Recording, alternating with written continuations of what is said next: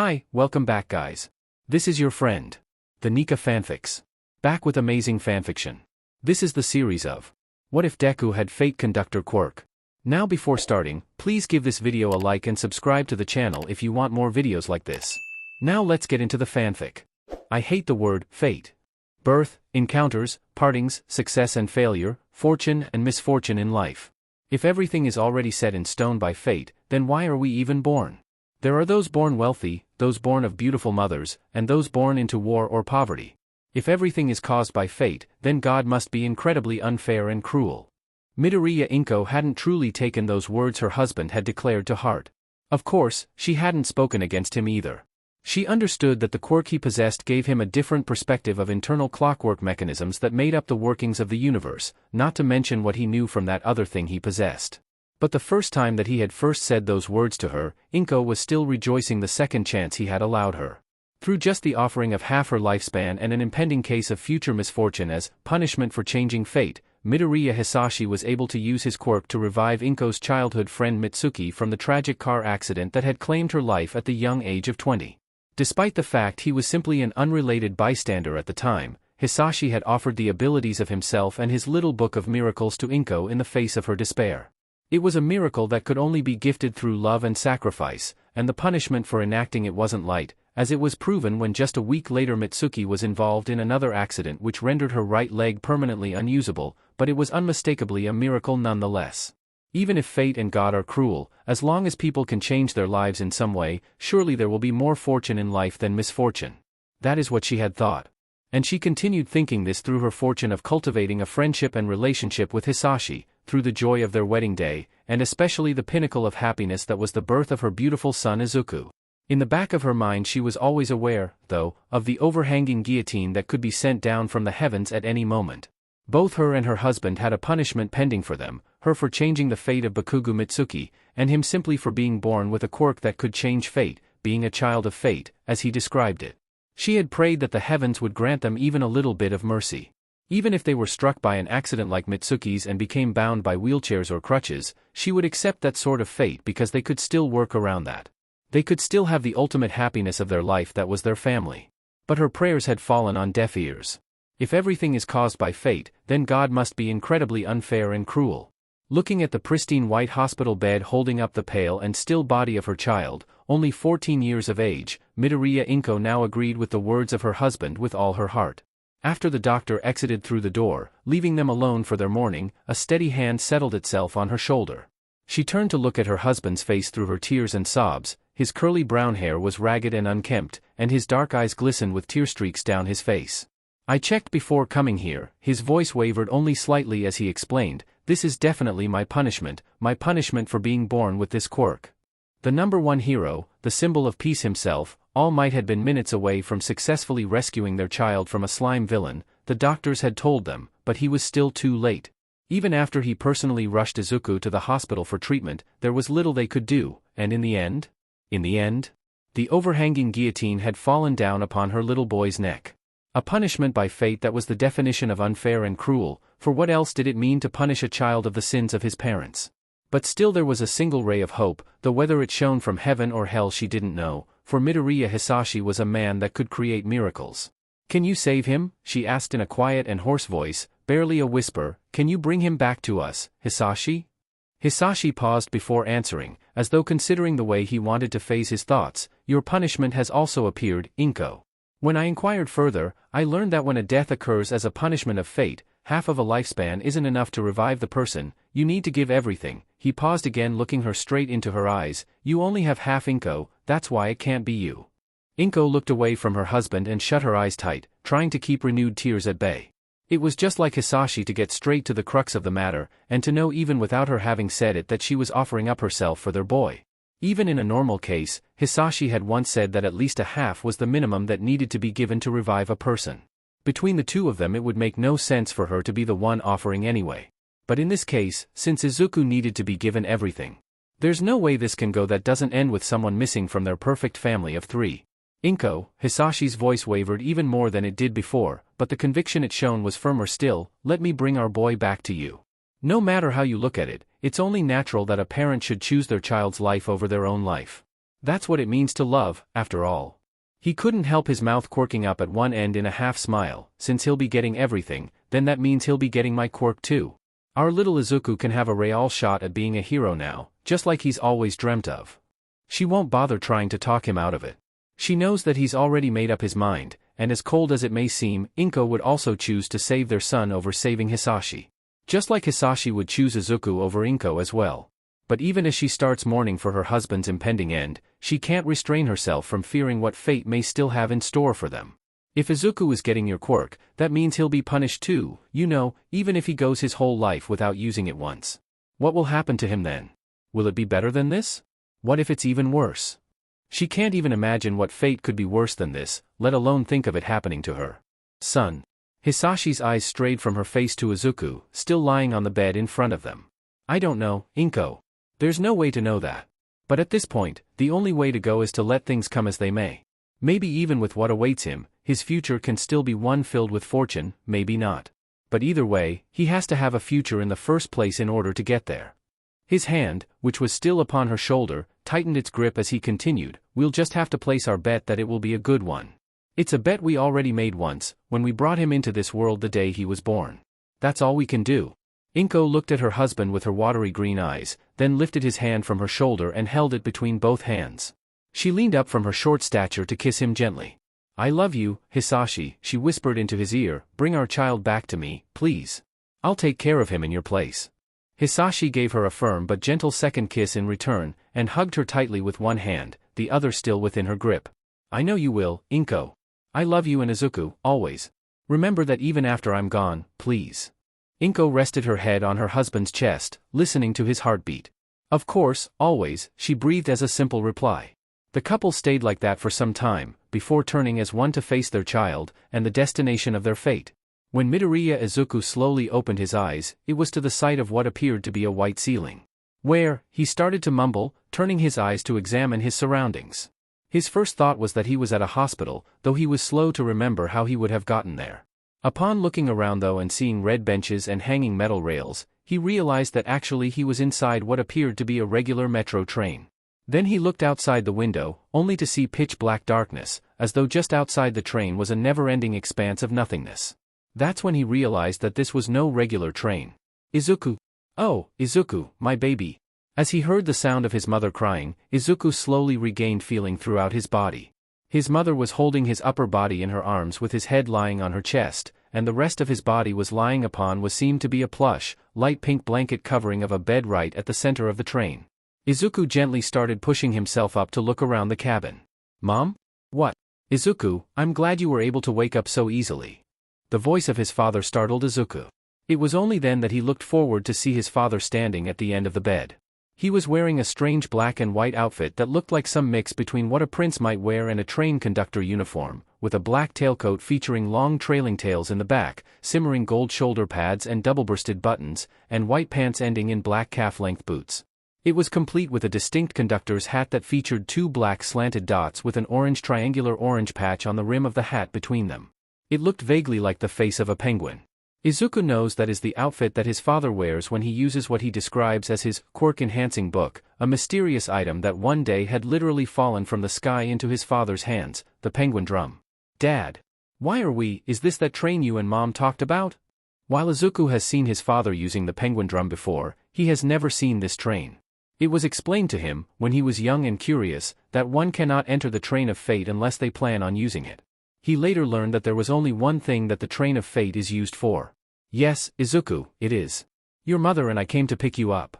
Midoriya Hisashi moved from the end of the bed to stand next to his son's side as he spoke, opposite of where Inko was leaning on the bed. He leaned down to press a soft kiss against Izuku's forehead and carted his fingers through Izuku's green curls. The outcome of your run-in with that villain is all my fault, Izuku, because your father was born with this quirk. So let your old man take responsibility for this, okay? I'm sorry for the pain that I've caused you. It was at that point that Izuku remembered the events leading up to this strange awakening, Kaken's cruel taunts, his ruined notebook, walking underneath the bridge on his way home. It ended with a slime villain trying to suffocate him, while Izuku lost consciousness. That means wait. Dad, where are you going? His father had stepped back from his bedside and started walking towards the door at the end of the cabin. It opened to reveal the outside of a second carriage attached to the unit they were inside. Because of my punishment, I couldn't do this like how I did with your mother and Auntie Mitsuki. Please don't feel guilty that I've traded myself for you, Izuku. It was all my fault in the first place anyway. I love you so much. I couldn't stand to not do this for you. His father smiled to him from the doorway. It reminded Izuku of the kind of smile All Might wore whenever he saved people. But instead of the overwhelming awe and hope that he felt when seeing All Might's smile, Izuku just felt a creeping sense of alarm and dread. Dad, wait. What are you talking about? Why are you leaving? Izuku leaned forward with his hand stretched towards his father, as though trying to follow him, but the firm hand of mother holding onto his shoulder stopped him. Mom? When he looked at his mother's face, he realized that tears were streaming from her eyes. Your father and I decided this together, Izuku. He had to give you everything just to bring you back to me. I'm so sorry, but please accept this. What? No, Dad, stop. His head whipped back towards his father. He was in the middle of walking across the connection to the other train car. Izuku quickly jumped out of the bed and ran towards the door, but his mother caught him by the shoulder again once he reached the doorway. Izuku, you need to stay here. It's already been done. His mother's hand gripped his shoulder tight and her voice was quiet but firm. He's never seen her look at him so intensely. At this point, if you go out there, all you'll be doing is leaving two of our family dead instead of one. Please respect your father's sacrifice. Midoriya Inko's words rang through him like the tolling of a funeral bell, and soon he was crying too. His dad had already reached the second car. He had thought that there could be nothing more disheartening than hearing the doctor say that he was quirkless, or than hearing everyone say that he could never be a hero.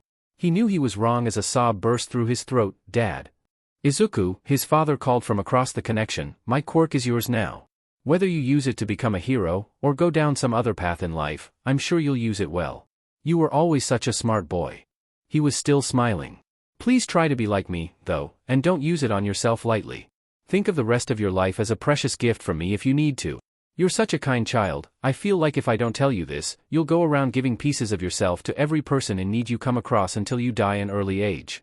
Please don't do that, it would make your mother and I so sad.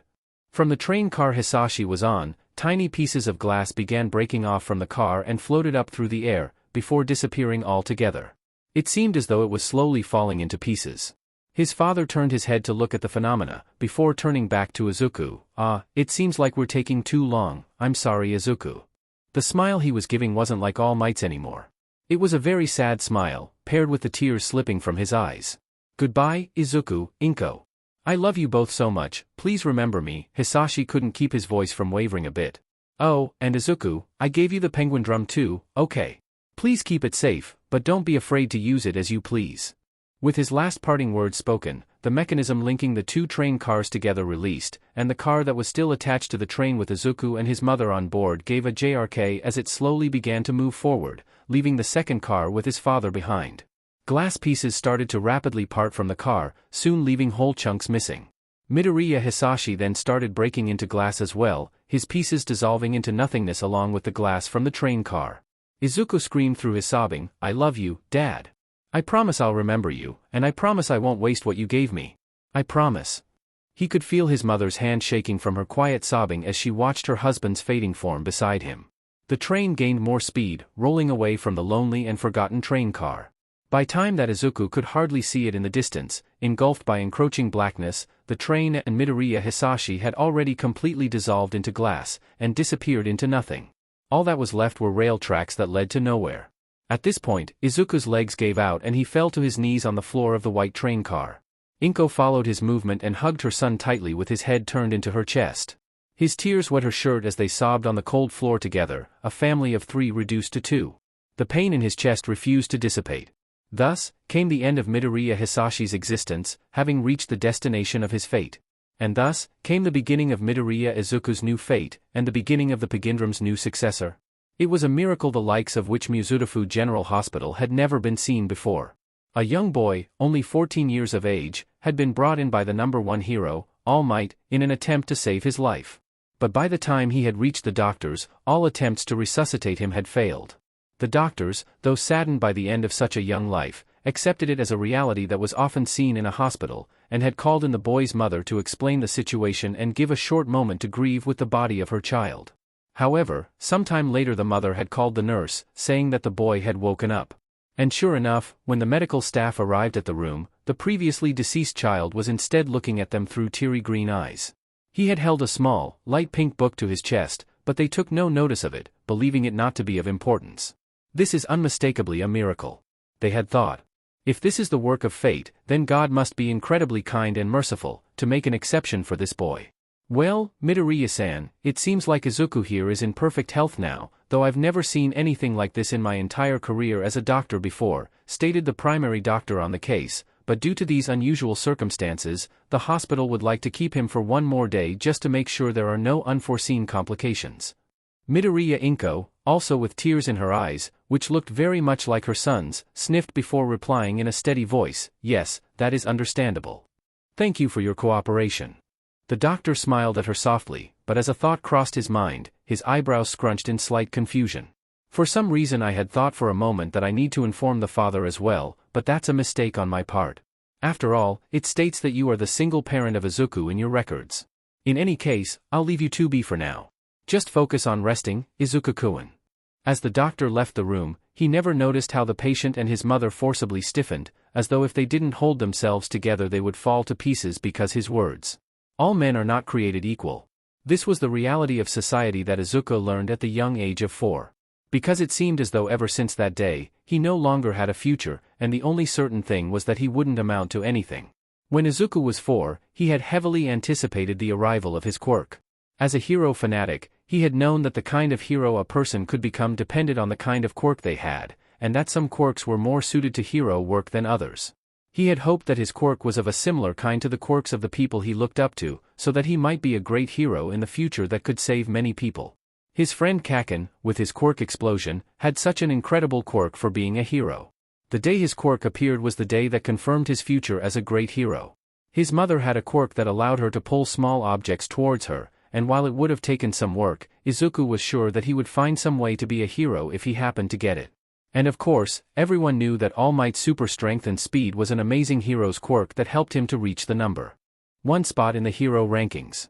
The combination of All Might's super quirk and his dedication to helping people, with a bright smile on his face and his proud reassurance of "I am here," had helped to make him Izuku's favorite hero. However, even in the face of all these possibilities, as well as the many other kinds of quirks he had seen, what Izuku had wanted most of all was to have his father's quirk, Conductor. Midoriya Hisashi had told Izuku the story of how he met his mother, of how with the help of a small book that seemed to be made of magic, the penguin drum, his quirk was able to help her save Auntie Mitsuki's life. While his father had said that Conductor would be a hard quirk to apply to heroics, though using it together with the penguin drum would simplify things a lot, Izuku had still hoped to inherit a quirk like Conductor over all else. After all, what other quirk could let a hero grant people the chance to give their loved ones a second chance at life? What other quirk could let a hero literally change a person's fate? It was unmistakably a quirk that created miracles, and in Izuku's eyes, that was the perfect kind of quirk for a hero to have. However, fate was not so kind to the young 4-year-old child. The day that he had gone to the doctor to check on his quirk development had left a mark on Izuku's dream, as well as all his interactions with society. Ever since that day, he no longer had a future, and the only certain thing was that he wouldn't amount to anything. Upon hearing that he was quirkless, the stark difference in the way people would treat him was staggering. Kaken had gone from being his best friend to being his worst bully, a constant reminder of how much of a useless Deku he was for not being born with a quirk. His teachers had gone from being attentive to being downright neglectful, because what did they care for some quirkless child that would be incapable of pulling their own weight in society? Even random strangers who happened to hear about his condition in passing sent him pitying looks.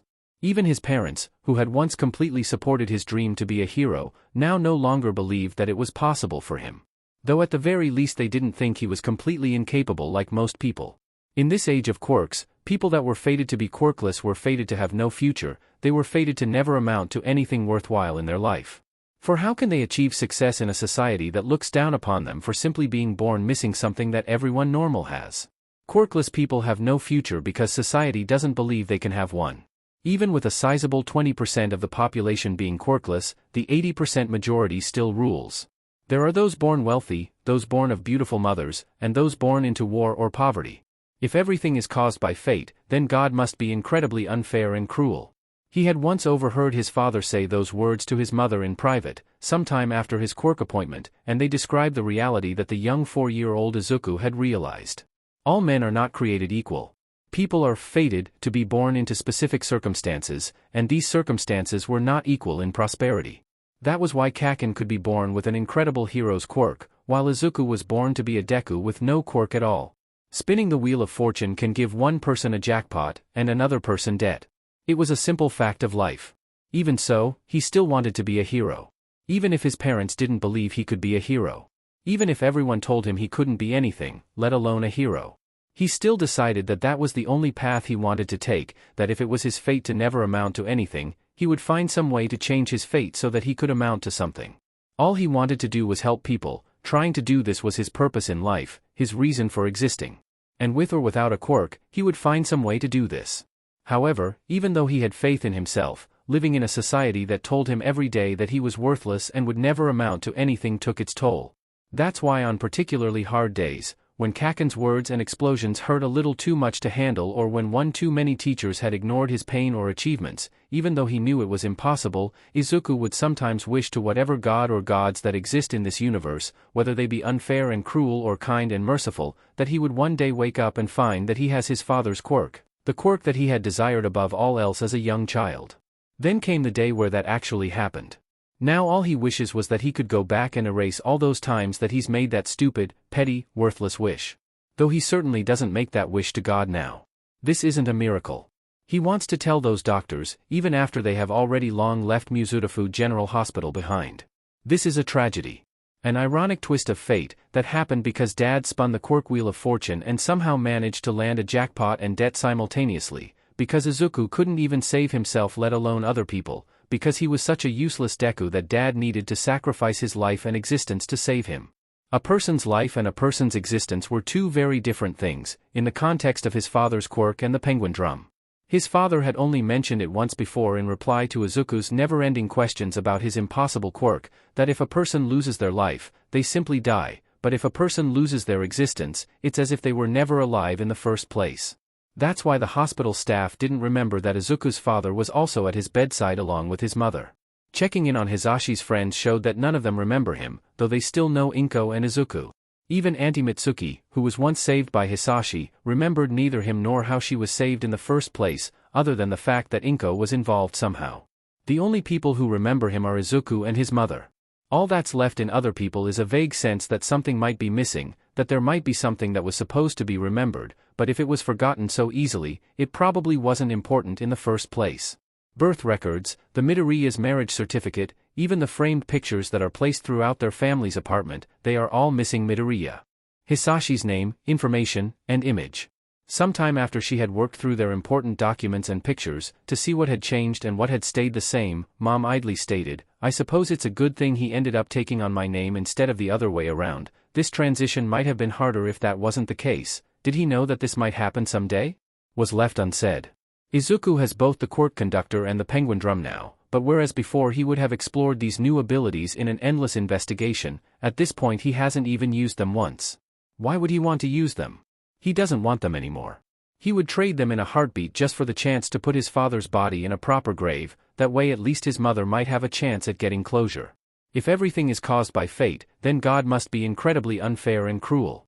That was the outlook that Izuku had on this entire situation, and it might have stayed that way if it hadn't been for a certain encounter that occurred around 2 weeks after the day that he was supposed to die. Izuku.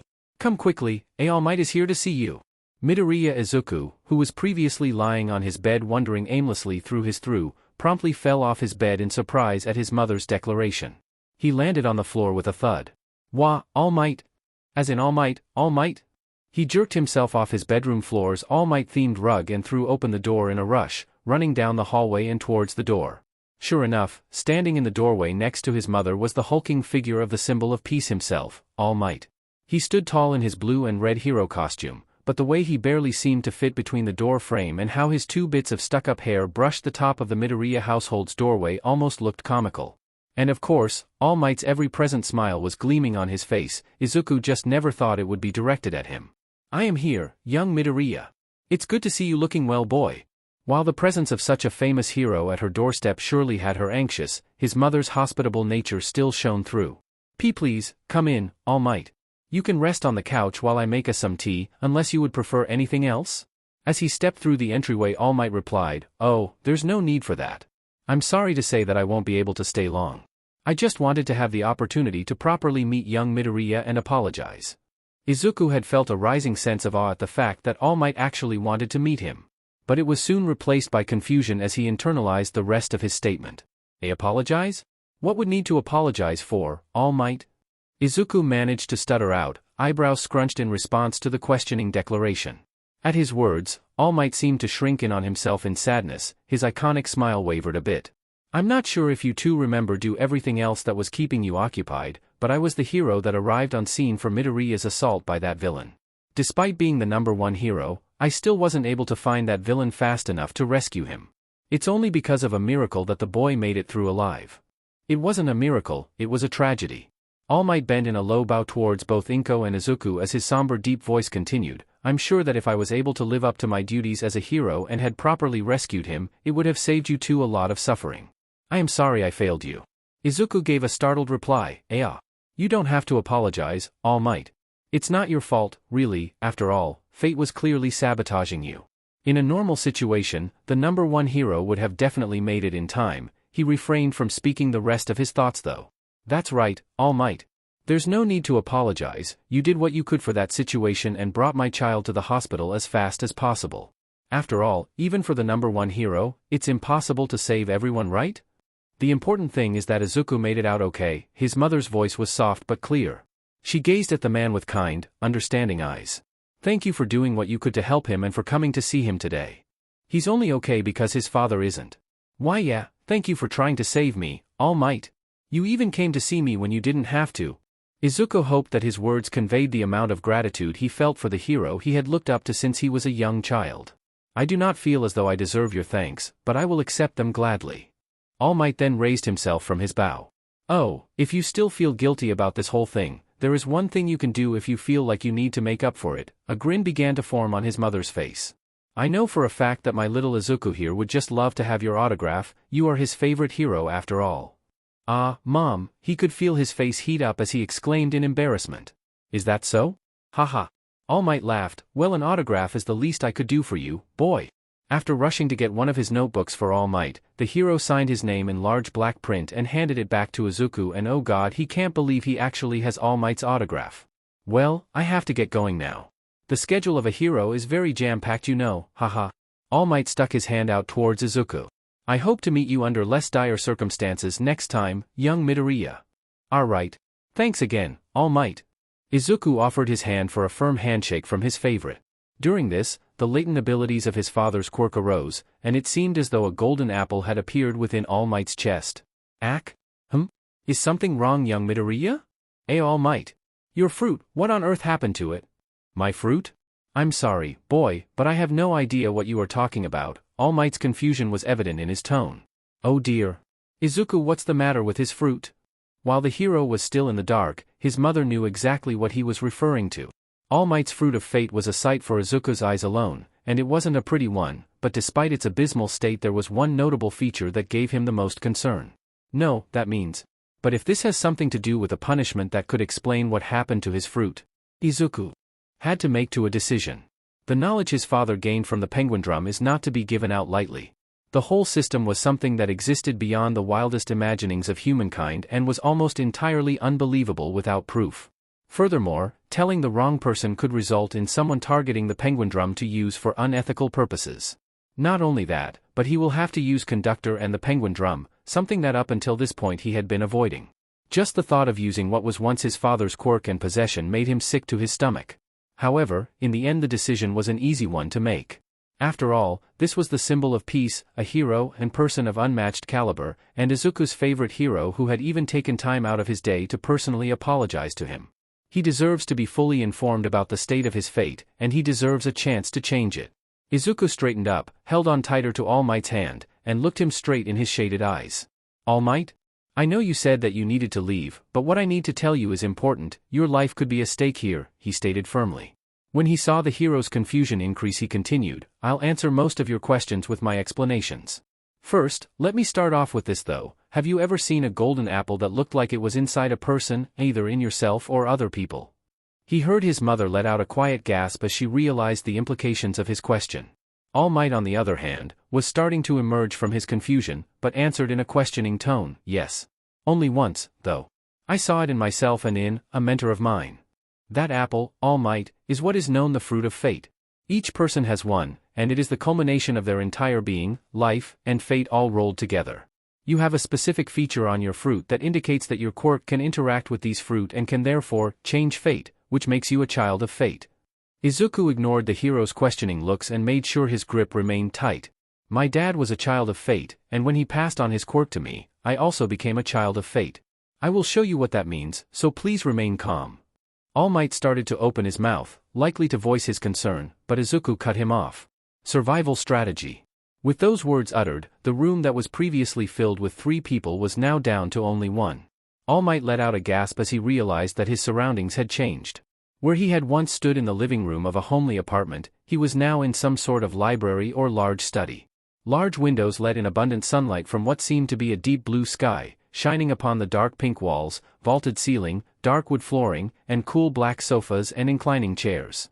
There were also tables of various sizes throughout the room made of dark brown wood, and various lamps with light pink lampshades, though there didn't seem to be a need for them with all the light from the windows. The second most notable feature, however, was without a doubt the large dark brown bookshelves, which extended against all the major portions of the room's walls, almost reaching the ceiling with how tall they stretched.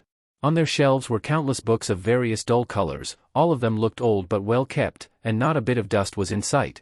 There was only one wall which was clear of bookshelves, and upon that pink wall hung 3 portraits. Starting from the left was a picture that was unmistakably of young Midoriya in a strange outfit, with curly dark green hair, and matching green eyes that seemed to bore right into the soul. Next to his portrait was a picture of a man with similarly curly dark brown hair and steady brown eyes, wearing an outfit that was similar to but not as strange as Midoriya's. Young Midoriya's father most likely. The last portrait was of a small young girl who was even younger than Midoriya. She was also wearing an outlandish black and white outfit that seemed to be some mix between an idol and a princess dress. The corset top and trailing puffed skirt with frilled edges were black, with the front portion of the skirt removed to reveal a white leotard and long black boots underneath. The inside of the skirt that could be seen from the long train was a deep red, and she was wearing some sort of hat that was stylized to look like the face of a rockhopper penguin with pink eyes. The girl had distinctive deep pink straight hair that stopped just above her shoulders and expressionless matching pink eyes. They looked as if they were actually watching him. The girl's picture was set over the first most notable feature of the room, which was a tall, wide silver mirror with 2 cloth penguin hats hanging from the top corners. They had appeared in the room in such a way that they were directly in front of it. All Might choked on his breath looking into the mirror. Because even though he was still in his full-blown, All Might form, the person that was reflected in front of him was the frail, skinny, limp-haired, and sunken-eyed form of Yagi Tashinori, still in his ill-fitting All Might-sized hero costume. Well, he could see the eyes of Midoriya's reflection looking at him as it spoke these words, following along with the boy's voice, "You've brought quite the visitor, little Izuku. He certainly has some secrets underneath that muscled heroic exterior. You may be the best hero, but you certainly aren't the fairest. Please don't tease him, Momoka-san." The Midoriya standing next to him spoke. He wasn't looking at All Might through the mirror, but at his own reflection. His fruit of fate is in a fairly unhealthy state, so it would make sense that he's not as healthy as he seems. It was at this point that All Might realized that Midoriya and Midoriya's reflection were speaking completely independently of each other. Gah! He couldn't help his high-pitched exclamation and involuntary step backwards. Midoriya's reflection laughed at him. Instead of green eyes, he was examined by deep pink irises and pupils. Haha, but it seems like a rather easy thing to do. I'll probably just end up teasing him on accident. Midoriya sighed in response before turning towards All Might to speak. I'm sorry if this seems presumptuous, but as you can see, there really isn't a point in keeping up appearances when faced with Momoka's mirror. I'm not sure how you're keeping that form, but if the other one feels more comfortable, please feel free to relax yourself. After a moment's hesitation, All Might started letting off a mass of steam. When the steam dissipated, what was left was Tashinori's true form. The questions started spewing from his mouth, along with coughs of blood. Where on earth are we? What is this place? He glanced over the boy's outfit and couldn't keep himself from adding, and what are you wearing? The boy was wearing something that seemed to be a derivative of the outfit worn by the girl in the portrait. His black top had a tall, stiff collar and featured 3 sets of golden buttons on either side of his chest connected with horizontal golden trim.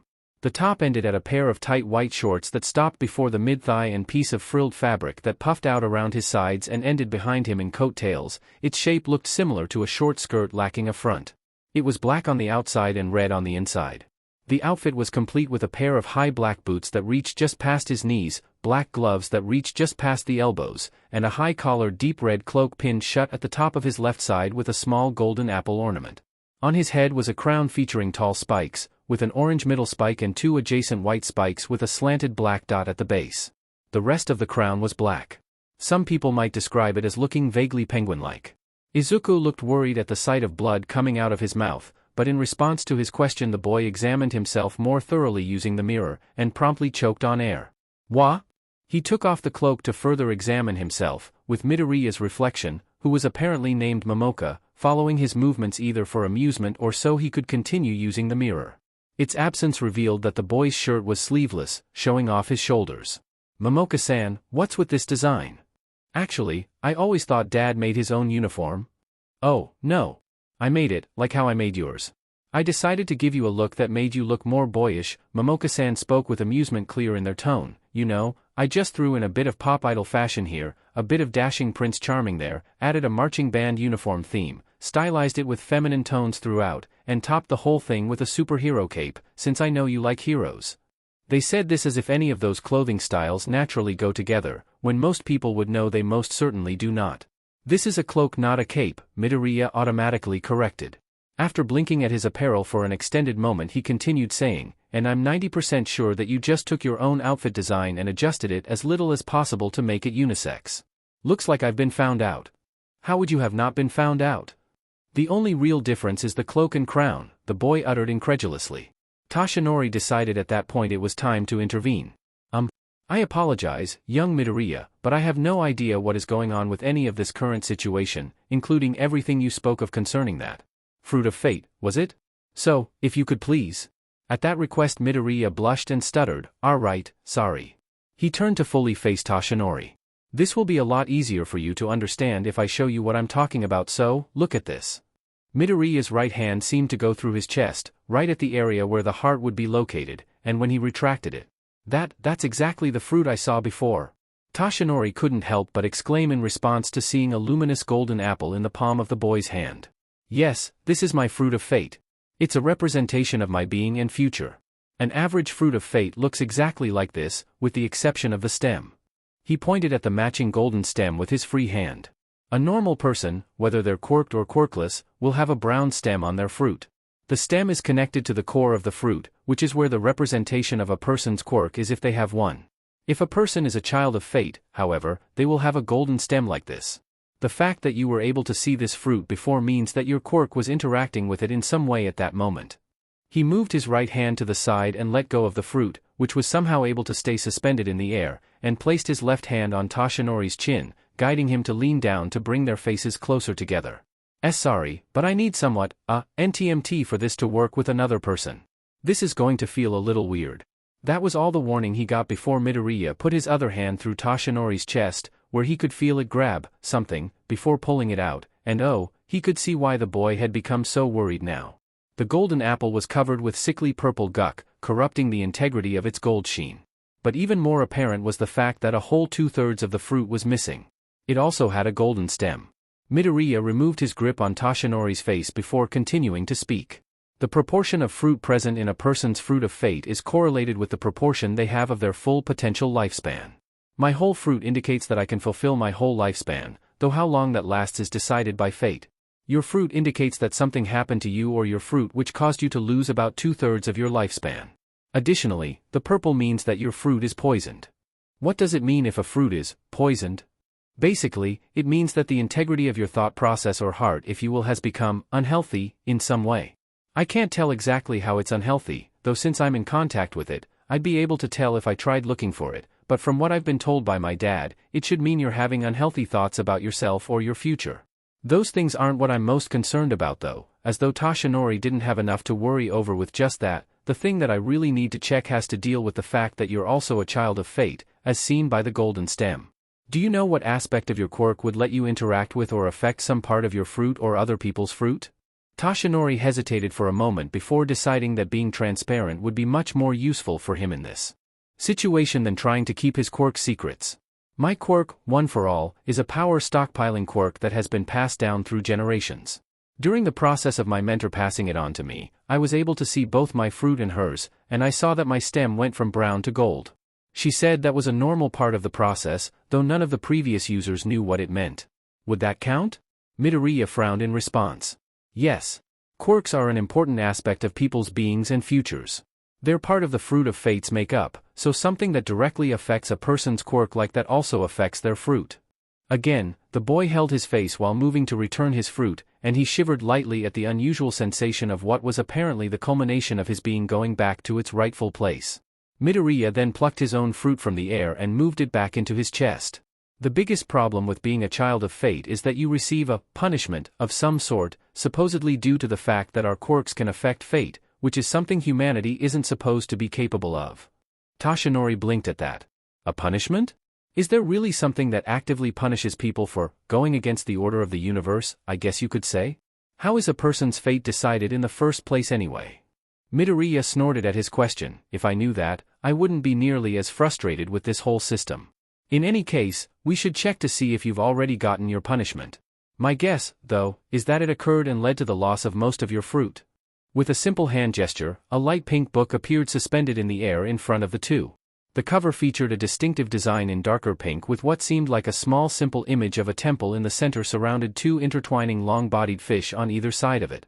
He just barely got a glimpse of the backside, which featured a small, dark pink turtle. This, Midoriya spoke with tension laced in his words, is what is known as the penguin drum.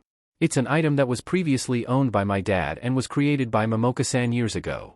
His hand flicked out towards the penguin drum, and the book suddenly opened and flipped through pages on its own. It's the physical embodiment of the pocket dimension we're in right now, a place which Momoka-san named the Crystal World, and when inside it, the penguin drum has the ability to divine people's punishments. The penguin drum finally stopped to show a blank page. I need the name that you think of yourself as for this. That's right. I never properly introduced myself. How rude of me, Toshinori replied sheepishly. My name is Yagi Toshinori. After speaking his name, words seemed to bleed onto the page in front of their eyes. Yagi Toshinori. Child of fate. Punishment, stricken with ill health, diminished quirk ability, and loss of lung and stomach. I'm fairly sure that this is the physical condition that lead to the loss of your fruit of fate. Midoriya winced a bit at the information. At least you're not guaranteed to have any major unpleasant surprises in the future. Would this penguin drum be able to show what would happen to me in the future in that case? He couldn't help but wonder. No, it just shows this instead. The book flipped through pages once more before stopping on a page already containing words. Midoriya Izuku. Child of fate. Punishment, pending. Transfer punishment, whole fruit of fate, N.A. How ominous. What is that, transfer punishment, referring to though? When Toshinori looked back to the boy, he then noticed how intensely Midoriya stared at the page. That has to do with the quirk I received from my dad, Conductor. He hesitated for a moment, as though trying to avoid speaking about the subject. He stared at Toshinori with heavy consideration, his intense green eyes probing him, before looking away and nodding to himself as though he had come to a decision. With physical contact, Conductor can transfer pieces of one person's fruit of fate to another person. This comes at the price of both people receiving a punishment for changing their fate. The punishment is relatively in proportion to the amount of fruit transferred. From what Dad said, the worst punishments are associated with transfers that are used to bring people back to life. Toshinori choked, coughing up a new stream of blood. But those still aren't as bad as the punishments given for being a child of fate, I think. Toshinori-san, are you alright? Bring people back to life? Your quirk can do such a thing? Only if the user also uses the penguin drum, and it can only be used with those that have recently died from what I remember. Midoriya's voice carried a somber tone. He clenched his eyes shut, face tensing, before he reopened them while flicking his hand to cause the pages to change again. My dad used that ability to revive me. The boy couldn't keep his voice from breaking a bit at the mention of his father. Toshinori's stomach felt like it dropped right to his feet at those words. Dread welled up in his chest. The pages stopped before he could respond. Midoriya Hisashi. Child of fate. Status, deceased. Punishment: Son, Midoriya Izuku, dies early at the age of 14. Transfer punishment: whole fruit of fate, erased from existence. The silence in the room was deafening. After what seemed like an eternity, Midoriya continued to speak. When a person gives up their fruit of fate in its entirety, with their quirk and all, their punishment is that they are erased. It's as though they never existed in the first place. The only people who will remember them are those who were present in the crystal world at the time, and those who are children of fate. Dad did it anyway though, because bringing back someone who died from a punishment needs one whole fruit to work. It's also the only case where the fruit transfer punishment only applies to the donor. He sighed with a wavering voice, as though he was on the verge of crying. We have a large family portrait that used to be Mom's favorite. She hung it in the place of honor in our home, on the big wall across from the door leading out. When we arrived from the hospital to see only the two of us in the frame, she broke down sobbing. Now it's not her favorite anymore. We had to take it down and move it so it's resting on the floor leaning against that wall, with the picture hidden from view. Midoriya turned away from the penguin drum to fully face Toshinori. He looked directly into Toshinori's sunken eyes with frightening intensity. When he spoke again, his voice was no longer wavering. I wanted to offer you conductor's abilities, Toshinori-san, to transfer part of someone's fruit of fate to your own to improve your health and lifespan. He felt his body jolt in shock, but the boy carried on regardless. It has to be someone who loves you deeply, though any type of love will do. All that matters is that they want to keep you in this world no matter the cost. I know you probably dislike that idea, but if they love you enough to do such a thing for you, you should at least respect them enough to discuss the option with them. Now that I know your quirk can be passed on though, I also want to give you a warning. The emerald green of Midoriya's eyes seemed to look right into his soul, resembling the portrait of him that hung on the wall beside them. Perhaps he actually was looking at his soul, using his quirk to see into his fruit of fate. The punishment for being a child of fate is not to be taken lightly. I have no idea why the One for All users have been passing down the quirk, but if you're intending to do the same, you should reconsider. They may end up regretting that they received it very much, with what it might cost them. Though he was no longer looking at the page, Toshinori felt like the words stating Midoriya Hisashi's punishment were burnt into his eyes. The next day, the words of Midoriya Hisashi's punishment still haunted him, but at least he decided to take his first step to addressing the issue. However, the contact name on Toshinori's phone mocked his weakness. Why do you hesitate, when you know he needs to know? Why are you avoiding him, when you know he is already involved? Because of your fear to face the strain between you two? What a petty thing to let guide you, so-called number one hero? Swallowing his apprehension, Toshinori reminded himself that he not only needed this man's counsel, but he also needed to inform him on the matters which affected him personally. Biting the bullet, he pressed the call button. The other end picked up the line almost immediately. Night Eye? I know it's been a while, but I need to talk to you about some things of great importance. Sir Night Eye is a man who fully believes in the idea of fate, and he hates its inevitability. How can he not believe such a thing, considering the quirk he was born with? Foresight, and the visions of the future it granted him, was proof in and of itself that people's paths in this world are predetermined to some extent. At this point in his life, there has never been an instance of his quirk being wrong. No matter what kind of future he sees, whether it promises success or tragedy, the events have always occurred as he foresaw. There is nothing in this world that brings him greater despair than the fact that the future he sees is unchangeable. That's why he avoids using foresight as much as possible. Of all the visions he has seen though, there is one impending tragedy that haunts him the most, and that is the future death of his former partner and most valued hero, All Might. His quirk couldn't give enough details as to when or how it would happen, just that All Might would one day face a villain that would bring about his end. The issue forced them apart and lead to the end of Night Eye's term as All Might's sidekick. After All Might's horrible injury at the hands of All for One, he had begged his hero to step down from his mantle to at least try to avoid the future that he saw.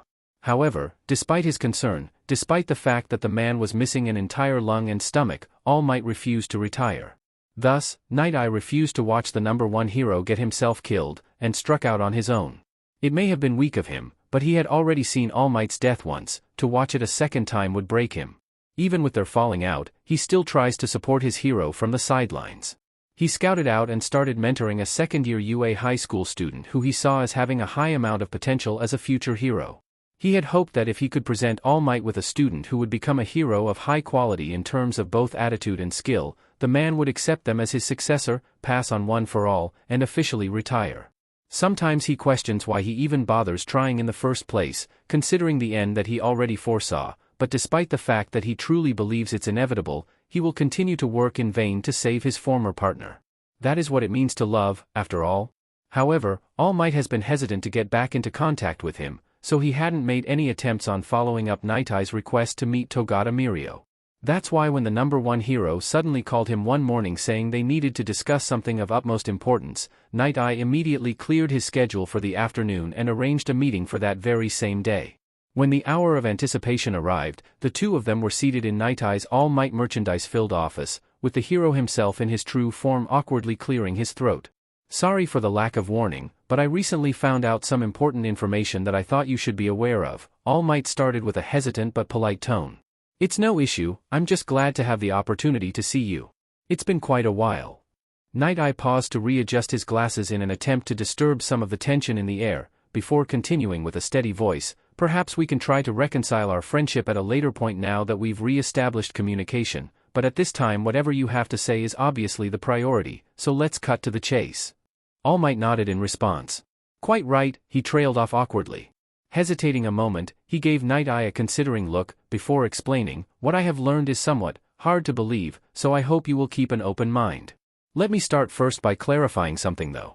I remember that you had once stated that when you initiate use of your quirk, you do so by looking into a golden apple inside of the person you are in contact with. That is correct, yes?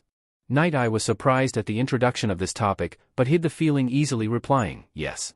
You also mentioned that you had seen a similar sight when Shimura Nana gave you one for all. Were you able to figure something out regarding this phenomenon? It would be quite a feat if he did. Night Eye had investigated the matter himself once and had even renewed his efforts after All Might told him of his similar experiences, but he never found any information about the subject outside of ill-fitting mythological legends that involved golden apples. You could say that yes, it was explained to me by someone who had knowledge of it. He called it the fruit of fate, and apparently the fact that our quirks can interact with these fruit is bad news for us. All Might went on to tell his story of how he had met a boy who knew of the workings of fate. A boy he had failed to save at the cost of the child's father, and that boy in turn had forgiven his failings and granted him knowledge of the fruit, children of fate, and the punishments they face. It ended with the boy's foreboding warning. The story sounded like something taken straight from a fairy tale, but Sir Night Eye was already a man who believed in fate, and he certainly felt cursed with his inability to change the future, so he accepted most of it without dissent. There was one concern, though, that he voiced: if being a child of fate, as this Midoriya referred to it, entails punishment because of their ability to change fate, then why is it I've never been able to alter the future I see, despite seeming to qualify as one? All Might seemed to look surprised at his question. He likely hadn't considered it himself. I have no idea. Maybe young Midoriya could shed some light on the matter? It'd be beneficial for you to meet him anyway so that we can check to see for sure if you are a child of fate and what your punishment is. However, All Might changed the topic with a serious tone, leaning forward with his palms on the desk between them. The thing I need to consider most at this point is the warning he gave. That's right. In a worst-case scenario, your successor may end up losing their child like Midoriya's father. He narrowed his eyes with a frown. There was a heaviness in the air at the subject of their talk. Your quirk is a power that has been the foundation of this society's peace for years, so passing down that strength to help the next generation seemed like the obvious course of action. It's a legacy that has been built upon for 8 generations now. But to ask someone to take that kind of risk with the excuse of the betterment of society, no matter how you look at it, that's quite a burden to put on them. The thought that Mirio, a bright and shining boy filled to the brim with optimism for his future, might someday be forced to face that kind of consequence as a result of Night Eye's attempts to guide him into the role as the next symbol of peace, that if he becomes the successor, the child that has brought Night Eye such joy could have his own joy broken by the sight of his dead child, gone before their time. He never wants to see such a future. Exactly. It's an unthinkably selfish request. The life of a hero may be fraught with burdens and pain, but there is such a thing as asking too much of someone. All Might leaned back in his chair, arms crossed over his chest while gazing aimlessly at the ceiling. He looked as though an insurmountable villain had defeated him in battle. Without the need to combat All for One. I just don't think there's enough of a reason to pass it on if that's the cost. But at the same time, I feel that not continuing its legacy is disrespectful to the sacrifices the previous holders made to advance the quirk to this point. Night Eye folded his hands in front of him in consideration, and chose his words carefully. That is logical to a certain extent. You would be giving up multiple generations' worth of stockpiled power. At the same time though, the main goal of the One for All users was taking down All for One, so I don't believe your predecessor would be disappointed if you decide to end the legacy, especially when considering the new potential consequences for continuing it. Because ultimately, that's what it came down to. The thing All Might has always been most concerned about, other than helping people, is the execution of Shimura Nana's will. Everything he does is ultimately an attempt to prove that she was right to choose him as her successor. And his hero has suffered greatly from those attempts, so he will do his best to prevent All Might from choosing something he knows the man will come to regret. A sigh reverberated, and All Might changed his view to stare down at Night Eye's desk in resignation. I suppose you're right?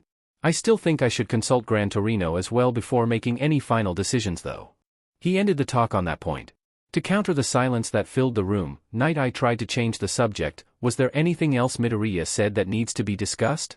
Tension racked through All Might's body at his question, and after an extended moment of silence, he answered without looking at Night Eye, nothing you need to be concerned about. It was statement meant to end that line of questioning. Well, the only thing that told him is that there is most defiantly something he needs to be concerned about. Don't lie to me. What else did he say? He continued the questioning mercilessly. His firm words dared the man to sidestep it once more. I'm not lying. All Might futilely maintained his defense, finally looking at Night Eye and raising his hands up in surrender. Young Midoriya did say more, but it's not something you need to worry about. Like a shark scenting blood, he followed the trail with relentless focus. Is that so? Then please, share with me what he said, so that I may rest easy with the certainty that I don't need to worry about it. All Might cleared his throat, as though he was trying to put off the conversation for even a brief instance of reprieve. His words crawled out as slow as possible. Well, as I explained previously, young Midoriya's quirk allows him to transfer pieces of one person's fruit of fate to another's. Not being able to handle eye contact any longer, the hero shifted his focus to the All Might merchandise at the side. So, the boy had offered to transfer part of someone else's fruit to me. Night Eye let the man stew in the heavy tension between them before pulling himself together enough to reply. Ah, yes. I can see why such a thing would be something I don't need to worry about, since there's no way you'd consider a course of action as logical as taking up an opportunity to increase your life expectancy. Trembling from uncontrollable emotion, Night Eye vehemently gestured to himself. At this point he let his frustration reign and exclaimed, "Did it even cross your mind to ask me if I'd be willing to help you with this? I'd think that it should have come up at least once, considering the entire reason for our argument was that I was trying to get you to live longer." All Might jolted back in shock, eyes wide as he looked back to Night Eye. You would offer yourself, your potential life and future, just to waste it on adding maybe a couple of years to a man who's already doomed to die? It wouldn't be a waste. There was no arguing with those words, he wouldn't allow it. Even if it is only a couple of years, even if it's only an extra day? It wouldn't be a waste, Toshinori. At the very least, I wouldn't consider it one. He didn't mean to use that name, it's clear he's lost control of himself. Night Eye leaned back in his chair in emotional exhaustion. But the child said it himself, didn't he? That is Quirk's ability, that this transfer of lifespan and fate, can change a person's fate. The one thing that I can never achieve, but want most to achieve. If what he says is true, then that thing is for the taking right in front of me. The chance to save the person I want to save the most is right in front of me. His body gently stilled itself as Night Eye's desolate eyes focused on the face of the desk, and he couldn't keep his voice from breaking as he whispered, "It's your life and your decision in the end, All Might, but can't you at least consider giving me the chance to hope that you can have a bright future in place of the one that I foresaw?" He truly believes that All Might's end is inevitable, that fate is inevitable, but he wants so much to believe that it's not. Night Eye continued to stare at his desk, refusing to face the reject he knew would come from the hero that seemed to be determined to die in the line of duty. He said that it needs to be someone who loves me deeply, and that wants to keep me in this world no matter the cost. Hope sprouted in his chest, guiding Night Eye to glance up at his hero. I meet both those requirements. He reconsidered the statement and added, as long as it's not required to be romantic love. Oh, my boy, platonic will work fine. Warmth filled All Might's voice as he replied, and it had been years since he last referred to him in such a way. All Might reached out to him so he could gently hold both of Night Eye's hands in his own. Their eyes no longer strayed from each other. Admittedly, I hadn't truly considered using that offer he gave me, but if it really means this much to you, I suppose refusing your help would hurt you much more than losing years of your life. If it will give you such hope, I guess it'd be okay to try and change my fate in this way. That answer brought tears to his eyes, blurring his vision of both the present and the future. It felt like relief. When Toshinori made plans to meet up with Night Eye, he had absolutely no intention of introducing young Midoriya's offer to him, but much in the same way that the man had persisted his way into becoming his sidekick, he had persisted his way into getting Toshinori to accept the offer. Though this time there was much more crying involved. But how could Toshinori have refused him when it involved something his former partner felt so strongly about? He had already known that the ability to change the future was a delicate subject for Night Eye, but he had no idea it caused him so much grief. The decision wasn't like the one he had to make 5 years ago, where trying to chase after the chance to live longer would result in people suffering. If anything, it should improve his ability to help people and lessen their suffering. The only person who would suffer for it would be Night Eye, and he had made his opinion on that matter quite clear. Despite knowing what it would cost his former partner, he couldn't help the warmth that filled him at the thought of the depths of Night Eye's love for him. He had always known of it, somewhere in the back of his mind. He had even rejected it on that fateful day 5 years ago. But to hear a friend he also loved in turn admit to it so openly, that was another thing entirely. With that in mind, Toshinori arranged to meet with Midoriya at his earliest convenience, explaining Night Eye's quirk and how he was also probably a child of fate, as well as their wish to take up his offer. It was on the sunny morning of a Saturday that Toshinori and Night Eye arrived at the Midoriya family home, and after asking whether they wished to view the process or not, the boy whisked them away with the words "survival strategy," holding both of their hands, to his mysterious pocket dimension. "See, Conductor can do that type of transfer just fine outside of the crystal world, but you wouldn't be able to see it," he explained after they finished changing settings. Glancing around, he noticed that they were in a completely different area than where they had appeared last time. It was an open area, with the only discernible border being a large dome of some shining opaque material, and by large he meant large. The edges where the dome met the white-tiled floor seemed to be far off on the horizon. He could also spot some sort of looming tower in the distance. The thing that took up most of both his and Night Eye's attention, though, was the huge castle structure right in front of them. Its beautiful opaque walls seemed to be made of crystal, refracting the light to showcase small but numerous rainbows that filled the walls with color. The only part of the castle that wasn't made from that material were the many windows and single large double door, which used clear glass instead. After examining his surroundings, Night Eye looked over Midoriya and questioned, "What are you wearing?" He should have guessed that would come up again. "It's a uniform that signifies I'm the owner of the penguin drum." "Please don't ask any more about it," the boy shut down further questioning on the matter immediately. Noticing Toshinori's confused look, Midoriya instead answered his unasked question. "The room we were in last time, Toshinori-san, was the Crystal Palace's library." He pointed towards one of the larger set of windows on the castle. "Really? From what I recall, the view outside the windows showed a normal-looking sky. Not only that, but the walls definitely weren't made of crystal. Momoka-san made the view from the library windows to seem like it looks over a normal forest, along with some of the other windows. She also made the inside walls to look normal." "I see. Did Momoka-san create this entire world?" Night Eye then surprised him by asking another question, this time one that he wasn't expecting at all. "Why are there penguins here? They have such strange features, too." "Penguins?" he echoed in disbelief. He followed Night Eye's gaze, and sure enough, there were 3 small, chubby, black and white penguins waddling towards them from one side of the Crystal Palace. They did indeed have very strange features. The penguin leading the pack had freckles on its face as well as a spiked crown atop its head. The 2 other penguins followed behind in an arrow formation, with one penguin wearing smart-looking rectangular glasses paired with a serious expression. Can penguins even make facial expressions?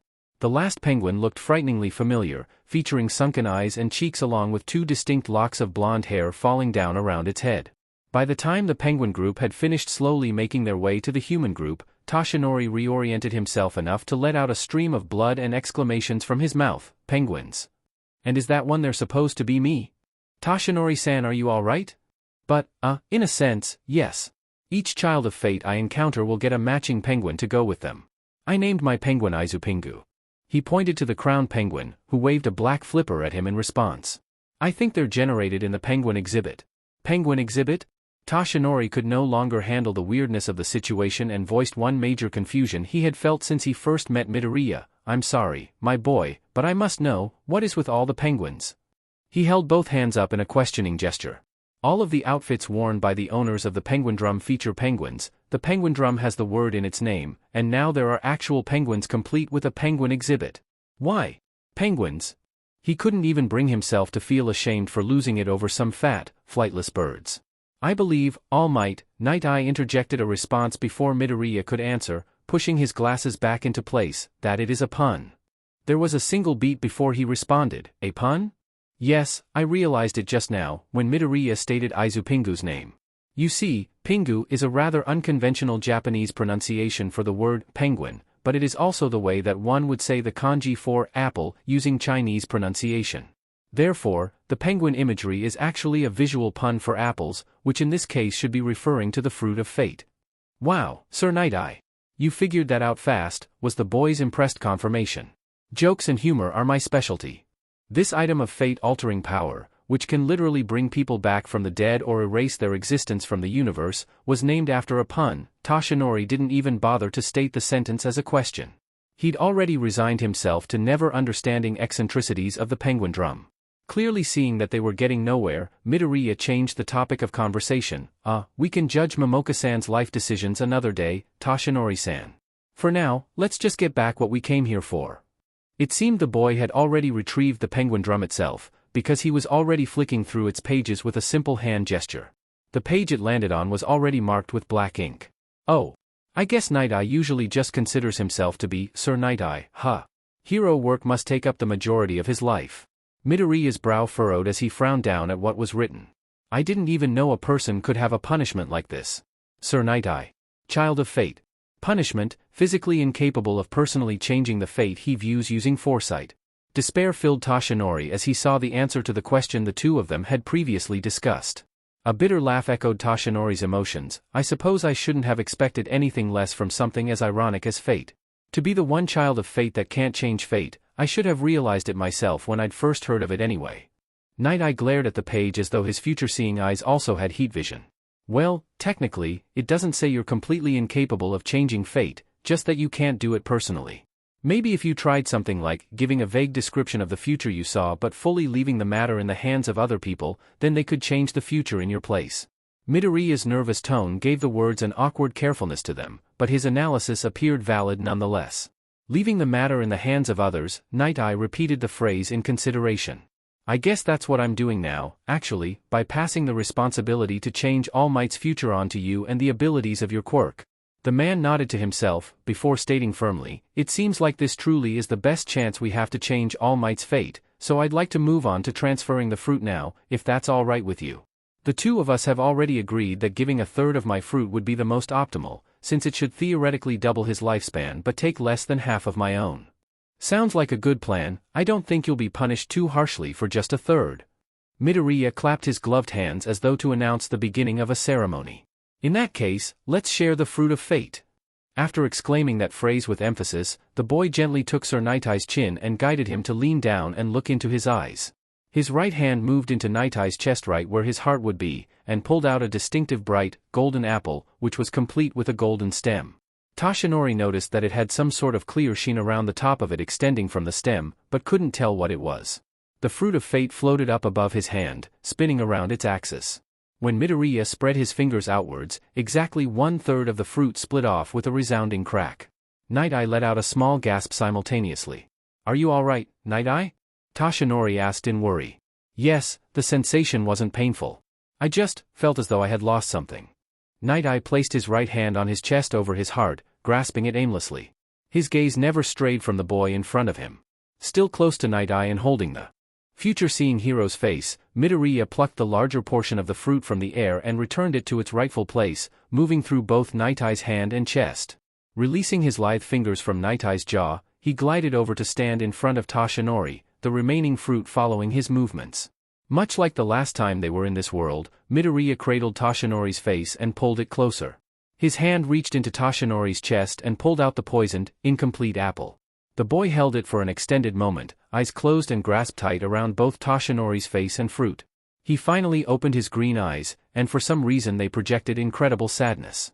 The hand holding the fruit opened with a flourish, and the Toshinori's fruit of fate started to float up. As the purple-covered fruit rose into the air above Midoriya's palm, Night-Eye's pristine fruit of fate moved to join it. They danced together, circling each other, but never touching. This might not be as grandiose of a gift as bringing someone back to life, Toshinori-san, but it's still a gift that is made of love and sacrifice. This man is sharing his life with you. Midoriya's words were barely a whisper.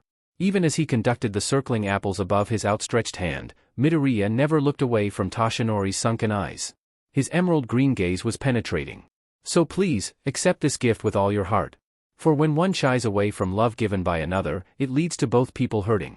And when one shies away from love given by one's own self, it leads to a miserable life and an early death.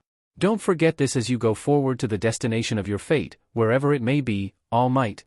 All at once, the two fruit of fate spun together. A bright light erupted from the scene, and once it had dissipated, the two fruit had become one. It was 2/3 in size, with 1/3 still missing. It also still held the purple guck of poison, but it seemed as though there was less of it. Instead of the entire fruit of fate being covered, a little less than the bottom half had receded to fully showcase the apple's shining gold sheen. The fruit gently lowered itself into Midoriya's hand, and the boy gifted it back to Toshinori. After it settled back into his chest, Toshinori felt a course of energy flow through his body. He mindlessly grasped at his heart with his right hand at the feeling. It feels as though he had gained something he once lost, but never noticed was missing. Letting go of his face, Midoriya finished with, and so it is done. He snapped his fingers, and the penguin drum glowed a soft light pink in response. Night Eye, how are you feeling? The boy finally moved his gaze from Toshinori to rest on Night Eye. I do not feel like I'm in pain, but I am short of breath. I'm also somewhat lethargic. Night Eye looked down over his body as though trying to find the source of this difference. When the Pengindrum's light subsided, Midoriya looked over the page once more. Well, that would make sense, considering you're missing 1/3 of one lung and 1/3 of your stomach, now. Once Toshinori had processed that statement, a gush of blood spurted from his mouth. Eh? If someone had told Izuku previously that the number one hero was scared of a small elderly woman, he would have never believed them, but going by Toshinori-san's follow-up phone call a few days after he had rushed Night Eye to the UA infirmary, he was very scared indeed. Apparently Recovery Girl had given both Toshinori and Night Eye the lecture of a lifetime after confirming that the future-seeing hero was missing parts of his organs. He also happened to feature the same scar seen on Toshinori's side. While he has to deal with the long-term health effects from the loss though, it seems there was no actual injury caused by their removal. The scar was purely cosmetic and the organs themselves were intact, they just weren't as big as they should be. On the other hand, Toshinori reaped great benefits from their shared fruit of fate. He actually gained 1/3 of a lung and 1/3 of his stomach. His health has improved enough that the amount of time he can spend in his All Might form has increased from 3 hours to 4 hours. Additionally, now that he has a stomach, though it's only 1/3 of the size it should be, he can eat foods he wasn't capable of eating before. That led to a very interesting way to find out about his punishment, actually. Toshinori had tried eating what was previously his favorite food from before his injury, which he was unable to eat due to how hard it would be on his lack of a stomach, only to bite into a medium-rare American-style steak that tasted like ashes. When he called back after checking the penguin drum to confirm that, yes, his punishment is that his favorite food forever tastes of ash, the hero just let out a long sigh. It was news to both of them that fate could not only decide the paths in people's lives, but also apparently change their physical attributes and biology on the spot. Night Eye's physical condition was the first example of this, and Toshinori's follow-up merely confirmed it. That didn't stop Toshinori from having an existential crisis over the matter though. In Izuku's opinion, it sounded like Sir Night Eye was taking this whole situation much better than he was, and that man was the one who lost part of his organs over it. He was worried, though, about what he saw of Night Eye's fruit. He could tell it was partially frozen, and after consulting Momoka-san about what he'd seen right after the heroes left, it seemed that its location indicated that the core of the fruit was likely completely frozen. However, Izuku had no idea whether the condition somehow came about from Night Eye's punishment for being a child of fate, or some aspect of Night Eye's thought process. Overall, Izuku thought the two heroes had come out of the situation relatively okay. Their punishments didn't seem to majorly hinder their lives or hero work. Night Eye just had to deal with his average physical condition being lower than it was previously. The biggest drawback was definitely the loss of Night Eye's lifespan. There was no way of telling the total amount of time lost, since it depended on how long his life was supposed to last in the first place, but either way 1/3 is a sizable portion to give up. But it felt good to know that Toshinori-san has a loved one that's so dedicated to looking out for him. Toshinori had asked if it was okay to tell those he was close to, who knew about his condition, about Izuku's part in it. He especially wanted to be able to tell Recovery Girl, who was endlessly trying to interrogate him about what had occurred that caused him to regrow organs. It was obvious why she wouldn't let the matter go. Even so, Izuku had still asked to be given some time to think about it. Luckily Toshinori was understanding about it. Now that Izuku had completed his role in helping his hero, he had expected that they would part ways, but as it turns out, despite being busy with his work as the number one hero, Toshinori still wanted to visit him occasionally. He was still curious over everything concerning the Crystal World, so Izuku had offered to give him a tour of its main features. Now, almost an entire month after the death Izuku was supposed to die, He sits in his living room waiting for the man of the hour to arrive. He glanced at the clock hung high up on the wall. Toshinori-san should be here any moment now. His mother emerged from the kitchen wringing a hand towel at his statement. After looking over him in consideration, she voices her thoughts. I noticed that you've referred to him as Toshinori-san a couple of times now, but have you really become so close to Yagi-san? You haven't known him for long, after all. Izuku's face heated up in a blush. It isn't like we became close per se, but once I literally held his fate in the palm of my hand, it just felt natural. It just seemed like formalities didn't matter anymore. I know it's rude to just skip to using his first name, but he hasn't said anything about it, so I guess it's okay. Mom giggled at his muttering. It's alright honey, now that I think about it, Hisashi was like that too. I was so surprised when he just started saying Inko-san to me right out of the blue the first day we met, but I was so grateful to him it didn't bother me. She gazed at the spot on the wall that would have held their family portrait. The air in the room started feeling heavy at the reminder of their loss. Izuku looked away from his mother to stare blankly at the coffee table in front of him as a familiar sadness welled in his chest. You haven't said anything about trying to get into UA since that day, Izuku. He felt his teeth clench. I know, Mom. I mean, I still want to be a hero, but even after using it to help Toshinori-san, it still doesn't feel right using Conductor or the penguin drum. His right hand aimlessly grasped at his chest over his heart. I know I should use it, Dad said I should use it, but thinking about it is painful. It feels awful, but I don't know why. Izuku was still looking at the coffee table, but out of the corner of his eye, he could see his mother begin walking forward towards the wall. I think I know why that is. It's because I failed you, Izuku. His head reflectively turned towards her at that. What? No. What are you talking about? Using Conductor and the penguin drum, in a way it's like accepting that Hisashi is really gone, isn't it? You have them because he gave up his life, so to fully accept them as your own, and use them as your own, is the same as accepting that they're no longer his and that he's gone for good. He hadn't thought of it that way before. But at the same time, he had. When his mother reached the wall, she bent down to pick up the picture that was still sitting at its base. You can't bear to think of using your quirk, even if it's to become a hero, because accepting that Hisashi is gone is too painful. Because I haven't supported you in making it less painful. She hung the picture up at the center of the wall, exactly where it was before. The portrait showed the happy smiles of him and Mom. It was like they didn't notice the space in between them where someone should be. I'm going to work on accepting that there is only the two of us now, Izuku. So please, do your best to work on accepting it too. His mother's voice was wavering, but its tone stayed strong. Mom. As he jumped up from the sofa to run to Mom and hug her tightly, he felt the pricks of a few tears in his eyes. She hugged him back with the ferocity of a mother bear. He could feel himself trembling in her arms, but she held steady enough for the both of them. He's heard her answer to this question a million times. The I'm sorry's had plagued his thoughts at night many times, but he needed to ask it one more time. Mom, do you think I can be a hero? She moved to hold his face in her hands, forcing him to look into her eyes. I know you can, was her simple statement. The powerful feeling that coursed through him at her words he had never heard before once in his life, was indescribable. Ever since that day, he no longer had a future, and the only certain thing was that he wouldn't amount to anything.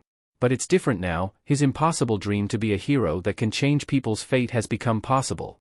It was only after he started crying in earnest, just enjoying the warmth of his mother's hug and love, that the doorbell rang to signal Toshinori's arrival. Rubbing his back as she released him, his mom wiped her tears away and told him, "Go clean yourself up a bit, sweetie. I'll invite Yagi-san." Izuku smiled brightly at her. It felt as though it had been an eternity since he had smiled like this. "Thank you, Mom." While Toshinori-san noticed both the portrait on the wall and the red eyes left over from Izuku's tears, but he tactfully avoided commenting on them. Instead, Izuku brought the both of them to the crystal world and started showing him around. It felt a bit mean, but he absolute had to choose this area as their first stop. It was at the right side of the Crystal Palace, right next to its base.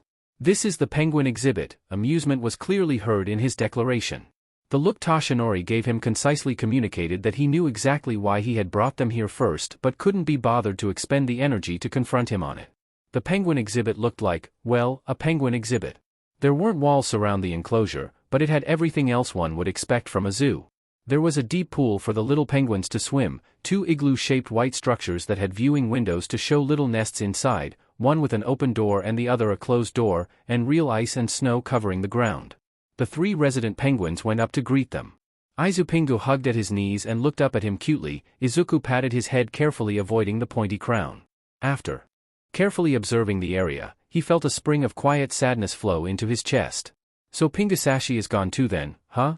Putting the thought aside, he interrupted Toshinori's examination of both the exhibit and the penguins. Have you or Night Eye decided what you wanted to name your penguins yet? Toshinori blinked at him in surprise. I didn't know we were naming them in the first place, he ended the statement as though he was asking a question. Izuku just shrugged in response. Well, you don't have to name them, but I thought I'd give you the opportunity. I see, I'll be sure to let Night Eye know that. He sighed in the direction of his penguin, as though if he avoided naming it, he might be able to ignore its existence. The penguin just tilted his head in response, as though asking, what are you gonna do about it, huh, number one hero? Toshinori sighed a second time. I suppose I'll just copy your idea and go with Toshipingu. Toshipingu nodded his head at the name, blonde hair flowing with the movement. His beak seemed to form a grin that said, yeah, that's what I thought, you coward. One of human Toshi's sunken eyes involuntarily twitched. As Night Eye's penguin brought his flipper up to his beak as though trying to contain laughter, Izuku deadpanned, I have no idea why your penguin ended up being such a punk, Toshinori-san, but I think it'd be better if we left before this escalates to violence. I wouldn't start a fight with a defenseless penguin, he yelled insistently. Considering that penguin was made in your image, it's anything but defenseless, but whatever you say, Toshinori-san. Whatever you say. I wouldn't. The hero easily accepted leaving the penguin exhibit, probably attempting to put it off his mind entirely. Izuku continued his tour, taking advantage of the ability to manipulate the crystal world as its owner that he had once seen his father use. He displaced their surroundings, scenery passing by in a blur, to quickly move them the base of the dueling arena's tower that was placed far from the castle, which stretched high into the heavens. Since Toshinori had reacted by spurting blood and shouting the English curse, sheet, Izuku made sure to warn him before he did it a second time to show him the actual arena. This method allowed them to avoid more curses and blood. He continued this way, bringing Toshinori to the workshop at the left side of the palace where the two teddy drums are repaired. Robots? And why are the robots shaped like teddy bears? And the teddy bombs are built, why are the bombs shaped like teddy bears? Actually, why does it even make bombs in the first place? Unfortunately for both of them, Izuku didn't have answers to any of the questions Toshinori had concerning that place. The man was almost as eager to leave the workshop as he had been to leave the penguin exhibit. They then circled around to behind the Crystal Palace to appreciate the beauty of the sprawling Garden of Eden that was contained in a large greenhouse. It served no purpose outside of aesthetics other than acting as a place to hold the Tree of Knowledge. Toshinori enjoyed the garden much more than he had the other areas. However, when Toshinori was admiring the Tree of Knowledge, Izuku had warned him that taking a bite from one of its apples would grant a single piece of unknown divine information at the price of facing punishment, which caused him to become weary of the place.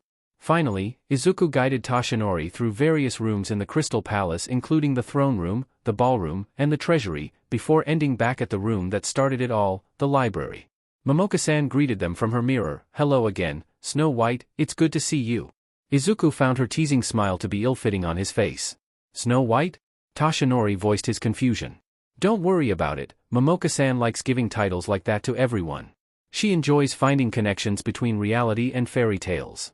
Fairy tales are made to reflect real-life issues and situations, you know, it's only natural to try to learn about life through finding those connections. That's why stories are made in the first place.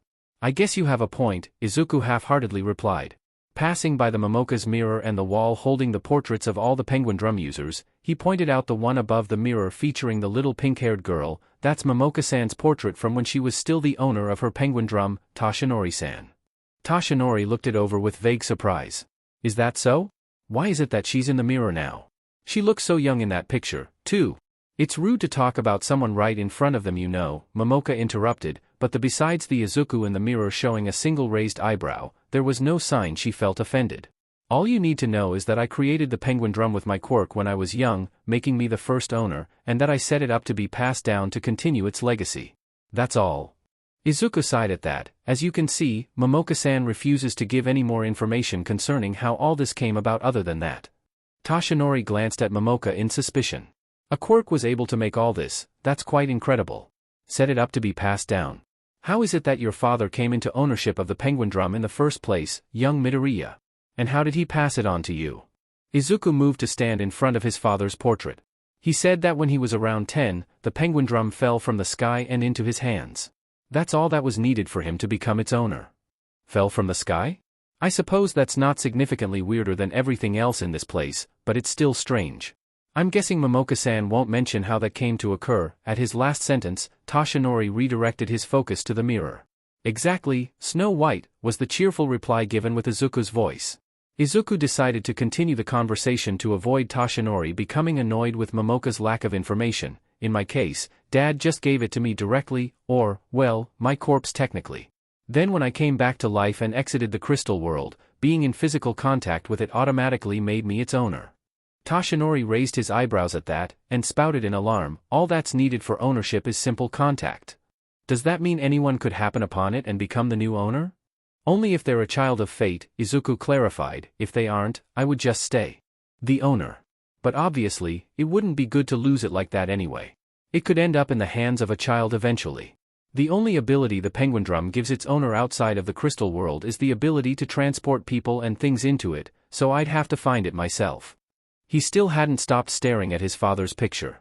He was trying to memorize the image that was missing in the photos throughout their apartment.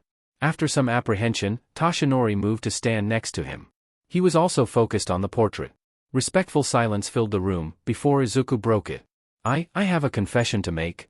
When I took your fruit of fate for the transfer, before, I also looked into it, I guess you could say. Looking into the fruit lets me learn what things make up a person's being. In your case I was looking for what made your fruit of fate poisoned. Is that so? I had wondered why you told me the things you did. At the end of it, you knew that I was distancing myself from the people around me. That's right. I'm sorry for invading your privacy like that, but I wanted to see if I could help with the poison too. I forgive you, young Midoriya. In any case, I believe that meddling when you don't need to is the essence of being a hero, so I also butt my head into other people's personal matters occasionally. It'd be hypocritical for me to chastise you about something like that. Toshinori turned to look at Izuku and his voice took on a questioning tone, but on that note, I was wondering, what were you referring to when you mentioned shying away from love from one's own self? I don't think I'm doing such a thing. Izuku blinked in surprise and felt a frown settle on his face, brows furrowing. Ah, I guess you haven't realized it yourself, then. He was quiet for a moment, pausing his viewing of his father to look over Toshinori with a judging eye. He's not going to want to hear this? Looking back to the portrait, he gave a firm response. This isn't a conversation you can go into without being prepared, Toshinori-san. I think it might be better if you had more time to think about the answer to that yourself. So, consider this question, and how it relates to your love for yourself first. Why do you do things which involve ignoring your self-interests or hurting yourself for the sake of hero work? When the man began to open his mouth to reply, Izuku cut him off. Don't answer now. Really think about it first. If you still can't figure out what I mean, the next time I take you here we'll talk about it, okay? Toshinori awkwardly closed his mouth without having said anything, before opening it a second time to confirm, all right? If that's what you think would be best, my boy. Speaking of hero work, Momoka interrupted, despite the subject having barely been touched in their previous conversation. Don't you have something you want to ask, Izuku? Izuku decided to accept her help changing the topic, but was still nervous about hearing this answer from the hero he looked up to the most. His eyes glanced down towards his feet, before refocusing on the number one hero. In contrast to his previous attitude, he hesitantly asked, Toshinori-san, do you think I could be a hero? Toshinori blinked at the question, before his mouth formed a gentle smile. Based on the little I know of your capabilities with the penguin drum, as well as your will to help people, I think you certainly can become a hero, my boy. He walked forward to meet Izuku at the wall and placed a thin but large hand on his shoulder. As for being a hero who can change fate? You've already taken the first step towards that by changing my fate, haven't you? Izuku's eyes widened. After a moment, he gave a large, open-mouthed smile. Why you really mean that? He asked in wonder. Of course. You've really done quite a lot for me, my boy. Toshinori then took on a serious tone. You see, Night Eye had once looked into my future, and had seen me dying at the hands of a villain. It's part of what made him so angry about me returning to hero work after the incident which caused the injuries for my punishment. I knew that continuing work with such a poor physical condition would just be inviting this fate, but I couldn't step down as it would disrupt the peace of society, so I accepted this eventual death. Izuku lost his smile and felt dread well up after processing this prophecy. For Toshinori-san, All Might, to be defeated and killed, that's... Toshinori's other hand grasped at his chest, but now, with this bit of improvement to my health and increase in my lifespan, I feel like there may be a real chance to avoid this fate. Night I think so as well. You're the one who gave us that hope, my boy. And even now, you're still trying to help me by looking into the poisoning of my fruit of fate. That's just further proof to me that you'll be a great hero. The dread only subsided halfway. After all, there was no way to know for sure if that fate had been changed, but a small smile grew back on his face. There's nothing to be done but wait to see where fate takes Toshinori-san, at this point. He'll just have to try and be there so he could create a miracle if need be. An elating sensation of power gathered inside him, like it had after his mom had answered that question. For the first time since his father had been erased, he really felt okay about using Dad's quirk and the penguin drum. Riding the high, he straightened his spine and marched to stand directly in front of Momoka's mirror. "Momoka-san," Izuku's green eyes firmly held Momoka's pink in place, "please, accept me as the successor to your penguin drum. I want to use it to become a hero." In place of her usually more sardonic grins, Momoka formed a fond smile. It very much suited Izuku's face. That warmth was reflected in her words, which also suited Izuku's voice. "You're already my successor, little Izuku. I was just waiting for you to catch up." Momoka pointed at him with Izuku's hand, demanding his attention. "Imagine the spells and unbridled power of this book that you'll come to learn. Imagine the feats you'll come to achieve with your little book of fate." Izuku's left hand in the mirror reached forward, open palm held up like it was offering something intangible. "May those who accept their fate be granted happiness." Izuku's right hand in the mirror moved to match the left. "May those who defy their fate be granted glory." I think, in different ways, you can achieve both this happiness and this glory, my dear Prince of the Crystal. Izuku's hands in the mirror clapped together once, then spread out wide with a flourishing gesture encompassing Izuku himself, as though he were being presented to an audience. "Rejoice," Momoka declared, "for the new prince of this land has been born." After committing to his role as the successor of the penguin drum and resolving to use Conductor to change people's fate, Izuku fully set his sights on becoming a hero. The high school that he wanted to attend to help him achieve this goal was, of course, the school that only took the best of the best, UA High School. It'd also be more convenient for him to go there, since apparently the principal was one of the people Toshinori wanted to inform about his quirk, along with UA's nurse recovery girl. In the official quirk registry, he'd actually written the Pegindrum's transportation power for his quirk description instead of Conductor's actual abilities, just like his father had. So there'd be no way for his future teachers to know about his real quirk unless he tells them himself. Knowing that it'd be helpful to have people in authority aware of the power his quirk had to offer, and trusting Toshinori's assessment of their character, he allowed the hero to finally inform both them and two other trusted people about what happened. UA was a school which had produced some of the greatest heroes society had to offer, including the #1 hero, All Might. Whether the course one took was in heroics, support, business, or even general education, UA provided a high-quality experience, and as such, only accepted high-quality students. When it came to the heroics course, the practical portion of the entrance exam was said to be quite brutal, only passing the very top-scoring examinees out of the thousands that apply. It was definitely a case where those who were naturally born with physically enabling and flashy quirks were at an extreme advantage over their competition. Spinning a jackpot on the quirk wheel of fortune was nothing to scoff at in this society. When he had been quirkless, it would have been impossible to get in. Now that his fate has been changed, though, the impossible has become possible. Even with a quirk he was still at a disadvantage in this case. While his father's quirk was unmistakably a quirk that created miracles, it couldn't help him in a fight. The penguin drum could make up for this disadvantage. In the crystal world, the owner's quirk was actually enhanced. That's what let him physically remove the fruit of fate from Toshinori's and Nightai's chest, and would let him bring someone back to life when the time for it came. But the real advantage he'd have would be all the other abilities and objects that could be accessed by the owner. If he was able to transport his opponent to the crystal world, as the prince of the crystal he could smite them with all that the crazy world had to offer. It was an instant win condition for him. The problem was getting to that point, since he would have to do it of his own human power.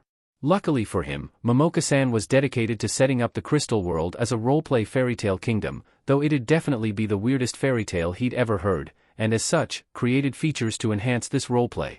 One of these features regularly kicked his butt in the name of training. "Come on, Izuku. The mannequin is already on easy mode and you still can't land a hit on it." He could hear Momoka jeering with his voice from the portable Momoka's hand mirror that Izupingu was holding between his little flippers. "Didn't you say that you made it in the image of a first-class duelist?" He paused his complaint to drop himself to the floor and just barely dodged the lithe sword blade that passed right over his head. He rolled to the side to try and swipe at its legs with his own sword, but the mannequin simply jumped over it. "You even named it, the champion of the Rose Bride. You wouldn't give that kind of title to something unless it lived up to it." Obviously, its easy mode is still just too hard. At that point he wasn't allowed room to breath anymore, let alone talk, too busy trying to desperately block and dodge. It ended once he had exhausted himself and the champion of the Rose Bride had pinned him in place with its foot on his shoulder and its sword impaling one side of the puffy-looking coattails on his Prince of the Crystal uniform. He complained about it a lot when he'd first seen it, but by now he doesn't think it looks too bad on him. The champion of the Rose Bride was a tall, slim mannequin wearing long pink hair. It wore a princely-looking black long-sleeved shirt with red shed pads that ended at form-fitting red shorts. The sword it had used looked like the one he had still in his hand, featuring a slim blade and curved handle that held a beautiful silver gleam. Momoka had said that she made the champion to match the image of a strong and beautiful princess. The princess had once met an inspiring prince who promised they would meet again one day, but instead had decided to become a prince herself. Its face, smooth and blank, looked to him as it removed its sword and it held out its hand to him. He accepted the offer, grabbing its hand, and it helped him to his feet. Thanks. Some might have thought it was unnecessary to thank a mannequin, but from what he knew of the penguin drum this thing might actually have sentience. It couldn't hurt to be polite. As though proving his thought right, the champion of the Rose Bride nodded at him. It then bowed at him respectfully with its hand over its heart. Izuku nodded awkwardly at the formal bow. I think that'll be all for right now, you can go do as you please. The champion nodded once more, before turning and leaving the training room they were in. It was likely headed through the rest of the Crystal Palace to go back to guarding the treasury. He doesn't know why the treasury would ever need a guard though, since the only way people can come to the crystal world is if he brings them himself. You made the champion, but did you even learn sword fighting from it yourself? That should have been something you wanted to do, right? Since all princes should know sword fighting, as you said. 1. I was a princess not a prince. But I wanted to be a princess who didn't need a prince, so technically your point still stands. She counted off fingers as she spoke.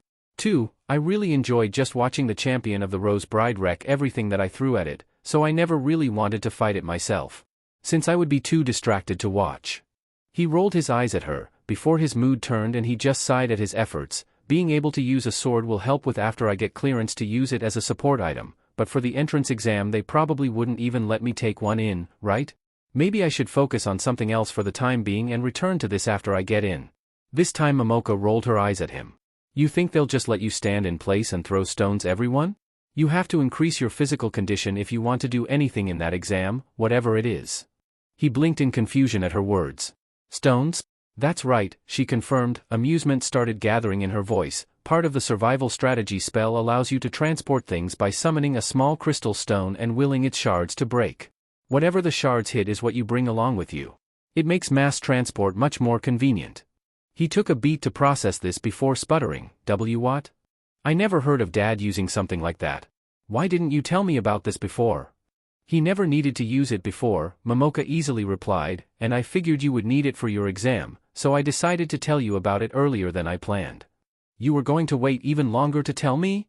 After that revelation, Izuku split his time between school, at which he was still pretending to be quirkless since he didn't want to deal with the drama of suddenly gaining a quirk out of nowhere, practicing sword fighting and improving his physical condition in the crystal world, and practicing manifesting crystals for the survival strategy spell in his home.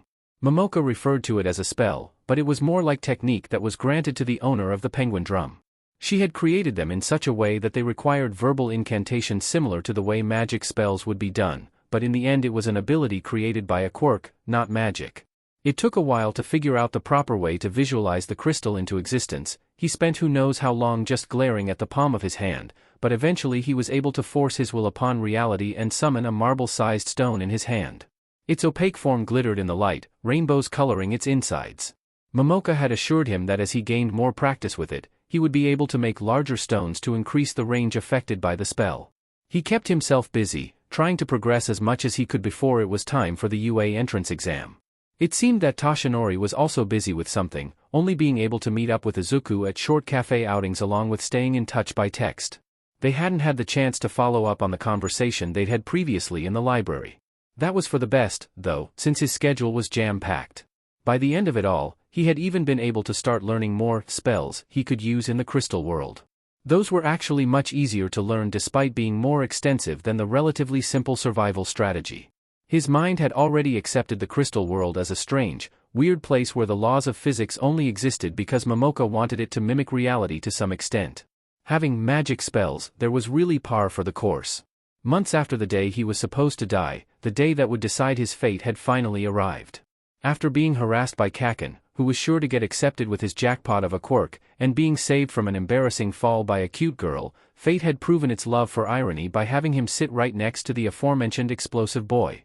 He even got called out for his mumbling in front of everyone by a stranger. Ultimately, though, it seemed that God was merciful to him regarding the practical exam itself. He wouldn't know for sure until he'd seen them for himself, but Izuku thought that the teddy drums were both bigger and stronger than the villain bots UA was using for the exam. He would be limited in the number he could transport at once, but taking too many might overwhelm the teddy drums anyway. After being confronted by the stranger who had called him out for trying to wish the nice girl good luck, the pro-hero teacher proctoring the exam, Present Mike, suddenly announced the start of the test. "Well, what are you waiting for? There's no countdowns in real life." Present Mike loudly explained. His voice was as colorful as his personality, it seemed. There was a single beat before everyone started rushing through the gates of the fake city before them. Izuku frantically ran alongside the crowd, splitting off once he had hit the maze-like city streets, until he came across his first robot. A three-pointer, he noted absent-mindedly, as he summoned a marble-sized crystal in his right hand. He threw it towards the robot with all his might. Survival strategy. At his incantation, the stone burst into a multitude of tiny crystal shards. They scattered around a small portion of the area, several of them striking the gray robot as little pinpricks which did nothing to stop its move to attack Izuku. But that didn't matter, since an instant's later they were already in the crystal world. The circular dirt ground and two sides of stands, one side black and one side white, featured by the dueling arena surrounded them. The moment they appeared, a giant teddy bear-shaped black robot rocketed into the other robot, with actual rockets spouting flames from its feet. It raced towards one of the sides lacking stands and suddenly stopped once it reached the edge. There were no safety features to prevent people from falling out of the arena, so the villain bot went flying off the tower the dueling arena was on top of, falling down in an arc. Izuku looked over the edge to see that it kept falling. And falling. And falling. He couldn't see the body anymore by the time it landed, but a small crashing sound echoed up to the arena. After hearing the sound, clapping started. It came from the champion of the Rose Bride, Toshipingu, Night Eye's penguin. Come to think of it, he still hasn't gotten his name from Night Eye yet, and Momoka's hand mirror, who all had their own seats next to each other in the white VIP box. Instead of clapping, Izupingu raised a large point card showcasing the number. He looked up at his robot. It stood at least 4 people tall and had the kind of rounded limbs and head that one would see on a stuffed animal, a rather slim torso, and dark pink accents. Its glowing red eyes watched him intently. Good job, Teddy Drum Black. But, do you think next time you could just beat up the robot regularly? It sort of took a while for it to land. Teddy Drum Black hung its head in shame. The second Teddy Drum in the arena, which had white coloring and black accents, hit the black robot on the back of its head with a metal clang as if to scold it. And no. Don't do that, Teddy Drum White. And Teddy Drum Black, it's okay, you were just excited, that's all. And I didn't give specific enough instructions anyway, so really it's my fault. Both of the robots cut him off by vigorously shaking their heads in denial and crossing their arms together to form X's. Why don't I just leave and bring back more robots, okay? Make sure you're prepared. When he arrived back in the fake city, he was standing within the range of where the crystal shards had spread out. A pile of decimated bulky, gray robot parts appeared in the same spot the three-pointer had been. That definitely looks like it fell off a cliff. He continued running around and transporting robots with crystal stones. Teddy Drum Black followed his advice and, with the help of Teddy Drum White, smashed, laser-beamed, and tore apart the robots he brought instead of throwing them off the edge of the dueling arena. The biggest problem was that the robots tended to stay rather far apart from each other. The only times he had been able to take more than one at once was when a pair of them had happened to be close to each other. After watching one of these pairs, a one-pointer and two-pointer, get demolished by the Teddy Drums, he ignored the clapping to read the score Izupingu held up for him. 35 points. He has no idea if that's enough to qualify, but he has to get as many as he can if he wants to be sure that he beat out the jackpot winners. His thoughts were interrupted when, upon returning to the exam site, giant steps caused the city to shake around him. Looking up into the heavens, what he saw was that a villain bot taller than the buildings around him was way too close for comfort. It approached slowly, causing total devastation to the streets it walked through. What the hell, is that supposed to be the 0-point robot? UA is crazy, a voice he didn't know screamed. Not as crazy as Momoka-san, but they're certainly trying. He couldn't help but think as panic burst inside him. The yell from the random examinee kick started the exodus out of the area. He began to flee with them, but stopped when he heard a cry of pain. Examining the grounds, he found the girl who had helped him earlier was crushed under some debris and unable to run away from the giant robot that seemed close to treading on her. Izuku didn't even think about what he was doing, his body just moved on its own. Running towards the zero-pointer, he summoned a crystal, and threw it up at the robot hard enough that he felt like his arm might fly off his shoulder. Survival strategy, he desperately screamed. A cluster of shards hit the villain bot, and the next thing he knew, Izuku was standing in front of the giant robot in the dueling arena. It stood much higher than the stands around it. Teddy drums, distract the zero-pointer for me. I need it to stay standing at one place. His robots were quick to follow his command, flying up around the face of the opponent robot and swarming its head. They were dwarfed by the villain bot, which tried to swat at them like they were annoying bugs. Little Izuku, my beloved prince of the crystal, he could barely hear Momoka's sardonic words in Izuku's voice coming from the hand mirror seated in the VIP box. What the hell is this literally gigantic waste of time? It was about to kill someone, okay. I had to do something. Izuku shot back firmly, and it's not like it'll be hard to take care of it now that it's here. As Izuku steadied himself, his deep red cloak bellowed around him, reacting to the Pengindram's power as it surged through his body. His right arm stuck out straight towards the stationary robot as he called forth what Momoka had referred to as the signature spell of the crystal world. Will of the Crystal Princess. All around the zero-pointer's feet, opaque crystal stone broke out of the arena's ground, causing dirt to fly into the air. It grew up the robot's bulky legs, casting rainbows on its body and encompassing the entirety of the surface it passed. If this was a person, it would have covered them instantly, but on something this big it's just not fast enough. The robot finally realized something was wrong once the crystal had reached its pelvis, but by that time it was incapable of using its legs. Izuku willed the crystal to detach from the ground with a flick of his hand.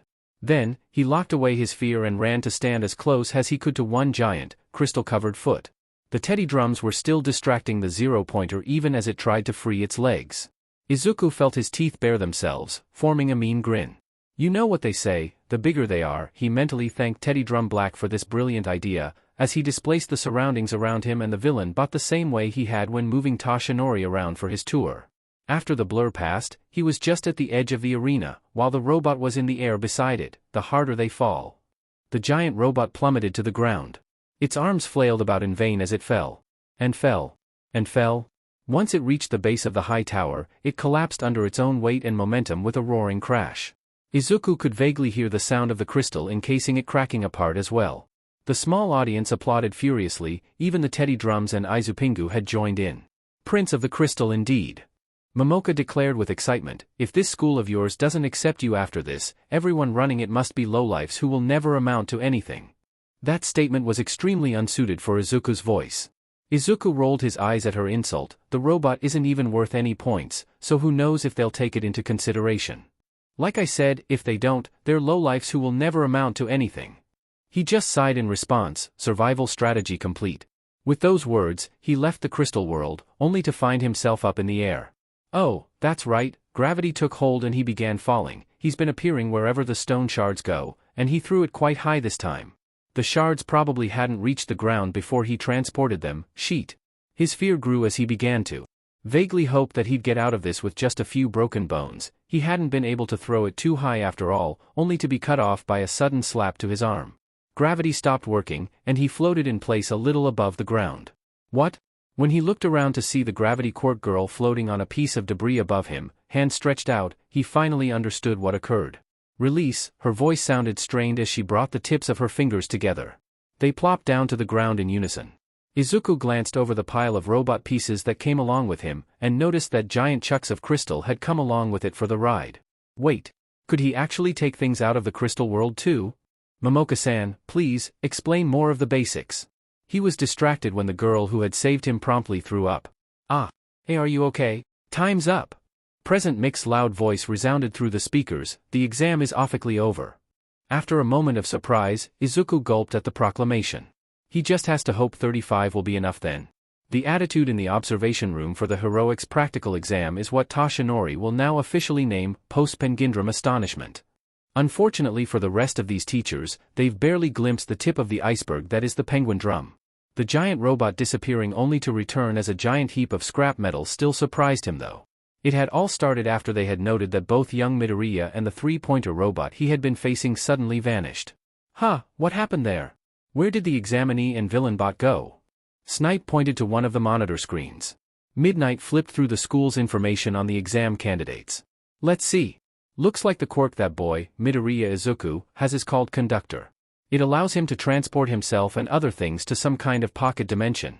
That's probably where they went then. A pocket dimension quirk? How interesting. I wonder if he put anything in there that would help him with the villain bot. Cementos wondering, raising his hand to his chin as he thought to himself. Principal Nedzu let out a laugh from his seat, haha. Oh, I'm sure he probably has something up his sleeve in there. Toshinori hoped that the others failed to notice the bear dog rat's knowing tone. Seeing Eraserhead subtlety move his eyes to examine the principal with suspicion, he knew at least one teacher had caught it though. It was then that Midoriya finally popped back into existence, his placement slightly off from where he had been previously standing. Instead of a robot, he was joined by a pile of destroyed robot parts. This time Power Loader commented, he really managed to do a number on that thing. What does he have in that pocket dimension exactly? Nedzu just let out another laugh, which Eraserhead again observed with suspicion. Watching the green-haired boy, Toshinori couldn't help but think of the question that had plagued him for months. Why do you do things which involve ignoring your self-interests or hurting yourself for the sake of hero work? Isn't that just something that's necessary for being a hero? But the boy wants to be a hero as well, so there must be something more to it. But it wasn't the time to think of such things, so he put it off his mind. Throughout the exam, everyone continued observing Midoriya along with the other examinees. The boy kept on disappearing with robots and reappearing with broken robots, though none of them looked as bad off as the first one had. It became clear that he was throwing something towards the robots before he transported them, but it was too small to see on the screens. Sometimes he was even able to bring 2 robots in one go. So he can bring more than one thing with him at a time? It seems like he has a limited range, but it's still a range nonetheless. That would be useful if he faced multiple opponents at once, Ectoplasm observed. Only if he could handle multiple opponents at once, Eraserhead's monotone voice cut in with a characteristic critique, and if they were too spread out, he'd be forced to leave some behind that he wouldn't be able to keep track of. Oh. The 0 pointers are all coming out now. Midnight pointed at the screens showing the giant robots. As expected, most of the examinees fled at the sight of the seemingly insurmountable and pointless obstacle. Midoriya, however, ran towards it. Looks like he's about to get some rescue points. What's he going to do though? Blood King noted, eyeing the girl stuck in the rubble by the giant villain bot. In the screen showing Midoriya, the boy made a powerful throw, and he could almost make out his lips forming the expected words, survival strategy. Only air filled the huge space the robot had stood in. The 0 pointer disappeared just like the rest of Midoriya's opponents. Whoa! Does he not have a limit in the size of the stuff he brings with him? That's incredible! Snipe exclaimed in shock. Haha. Let's see how it looks coming back out. Nedzu watched the screen intently, waiting for the moment of truth. It took more time than it had for the regular villain bots, but eventually he reappeared in the air and started falling to the ground. The teachers noted his rescue by the girl, but their focus was taken by the pile of scrap that had been the 0 pointer. Toshinori noted that there appeared to be large opaque pieces of crystal stone within the rubble that had once been a robot. Prince of the Crystal indeed. What on earth did he do to that thing? It's completely busted. Power Loader exclaimed, this just makes me want to know what's in that pocket dimension even more. DMN, I really wish I could have seen what he was doing during his disappearing act 2, this is ridiculous. Snipe echoed Power Loader's thoughts. Such energetic youth and mystery. Midnight admired, he'll be a great student to work with for sure. Cementos added, I think it's safe to say he can probably handle multiple opponents at once wherever he's bringing them. Eraserhead failed to give a comment on the situation, but stared intensely at the screen in frustration as though if he looked hard enough, he might be able to figure out what happened. Out of the corner of his eye, Toshinori could see Nedzu give a creepy grin that showed too many teeth as he laughed with glee once more. Maybe it wasn't a good idea to tell Nedzu about Midoriya's quirk after all. The amount of entertainment he got from this observation is concerning. With the combination of your 35 villain points and your 60 rescue points, you have achieved 95 points total for the practical exam, the highest score out of all the examinees. The All Might in the projection cheered. As such, you have earned your spot in the heroics course. Welcome to your hero academia. The trembling and crying, Izuku was caught in a torrent of emotion. The fact Toshinori-san will be one of his teachers, the girl who had tried to give some of her points to him, his acceptance into the heroics course, placing first in the exam, it was all so overwhelming. He had to share it with the person he loved most immediately. Mom. Izuku cried, running from his bedroom into the living room of their home. Mom. I got in. And I got first place in the practical exam. His mother ran into him with a big hug, and started crying with him. Oh, Izuku. I'm so proud of you, my baby. As they shook in excitement together, his mother lowered her voice and bit adding, your father would have been so proud. Izuku started to cry even harder. What the hell, Deku? What kind of tricks did you use to pull an acceptance into UA out of your quirkless butt? After meeting with their homeroom teacher about their acceptance into UA, Izuku had been immediately confronted by a murderous-looking Kaken just outside their school building. I didn't use any tricks. The penguin drum was much more powerful than a simple trick. The explosive boy just pushed his body into the school wall harder, holding him by the collar of his shirt. You ruined my plan to be the only one to get accepted into UA from this shitty school. There wasn't supposed to be anyone else besides me. Why the F did a useless, quirkless loser like you even bother trying? You should know you'll never amount to anything. There are those born wealthy, those born of beautiful mothers, and those born into war or poverty. If everything is caused by fate, then God must be incredibly unfair and cruel. Because ever since that day, he no longer had a future, and the only certain thing was that he wouldn't amount to anything. I'm not quirkless anymore, Izuku interrupted, his tone was frigidly cold. I'm not someone who'll never amount to anything anymore. You don't even know what I lost to get to this point, to earn my place at UA. His words caught Kaken by surprise, causing his grip to loosen. Izuku took advantage of it to pull himself out and step away sideways so he was no longer boxed in. He could feel himself tremble in anger. For the first time ever, Izuku's reaction to Kaken's words was rage. I ruined your plan? There wasn't supposed to be anyone else? Well, guess what, Kaken, that's just how life works. He held out his hand in a gesture towards the suddenly quiet Kaken, as though presenting this new world order to him. Why are you even complaining, when you've just succeeded in getting into the top high school in the country? You've literally got your life lined up to become a successful hero, just like it had been since you were 4. Unlike me, you've been so blessed by fate and whatever god or gods exist in this universe, and all you can do is whine about how it's not absolutely perfect. Well, tough sheet. Deal with it. Taking satisfaction in the bully's gobsmacked expression, Izuku turned his back to him and stormed away. He felt pricks of tears in his eyes. Standing in front of classroom 1A, Izuku prepped himself to enter the first stop on his path down the line to becoming a hero. Please put Kaken in 1B, please put Kaken in 1B, please put Kaken in 1B. Slowly, he reached his hand out and turned the door knob. He opened the door to see Kaken arguing with the examinee who had confronted him before the exam. He doesn't know why he even bothers asking for anything from fate anymore. As a student of a high school as prestigious as UA, you should be ashamed for treating the school's property with such disrespect. Shut the F up, you stuck-up elitist, does it look like I care? Such vulgar language. The tall, glasses-wearing boy cut himself off when he saw Izuku standing in the doorway. As the boy power-walked over to him, Izuku nervously stood his ground, preparing for an onslaught. Instead, the boy caught him completely off guard. Hello, my name is Ida Tenya. I apologize for my behavior before the exam. After I saw you go back to rescue a fellow examinee, I realized that you had perceived the true nature of the test, while I had been completely unaware.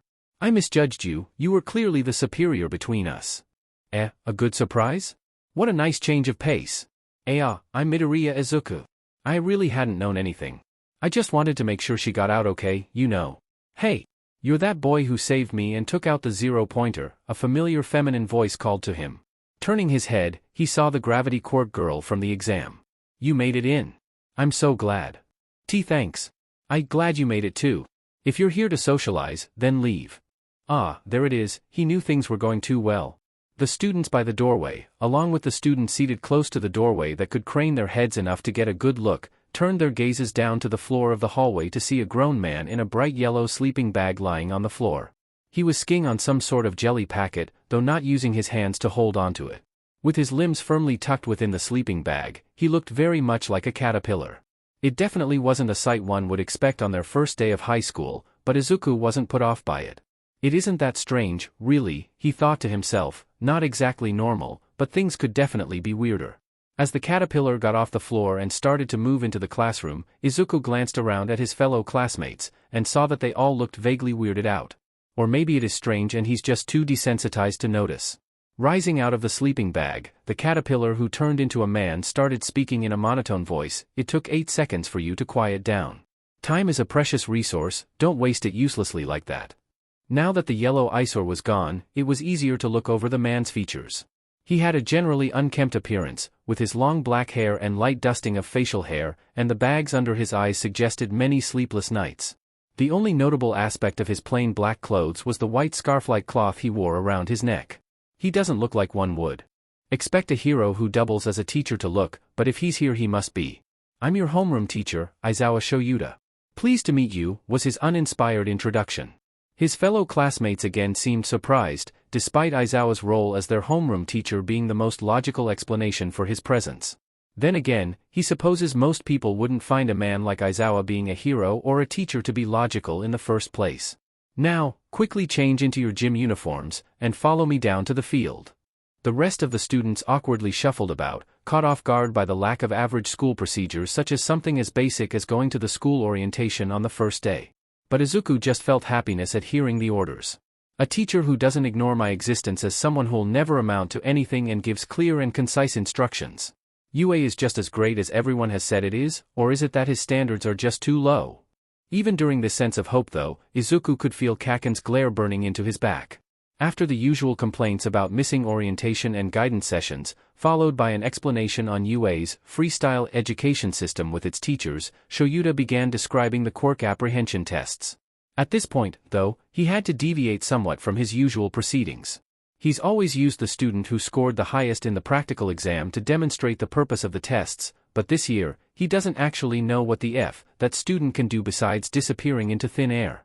So, he has to investigate first to make sure he can actually apply his quirk for a demonstration.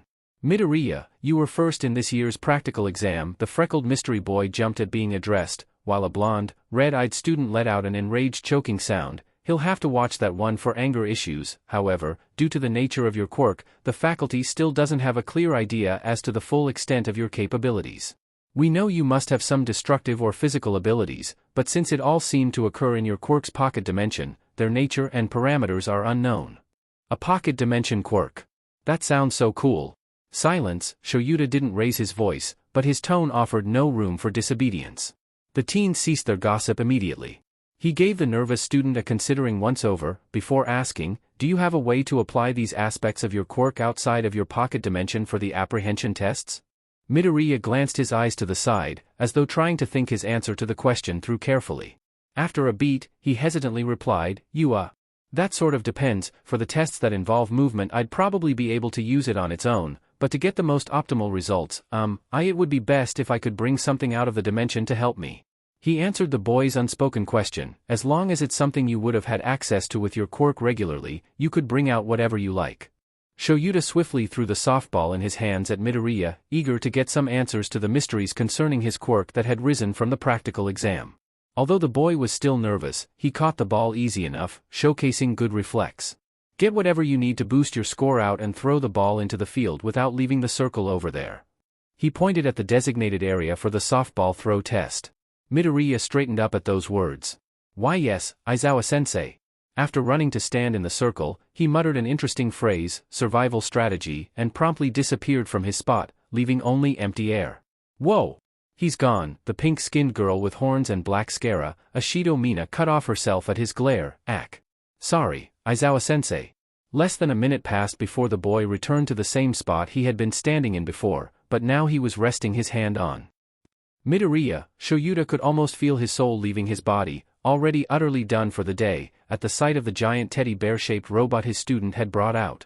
"What, exactly, is that?" At the entirely unexpected sight, the students' intrigue over the robot trumped their fear of their homeroom teacher. "Oh my god, what is that? Is it allowed under UA regulations to bring giant robots to school? Is that robot shaped like a teddy bear? It's so cute. It looks like it gives good hugs.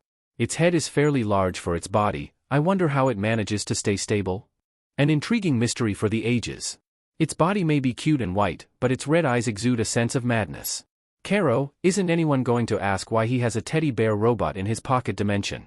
While he agreed with the sensible frog girl Azui Tsuyu's assessment, he needed to cut them off now if they wanted to get anything done. "If everyone doesn't stop talking right now, I will expel all of you. I am completely serious." Silence reigned through the field. "But you, Midoriya, start talking." The boy next to the teddy bear-shaped robot jumped at his command. "Why yes. Aizawa-sensei. He pointed up at the aforementioned robot. This is a robot that is referred to as a teddy drum, and my pocket dimension sort of just came with 2 of them on its own? They follow my orders absolutely, since I'm the owner of the pocket dimension. Its name is Teddy Drum White. Midoriya then turned to the robot, and politely stated, Teddy Drum White, this is my homeroom teacher, Aizawa-sensei, and the rest of my classmates. Please be on your best behavior for them. Teddy Drum White nodded its large head at Midoriya, before facing Aizawa and the rest of the class to lower itself in a small bow. He didn't even know how to respond to that information, let alone the robot itself. The pocket dimension apparently came with 2 of them on its own? Shoyuta is starting to really regret trying to look more into this kid's quirk. Why couldn't he get stuck in 1B instead? He had a responsibility as a teacher though, and thus gallantly continued his questioning. So these teddy drums, as you referred to them, are the ones who took out the robots once you had transported the bots with your quirk during the practical exam. For all the regular ones, yes. But, the 0-pointer was too big for them, so I had to take care of it myself. Take care of it himself? Exactly what kind of kid did he get saddled with, that? When his giant robots couldn't get the job done, he just takes care of it himself. Suddenly wanting to avoid learning more about Midoriya's abilities, Shoyuta gave a long sigh. He decided to give on the situation entirely. Just do the softball throw, please. The boy nodded at him seriously. He then pointed out into the field and addressed his giant robot, Teddy Drum White, please go out about 30 meters into the field.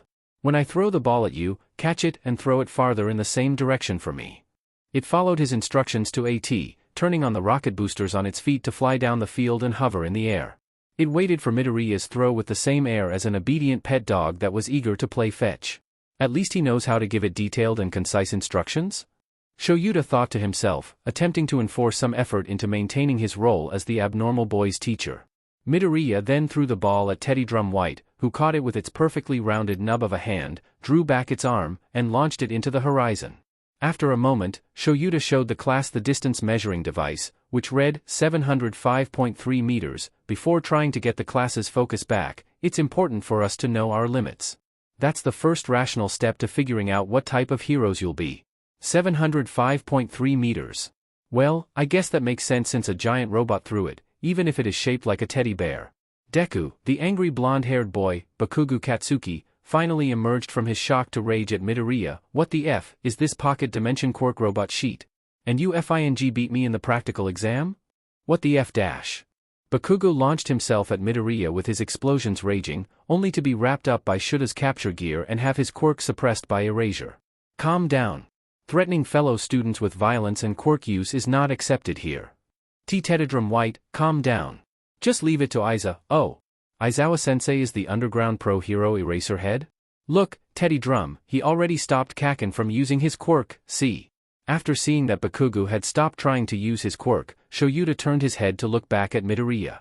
The Teddy Drum had responded to the threat on its master by hovering up in the air between the two. It had what looked like energy cannons charged with glowing red light on its shoulders and ready to fire at the raging boy. Shoyuta felt a renewed appreciation for his fast response time. I'm serious, disengage now. This time Midoriya managed to be firmer with his order.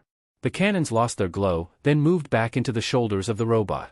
However, it still precisely landed itself between his master and the offender, standing as a physical barrier in case Bakugo had any more bright ideas. Looking back to Bakugo, Shoyuta saw the boy was shying back with hesitation while eyeing the teddy drum with a sneer on his face. Good, he had enough sense not to challenge the obviously protective and dangerous robot to a schoolyard brawl at least. Shoyuta released Bakugo from his bonds and sighed, let's just move on to the tests now. The spiky red-haired boy Kirishima Aijuru, who from what Shoyuta remembered from the student profiles used to have black hair, watched the scene with apprehension and attempted to lighten the mood among the students. Trying to attack a classmate like that wasn't manly at all. But, let's focus on the good things, yeah? Having the chance to use our quirks in tests is awesome. The heroics course is great. Shoyuta narrowed his eyes at those words, sensing the perfect opportunity to put his plan into action. Awesome, huh? Do you think the heroics course will be all fun and games? In that case, the person who scores the lowest will be deemed hopeless and expelled. Shock moved through the students at his words. He let himself show a crazed grin. Things were finally slotting back into order. Your fate is in our hands. Welcome to the heroics course of UA. From behind the robot, he heard a quiet but bitter mutter from the student who he knows will be his problem child. I'd certainly trust their hands with my fate more than God's. He stowed the statement away for later, problem child indeed. A girl with short brown hair, Uraraka Ochako was the one with enough guts to voice the opinion that was surely shared by most of the other students: the lowest scorer will be expelled. It's only the first day, that's totally unfair. Shoyuta replied with a cold tone: natural disasters, highway pileups, rampaging villains. Calamity is always right around the corner. I'd say Japan is full of unfair things. Strengthening his voice, he emphasized the main point of his words: heroes are the ones who correct that unfairness. For the next 3 years, UA is going to run you through the ringer in order to train you for this. He motioned his index finger towards himself in a bring-it-on gesture and gave a small smirk. Go beyond. That's plus ultra. Use your strength to overcome these obstacles. The students in front of him visibly steeled themselves with determination for their upcoming trials. Midoriya, fists clenched and eyes sharp in what seemed like an attempt to probe Shuta's soul, looked as though he was prepared to face all of the unfairness this world had to offer. Just when he had successfully changed to atmosphere to an appropriate level of seriousness, the giant teddy bear robot apparently decided that the danger had fully passed and relaxed its guard. It hunched up and its red mechanical eyes looked expectantly at the problem child, waiting to be scolded. Midoriya, shifting out of the serious and tense attitude he had previously at the sight, smiled gently at his robot. His tone matched his smile. It's okay, Teddy Drum White. I know you were just scared for me. Next time I tell you to disengage, please do so immediately though. Midoriya held out his hand, palm forward. Great job with the throw. High five? Teddy Drum White wiped its hand over its brow as though it were wiping off sweat from the metal, obviously relieved that its master was still pleased with it. It leaned down, and carefully pushed on Midoriya's small hand with its overwhelmingly larger nub to return his high five. Midoriya then seemed to blink in surprise at its hand. Wait, that's right, you don't have fingers, how do you even hold things like the softball, anyway? The teddy drum shrugged its shoulders in response. Shoyuta pinched the bridge of his nose with his fingers and took a long breath in, followed by a long breath out. There's no way he'll be last, and he has so much potential, but Shoyuta can't help but wish that Midoriya got himself expelled somehow so that Shoyuta can hold on to what little sanity he has left. As expected, Midoriya was not last place. Overall, this year's batch of hero hopefuls had a lot of potential. They were certainly more suited for the rigor and DSPLN of the course than last year's class had been and showcased various impressive quirks as well as creative quirk uses for the tests. Of course, the problem child still attracted the most attention, with his literally impossible to miss giant robot aiding him throughout the tests. For the 50-meter dash and endurance running, Teddy Drum White carried Midoriya in its metal arms and flew over the track, inciting a couple of students to ask for the chance to ride the robot themselves someday. Midoriya just vaguely answered that if a good time for it comes up, they could try then. Note to self, keep an eye on Kirishima, Kaminari, Uraraka, and Ashido to make sure they don't get themselves killed riding Midoriya's giant robot. For the long jump, Midoriya jumped and had the teddy drum pluck him from the air to throw the boy further, but it was careful to throw him gently so that he could land safely. It still seemed to fret over him in worry after the landing though, nervously hunched over and arms halfway stretched towards its master as though it wanted to move him around to look for injuries. Midoriya kindly assured Teddy Drum White that he was unharmed while patting its oversized leg. And for the sidestep test, the boy just let the robot manhandle him, moving Midoriya side to side with its hands. In this case the teddy drum just didn't have the kind of motion precision necessary to quickly move him without jostling, causing Midoriya to suffer from nausea by the time the test was over. The robot looked absolutely beside itself, cradling its master as if it had killed him. Midoriya just gave reassuring strokes to its arm, and softly ensured Teddy Drum White that he was alright and that it didn't do anything wrong. At these two instances there were some returning squeals about how cute the robot was, and some new ones on how adorable the problem child's interactions with it were. Hagakure Toru was a particularly frequent offender for these comments. Lord have mercy on Shuta's soul, 'cause clearly these kids won't. The grip test, seated toe touch, and sit-ups were all performed by Midoriya without the use of Teddy Drum White, but his other scores made up for it. After the last test, Midoriya transported the robot back to his pocket dimension with the same phrase he had used before. More than one student looked sad to see it go. Despite the robot shenanigans, Shoyuta had come to the decision throughout the process of the tests that all of the group had potential, and thus informed them before displaying the results that his threat of expulsion was a logical ruse. The last-placing student, the abnormally short and grape-haired Mineta Minoru, looked so relieved he might pass out on spot. After dismissing his students to go back into the school building, Shoyuta walked over to the hero who had been stalking them for most of that time. All Might, what do you want? Do you really have so much time to waste?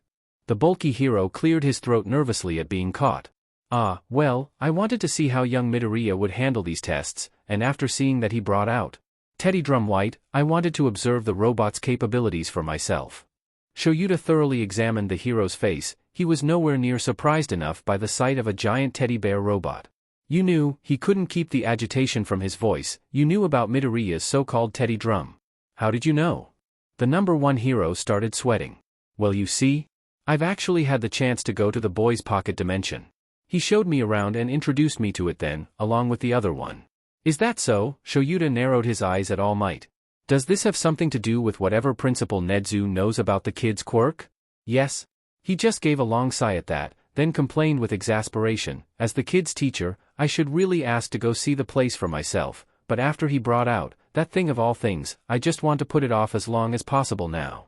It would be good to see everything for yourself to accurately gauge his abilities, but feel free to allow yourself a little time to adjust to all this first. You'll need it. When All Might looked at him with pity clear in his shaded eyes, Shoyuta knew once and for all that he was truly F-ed. It's understandable that the school would fail to comment on the subject of bringing giant robots to school in the regulations stated in their student handbook, besides the support department's regulations of course. However, as a responsible student of an academy as prestigious as UA High School, I believe you should take the initiative to address this issue soon with the principal if you plan on using your robots in the future. Come on Ida, lighten up a bit. Robots are supposed to be fun, aren't they? Teddy Drum White was so cute too. Ida had been going on about trying to get some official regulations made about the teddy drums for a while now. Izuku had interacted with him and Infinity Girl, whose name he still doesn't know, how embarrassing, throughout the school day after the quirk apprehension tests. Once they had resolved Ida's previous behavior with him, Izuku just found himself clicking with them. They were just leaving school now, walking towards the entrance gate together. It was so different from how his life was like when he was quirkless. No one wanted to be friends with a person who would never amount to anything. And don't think I'll forget about your promise to let me ride a teddy drum one day, Midoriya-kun. Come to think of it, I don't think I ever introduced myself to you. How rude of me. You're right, that is quite rude. Izuku frantically waved his hands back and forth in denial. Aida-kun, don't say something like that. It was just a mistake, don't worry about it. Uraraka Ochako. Uraraka gave a cheerful smile, her hands grasped her backpack straps. And you two are Ida Tenya and Midoriya Deku, right? Izuku's body involuntarily jolted and stopped walking towards UA's gate. He turned a wide-eyed look to Infinity Girl that matched his bewildered tone. Deku? She just blinked at him in surprise. Oh, is that not your name? I heard Bakugo-kun call you Deku before, so I assumed it was. How was he supposed to explain something like this? No. That's just Keikaken's mean nickname for me. So, it's a derogatory insult, Ida expanded, pushing his glasses up his face and his eyes narrowing at his thoughts. How crass. Bakugo's behavior throughout the whole day has been completely unacceptable. I'm so sorry, I've been thinking that was your name the entire day. Uraraka placed her hands on her cheeks in embarrassment. Izuku noted that she was careful to keep her pinkies lifted. But, I was just thinking it sounded like, Dekairu, you know? She removed her hands to pump one arm up in a cheer. To me, it was like a, you can do it. Deku. Izuku felt his mouth open and close a bit without any words passing through his lips. He stared at Uraraka with wide eyes. His world turned upside down. To be Deku is to be useless, because it seemed as though ever since he was 4, he no longer had a future, and the only certain thing was that he wouldn't amount to anything. He was such a useless Deku that Dad needed to sacrifice his life and existence to save him. But what if it doesn't have to be that way? What if him being Deku doesn't mean him being useless, doesn't mean him being worthless and without a future? After all, his fate has already been changed, hasn't it? Now that he has a quirk, he has a future. All men are not created equal, even so, he still wanted to be a hero. I'm not quirkless anymore, I'm not someone who'll never amount to anything anymore. But that wasn't quite right either. Hadn't Izuku decided he was going to be a hero even when he was quirkless? That he would find a way to amount to something? Wasn't the only reason he believed that the quirkless him would never amount to anything just because that's what society planned to confine him to? I'm not someone who'll never amount to anything anymore. No, that's wrong. This whole time, he had truly believed he wouldn't amount to anything, that he had no future, that he was worthless and useless, because he was born a Deku that was fated to have no quirk. That would make sense, wouldn't it? That's what people have told him since he had heard it so many times, had it said right to his face so many times. Of course he would come to believe it himself. But what he had believed was wrong, right? The quirkless him was still him, he still had the same dreams, the same emotions, the same sense of love. Society might tell him that he's only worth something now, after getting a quirk, but the Izuku without a quirk wasn't worthless. He still had everything that made Izuku a good child, who had big dreams and a big heart. He had everything that made up who Izuku was as a person. A person's quirk makes up the core of their fruit of fate. It's an important part. Everything else, their experiences, their beliefs, their emotions, is built around it, but in the end it's much smaller than the rest of the fruit. To dismiss the rest of the fruit as worthless just doesn't make sense. That's the part that actually makes up the person's life. May those who accept their fate be granted happiness. He hadn't understood what Momoka-san had said at all. How could rolling over and accepting fate, especially if that fate is incredibly unfair and cruel, ever lead to happiness? But, isn't accepting fate just what people do? If a child is born to wealthy parents, born to a beautiful mother, or born during a war or to a family facing poverty, it's not like the child is physically able to change that. Perhaps for some things, like being poor, later on they can change those situations themselves, but many things are just physically impossible to change. For example, what if a person wishes that they had been born with blue eyes? They can wear colored contacts if it makes them happy, they might even find a way to permanently color them, but in the end they weren't born blue. If they were unable to accept that their eyes weren't naturally blue, it would only make them miserable. They would never be happy about their eyes, even if they wore contacts. They would be much happier if they said, "It's okay that I wear contacts to have blue eyes." Izuku had never accepted that he had been born quirkless, he had never said, "It's okay that I am quirkless," and so he had never been happy about himself. Isn't that what it means, to not love himself? If Izuku could accept that he was born to that fate, that he had been born quirkless, wouldn't that make him happier? Wouldn't that mean that he could love the quirkless Deku Izuku that he had used to be? If Deku doesn't have to mean useless. Midoriya-kun, do you need assistance? You haven't responded in quite some time, Ida inquired with a worried tone. And Midoriya-kun? Are you okay? Uraraka's brows were furrowed and her brown eyes shined with concern. Izuku blinked to waken himself, emerging from his thoughts. Uraraka-kun, do you think Deku can even mean? You can do it, no matter what. That I can be a Deku that can do it, even if it's impossible?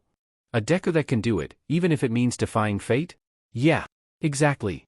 She pointed at him in emphasis. That's exactly the kind of Deku I was going for. Oh? A complicated mixture of emotions welled inside his heart. Izuku felt tears come to his eyes, they blurred the world around him. His voice broke as he decided, then Deku is okay. You can call me Deku? Midoriya-kun, why are you crying? What's wrong? And Midoriya-kun, I'm so sorry. You really don't need to let me call you Deku, especially if it makes you so upset. No, I'm serious. Tears started to fall down his face, but he managed to make his tone firm. He wiped them away with his hand. A small smile formed on his face. Deku is okay. Deku can mean you can do it, even if it's impossible, so you can call me Deku, Uraraka-kun. Deku can mean Dikairu. Izuku can be a Deku that can do it, even if it means defying fate. Izuku can be a Deku that changes fate. If Izuku can be that sort of Deku, instead of useless Deku, then he can try to accept and love the quirkless Deku Izuku that he used to be, and that he still is, by every other metric besides whether he has a quirk or not. Deku is useful. Deku is worth something. Deku has a future. Deku can amount to anything. It's okay to be Deku. It's okay to be Izuku. Izuku's tears failed to stop, and his two new friends fretted over him without pause. But Izuku thought that, for some reason, he couldn't help but feel happy in that moment. It was a very melancholy happiness. But even so, for the first time since he was 4, Izuku is happy to be Deku. Izuku is happy to be Izuku. The next day at school, Izuku noticed that Uraraka and Ida were carefully watching him, looking for signs that he was still upset from yesterday. Uraraka had also started referring to him as Deku-kun. It made his heart feel a little lighter to finally have friends that cared for him like this. During the beginning of the day, things at UA ran as though it was a regular high school, with the only exception being that the teachers were pro-heroes. The 1A student sat through various classes on normal curriculum. Present Mike gave an energetic but normal English lesson, though it seemed like most of the other students hadn't found it as engaging as Izuku had. In his opinion, Present Mick's presentation of the material and feedback on their answers may have been showy, but his praise and interest in their learning all felt genuine. What does it matter if it was a little over the top? In a way, it sort of reminded him of Momoka-san's personality. Except Mike-sensei was kinder and actually answered his questions. No matter how he looked at it, it was an improvement.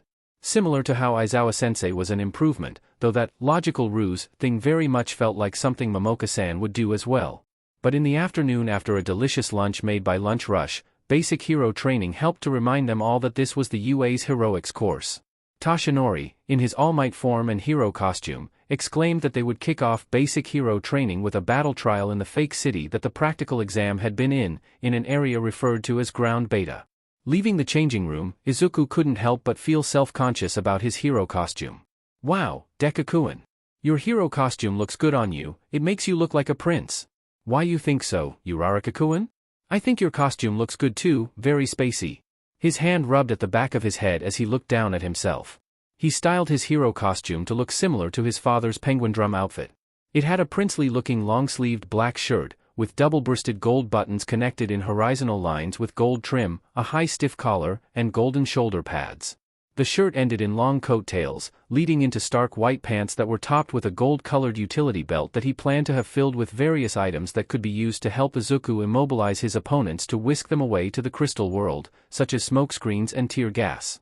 He also plans to add a place to hold a sword on the belt later. The shirt and pants have elbow pads and knee pads for safety. The outfit also featured pristine white gloves, knee-length black steel-toed boots, and a dull orange visor shades that fit over his forehead, eyes, and the top of his nose ending in an angular shallow V shape. His curly green bangs fell over the top of the visor. Additionally, the visor was connected to a pair of black and white over-ear headphones by his ears, which showcased the stylized images of a penguin's face on the ends and was secured with a normal headphone band that fit snugly around the top of his head. They should be able to connect to radio and communicator frequencies. He also had a watch with a penguin face that doubled as a timer.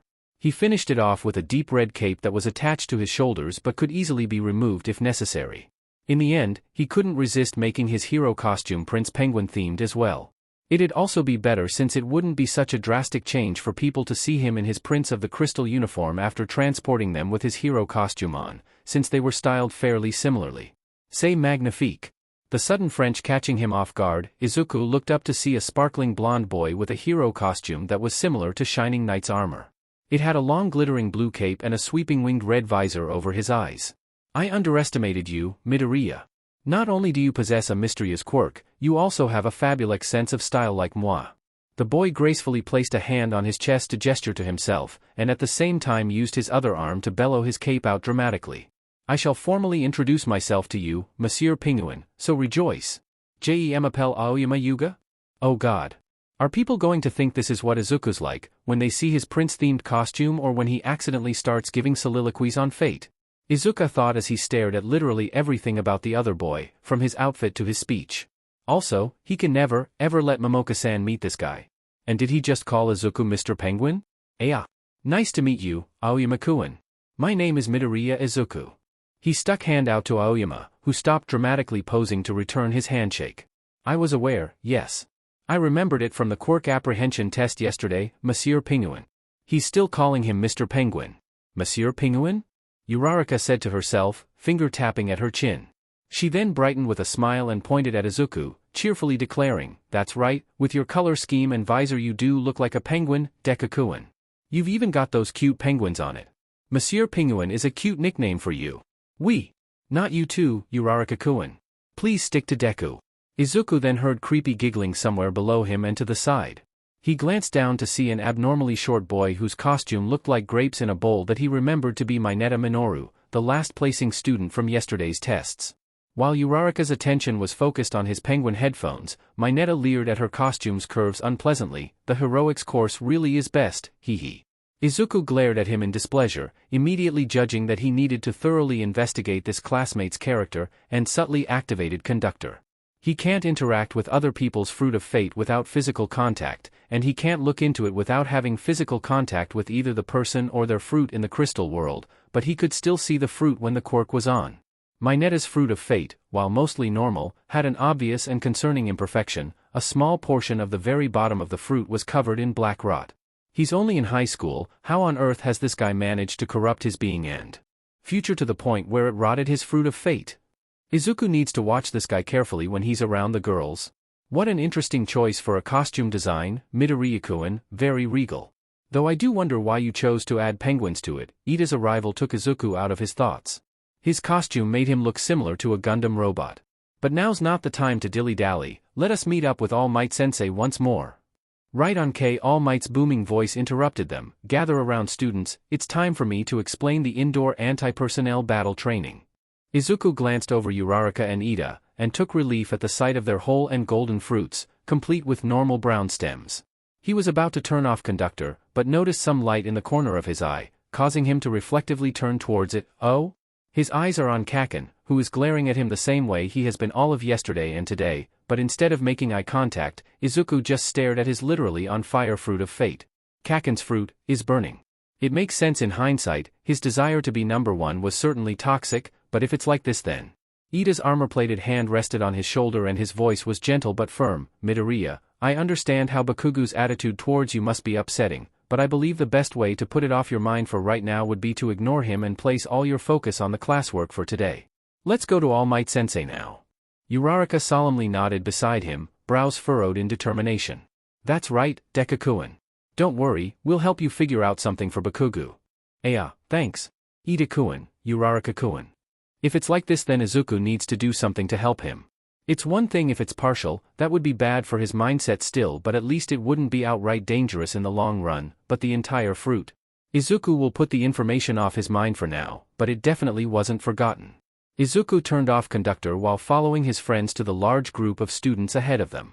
Noticing that Aoyama was walking at the edge of their group, near them but not quite with them, he realized that Aoyama had still been with them during their discussion about Bakugu. He must have tactfully decided to stay silent through it. After everyone had collected around All Might, he explained the basics of the exercise. It was simple enough, they would be divvied up into pairs and then assigned to be villains or heroes. The villains would protect a papier-mâché bomb, while the heroes would have 15 minutes to apprehend either both villains or the bomb in order to win. If they fail to do this, or both heroes are apprehended themselves, the villain team wins. What about basic training? The girl with the frog-themed costume, who Midoriya vaguely remembered to be named Azui, asked with her head tilted to the side and finger on her chin in a questioning manner. Practical experience will teach you the basics. All Might explained proudly with a thumbs up. Izuku blinked at that. Red flag. Red flag. Toshinori-san, that's exactly the kind of logic Momoka-san uses. Please think your lesson plan through more and teach more of the basics. Isn't this class literally called Basic Hero Training? Why are you skipping basic training? The students were randomly paired into teams, but somehow Uraraka and Izuku ended up together, while Ida had the misfortune of ending up with Bakugu. Whoa, it's like fate. Uraraka had exclaimed happily when paired with him. Definitely. A very kind fate too. Then Izuku's team was randomly set to fight against Kaken's. Never mind. It was all for the sake of dramatic irony. He should have known better? However, Izuku could feel Kaken's glare on his side but didn't return his stare. This was way too good of a chance to miss. Maybe fate did have a reason for this besides dramatic irony? Uraraka-kun, Izuku quietly spoke to his partner, Kaken is definitely going to come after me as soon as he can, so during that time look for the bomb, okay? I'll meet back up with you after capturing him. She glanced nervously in Bakugu's direction through her pink face shield. Are you sure you'll be alright fighting him? I don't think a teddy drum can fit in there. Yeah, he responded with confidence in his voice, something which was usually abnormal for him concerning anything involving Kaken. Izuku has the feeling it's going to be his new normal someday. He fiddled with his watch to prepare the timer. As long as he acts the way that I predict he will, then I'll have finished with him in 5 minutes. Katsuki has always been the biggest fish in his pond, the top of the top among the merciless hierarchy of the youth. He was born with a quirk that was guaranteed to give him a career as a pro hero but wasn't so cocky that he didn't realize that he still needed to work on his abilities if he really wanted to make it to the top. His battle prowess was born of both natural talent and hard-earned skill, that's why he knew he would follow All Might's steps and reach the top of the ultimate social ladder to become the #1 hero. In the end, everyone else would be extras compared to him. But if that was the case... Wow, Kaken, your quirk is so amazing. I hope I get my quirk soon. Then why the F? I ruined your plan? There wasn't supposed to be anyone else? Well, guess what, Kaken, that's just how life works. Was that shitty Deku? Why are you even complaining, when you've just succeeded in getting into the top high school in the country? You've literally got your life lined up to become a successful hero, just like it had been since you were 4. In his FING head. Unlike me, you've been so blessed by fate and whatever god or gods exist in this universe, and all you can do is whine about how it's not absolutely perfect. Well, tough sheet. Deal with it. Repeating bullshit to him constantly. Are you alright, Kaken? Can you stand okay? Why is he looking down on him, as if he'd ever need a useless Deku's help? I'm not quirkless anymore, I'm not someone who'll never amount to anything anymore. You don't even know what I lost to get to this point, to earn my place at UA. What was even up with him? Katsuki's never seen him so angry in his entire life. But all of a sudden he grows a backbone and starts spewing words about fate and God and how Katsuki was apparently blessed and even FING cursed at him. Of course Katsuki's path through life and Katsuki himself have to be absolutely perfect, how else was he supposed to be the best? And just now before the trial, he had been looking at Katsuki weirdly. What was Deku thinking? The thoughts exploded from Katsuki's head and turned into action. 4 eyes, I'm going on ahead to deal with the nerd. Bakugo, wait. He didn't bother listening to the rest of his partners complaining and was already running through the hallways headed towards the ground floor. He'll show that useless Deku, he'll prove to him that he's better than him. That he's the best. That he was meant to be the best, he has to be the best. Once on the ground floor, he rounded a corner to deliver a surprise attack to Deku and his extra of a partner. The nerd predictably pushed the girl to the ground and avoided the attack. He wasn't able to keep Katsuki from glancing his face with the blow though. His stupid orange visor was cracked on one side but still whole. Don't dodge, Deku. Deku looked at him in a cool manner. The nerve of him, Kaken, I knew you would come for me. He pressed a button on his watch, which upon closer inspection, Katsuki realized had a FING penguin on it, and took out his capture tape to hold in his left hand. Katsuki ran at him full speed, swinging his right hand back and punching it forward. It would give a devastating blow when combined with an explosion. Katsuki's teeth gave a wide grin. I'll mess you up just enough to not get disquali. Deku moved within his guard and grabbed his arm. Survival strategy. Suddenly the colors of their surroundings were all wrong. The moment of speech had given him just long enough of an instance to rip his arm out of Deku's grasp. Wary of the abrupt changes, he backed away, hearing the sound of gravel under his feet. Katsuki wasn't in the gray-walled building within ground beta. Around him was a huge circle of dirt-covered ground, and black and white stands facing each other on either side of the area. The two sides with no stands didn't look as though they continued past them. It was off-centered in a giant dome of crystal high above their heads, and the place they were at was high up enough that he could see a gleaming building on the ground in the distance. FING sheet. That's right, Deku was touching his F-ed up, cutesy, murder robot when he came back with it. Katsuki shouldn't have gotten so close. Just a few feet away, Deku seemed to look down at him despite them being eye level. For some reason, he seemed to be looking into Katsuki with sadness of all things. He's still looking down on him. Also, his costume had changed and gotten even more stupid somehow. The sight of the shining penguin-like crown enraged him. Katsuki sneered, this is that pocket dimension sheet sensei was spouting about, isn't it? But what's up with those almost FING booty shorts and almost FING skirt? At least make up your goddamned mind. And you gave yourself a DMN crown? How high up do you think you are compared to me, Deku? Even though his words were full of fury, Deku just looked exasperated. Kaken, please just ignore my outfit and start trying to beat me up. Trying? I will beat you up, damn it. Useless Deku, stop looking down on me. His right-handed punch had been predicted. In hindsight it's not surprising with how much time the nerd wasted on random analysis of sheet, but it burns Katsuki nonetheless. He'll just faint the a-hole then. Katsuki burst forward pretending to prepare his right arm for a punch.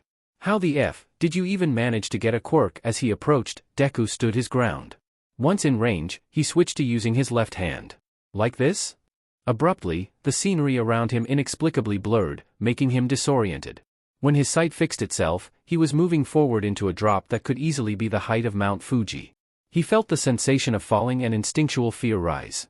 He forced his body to turn back and barely got a glimpse of Deku standing on the edge. Katsuki was falling off, still looking down on him and moving a hand to his chest. As Deku got farther and farther away, Katsuki could hardly hear over the sound of wind rushing past his ears. Don't worry, I've got Teddy Drum Black ready to get you just in case. Before he lost sight of him. Got Teddy Drum Black ready to get you. Looking around, he saw a black shape a few ways away keeping pace with him. The fear of the fall was easily masked over with his anger. If he was mad before, now he was a human container of unbridled fury. Forcing his arms back behind him through the extreme wind resistance, Katsuki slowly revved up his explosive propulsion using multiple explosions to start breaking his fall while ensuring he wouldn't fall into his own ball of fire forming behind him. If you're going to throw me off a DMN cliff, Deku, he growled into the wind despite knowing the boy had no way to hear him. His explosions building, the fall slowed to a stop. At least have the FING decency to let me catch myself or die trying. He rocketed up with a blast. He had fallen a good amount, but slowing his fall had kept the distance from becoming overwhelming. Once he flew past the edge of the cliff, he adjusted his angle to push himself forward towards the ground. Deku was standing at ready farther away from the edge with an entirely matte black sword in his grip. The only spot of color on it was an eerily glowing green crystal embedded in the metal curve surrounding the main portion of the handle. Floating in the air around him were 4 stark white swords, all pointed at Katsuki. Deku's matching eerie green eyes stared at Katsuki intensely. That sheet. Trying close-range combat was already shot to hell. At the same moment Katsuki released a roaring inferno with his right grenade bracer. Deku regally pointed the black sword towards him, causing the floating white swords to launch at him. They were caught up in his blast, which formed a mass of fire and force so great it completely blocked Deku's form and everything around him from Katsuki's sight. He didn't trust those freaky swords for a minute, so he swerved sideways to ground to dodge them. He was proven right when they emerged from the dispersing fire glowing red with heat, strkng through the area around where his body would have been. Was that beach not even FING aiming for him? A swoosh through the air and the cracking of his right grenade bracer interrupted his thoughts. Katsuki turned his head towards his right hand, pressed against the ground to brace himself. A 5th white sword had punctured straight through the bracer just to the side of where his arm would be in it, pinning it to ground. Sheet! He tried to get up, pulling on the sword, but like the sword of legend Excalibur, it refused to budge now that it was in position. Will of the Crystal Princess. Glittering opaque crystal burst from the ground like one of his explosions, completely encasing him within seconds. The hand he was using to pull at the sword, which was covered with him, was stuck grabbing the handle and the other was still stuck lying on the ground, leaving him in an awkward position.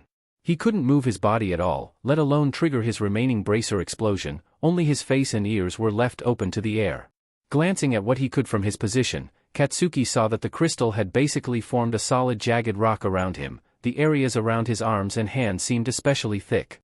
With this kind of encasement, his normal explosions will almost certainly cause backlash, and whether or not it can successfully crack through depends on how hard the crystal is. Trying to struggle and it doesn't seem to work at all, so there's a good chance it won't be enough. Maybe he should risk burning off his hands anyway though if it gets him free and lets him win. Out of nowhere, Deku's stupidly almost thigh-high black boots filled his vision where he was still half-crouched half-pinned on the ground. Useless capture tape was wrapped around the cocoon of crystal. I win. Deku's statement was void of any emotion.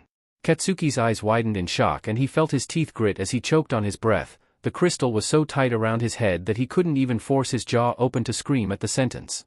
Katsuki didn't feel like he thought he would, though, when he had imagined the day he might hear those words said to him instead of the other way around. All the anger that had built in him throughout his match had been sucked into a void in his chest, and all that was left was a crushing sense of defeat and despair. Even though Katsuki could feel his chest move slightly from his inhales and exhales, just a bit inhibited by the crystal casing, even though he was breathing so hard he could hear it echo in his skull, Katsuki felt like he couldn't breathe. The human container of rage had emptied to leave a hollow shell. Why? How? How could this have happened? He was supposed to be the best, he had to be the best. If he wasn't the best, what was he? Katsuki strained his eyes to try and look at Deku's face without the ability to move his head, but the effort became unnecessary when Deku came down to his level on one knee. The red cloak spread out behind him like he was some FING fairytale prince kneeling gracefully in his throne room instead of in the FING dirt. The green eyes were still intensely staring at him. This might take away some of our time in the battle trial, but it might also be the only chance I ever get to embed this message into your think skull. So, I'm going to ramble on forever like I always do, okay? Why would he even bother asking? It's not like Katsuki can complain about it right now. He's just the conquered loser. There were many ways I could have fought you, Katsuki, and that caught his attention, because throughout all these years, despite the cruel words he had said, the tears he forced from those eyes, and the bruises he put on that body, Izuku had never called Katsuki anything but Kaken. That spell with the swords I just used was an inconvenient choice. It takes time to set up, which is why I had to make you fall off the tower, and I haven't practiced it enough to summon a lot of swords or use them in complicated ways. It was a risk to fight you purely one-on-one. You proved that with the enhanced explosion I had no idea you could use just now. The black-gloved fingers of Izuku's left hand ghosted against the skin at the edge of his face. He wouldn't be able to look away from those green eyes even if he wanted to. Izuku's voice was steady and not raised at all, but it resounded in Katsuki's ears like a speaker with surround sound. I could have had the Teddy Drums fight you, I could have had the champion of this arena we're in fight you, I could have first had one of them fight you and then come in with this crystal when you were distracted and stuck in place, hell, I could have had penguins fight you. But I didn't do any of that. Izuku brought his face closer to Katsuki's to the point where he could almost feel the other boy's breath. And that's because, Izuku's eyes beseeched Katsuki to listen, I wanted to prove to you that I could beat you. Even more than that, I wanted to prove to myself that I could beat you. No third parties, no tricks outside of the abilities I have as the prince of this crystal world, just me. Are you alright, Kaken? Can you stand okay? The green eyes finally glanced away, giving Katsuki a reprieve. The tension in his body had nothing to do with his forced confinement. I've realized, Katsuki, that I don't need to believe in your meaning of the name, Deku. Deku can mean Dekairu. Deku can do it, no matter if it's impossible, even if it defies fate. I can be the Deku who changes fate and not Deku the useless child with no future. That's what I want Deku to mean, from now on. And that's all I wanted to show you originally, after I had attained this power, but… Izuku jerked his eyes back to Katsuki, his fingers still ghosted Katsuki's face. I saw it, when I looked at you before the battle trial, and when I was still grabbing you right after I transported you here, I looked into it to know how it came to be, the state of your being and future. Incomprehensively, Izuku's right hand slipped through the crystal and Katsuki's chest. He felt it grabbing something, and when it pulled out, there was fire in his palm surrounding an oddly colored apple in a thin layer. This is your fruit of fate, Katsuki, the culmination of their entire being, life, and fate all rolled together. And it is burning. Izuku removed his hand from Katsuki, using it to gently cradle the apple and small flames with both hands. Conductor, the quirk that was passed to me from my dad, who I know you don't remember, lets me see and interact with these fruit. The power of this pocket dimension is related to it but ultimately comes from another source. Izuku backed up using his knees, ending with both knees on the ground a couple steps away. He released the fruit to let it hover in the air between them. Katsuki stared into the fire instead of his eyes. It crackled and glowed. Just like the real thing, he even felt heat coming off of it. Normally, the fruit of fate don't have fire on them. This is a sign that you are burning, Katsuki. It represents the burning of your desire, the desire to be the best, to never lose, to be number one. And normally, ambition is nothing so dangerous that it would affect the fruit, but in your case, it's just too much. When a person burns with desire, it burns both them and the people around them. It inflicts pain on both yourself and others, that is what it means when your fruit of fate burns. It's desire that has reached obsession, and it's unhealthy. He's better than him, he's the best, he was meant to be the best, he has to be the best. Katsuki's stomach felt sick. He forced his eyes to stare down to the ground, so he couldn't see the eerie burning apple or Izuku's eerie green eyes. He wanted to discard everything that was said as garage, utter nonsense that wasn't even fit to be put in a FING fairy tale. Honestly, FING, fruit of fate, what is this sheet even? But if that was the case, let me catch myself or die trying. Then why was his empty feeling of despair at losing to a person who had always just been a pebble in his way? No, he was a threat, he was always a threat, even if he didn't have a quirk he just wouldn't bend to Katsuki's will like everyone else. Katsuki was better than him, wasn't he? So why wasn't Katsuki able to just bend him too, becoming a feeling of encompassing dread? I saw how your ambition had become so unhealthy, when I looked into your fruit of fate. Izuku was still talking, but Katsuki refused to look up from the ground. His red eyes felt like they were burning up along with the fruit. It started innocent enough. You just wanted to be a hero like All Might, a hero who always wins, so you turned yourself into a person who is never supposed to lose. But perfect people don't exist on this earth, Katsuki, and at some point while growing up you realized this. Out of the corner of his eye, he could see Izuku take his fruit of fate into his right hand. You took joy in the ways you were superior to everyone, all of your extras, including me. You took joy in my pain and failure to manifest a quirk, because the lower people are compared to you the better you must be. You truly believed every single instance where people would tell you that your quirk was amazing, and therefore you were amazing, with all your 4-year-old heart, and you loved that feeling of being amazing. I'm awesome, I'm better than everyone else. You truly thought that since you were better than everyone, that you should never need their help. After all Might doesn't need anyone else's help. And that's where you faced your first real challenge to your mindset. Me, I had no idea what you were thinking. That day you refused my help in the stream, but you saw my concern and desire to help as a threat, since if you ever needed the help of the useless quirkless Deku, then how could you ever hope to be like All Might? Katsuki felt his teeth grind together. But it didn't stop there, it just got worse and worse. You refused the possibility of losing. And how could you lose? You were born with the perfect quirk, You worked hard with that quirk, everyone says this is what you were meant to be and where the destination of your fate would lie. For you to lose after all that, for you to ever need help, for you to fall short, even if it's just by ending up in second place as the number 2 hero instead, it could only mean that you're a complete failure, right? Katsuki felt his body tremble within the confines of the crystal that he couldn't win against. It was all or nothing, either you always win, or you're a complete failure. Even if it was only one battle you lost, less than a perfect record wasn't acceptable. Losing would be the end of everything you desired and worked for. But you know what, Katsuki, you were wrong. There was a moment where his mind just went blank, as though he had heard the words but couldn't comprehend what was said. Katsuki was still trembling, but finally he looked straight into Izuku's eyes. They easily met his own. You were wrong about me, Katsuki, and you were wrong about you. Do you think just because you lost this fight, that All Might is going to think you're a complete failure? Because if you do, I can tell you right now that he won't.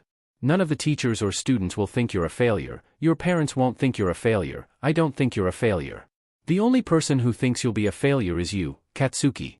Because you aren't a failure. Izuku's left hand, instead of ghosting Katsuki's face like before, held it firmly by the side of his forehead, bringing his face closer. Izuku's next words were a soft whisper, you lost, Kaken, and that's okay. Katsuki harshly breathed in air through his teeth. He gawked at Izuku, eyes widening. Still speaking softly, Izuku continued, it's okay to lose. It's okay to need help. Neither of those things mean you're a failure. Neither of those things mean you're useless, or worthless, or have no future, or will never amount to anything.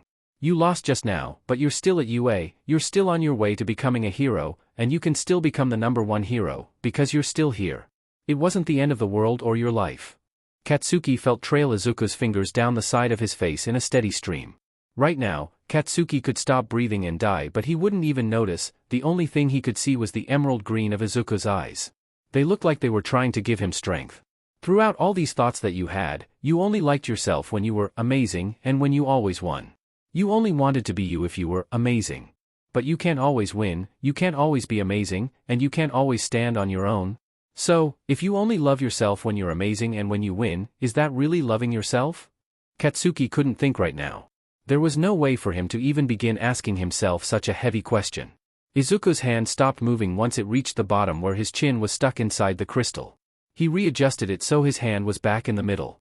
You don't have to have an answer to that now, but there's a reason why I'm telling you all this, besides the fact that I do want you to have a healthier mindset in general. Like all things that burn, if the fire is given the opportunity, all that's left of its fuel will be ashes. A fate that is left to burn will eventually become ashes. Well, the actual fruit won't literally turn to ash, but metaphorically the person's future and desires will. Panic burst in his chest, but that won't happen to you. Your fate can change, look. Izuku leaned back from his close proximity to Katsuki and held up his right hand to bring his attention to his fruit of fate. Examining it thoroughly, he found that the flames around the fruit had become thinner after Izuku's one-sided conversation. Izuku smiled at Katsuki in that way he always hated. You can stop the burning, Kaken. It will take a long time, maybe even years, but it will go out eventually. You probably could have done it on your own, once you realized the things I told you for yourself, but All Might actually told me once that meddling when you don't need to is the essence of being a hero, so. After an entire speech of perfect eloquency, Deku just left off his words with a shrug. I wanted to help you, so I did. Deku said this as if it were a simple fact of life. The right hand disappeared back into his chest holding his fruit of fate. Katsuki could feel it going back into place, creepy, before Deku pulled his hand back out. Then he finally let go of his face with his other hand. Just think about what I've told you, okay? You lost, Kaken, and that's okay. It's okay to lose. It's okay to need help. Neither of those things mean you're a failure. Neither of those things mean you're useless, or worthless, or have no future, or will never amount to anything. You aren't a failure. Katsuki knows for a fact that he will be thinking about what Izuku told him, whether he wants to or not. I'll just adjust the crystal a bit, so you can at least talk and move your head around, then we can go. He didn't even need to touch the crystal, it just seemed to recede from Katsuki's head of its own accord. It stopped at the middle of his neck. Even though he could move his jaw fine now, Katsuki didn't speak a single word. While his mouth might be free, his brain was incapable of speech. His silence seemed to catch Deku off guard, causing him to glance away from Katsuki after a moment of awkward quiet. Survival strategy complete. The two abruptly switched locations, the gray walls telling Katsuki that they were back in ground beta. Bakugo Katsuki from the villain team has been captured.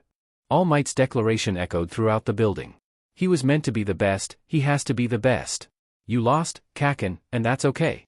Deku checked his stupid penguin watch. Wow, the timer could actually keep going wherever it gets transported to when I switch outfits. That took 6 minutes instead of 5, but considering I really did ramble a lot there, it was pretty close.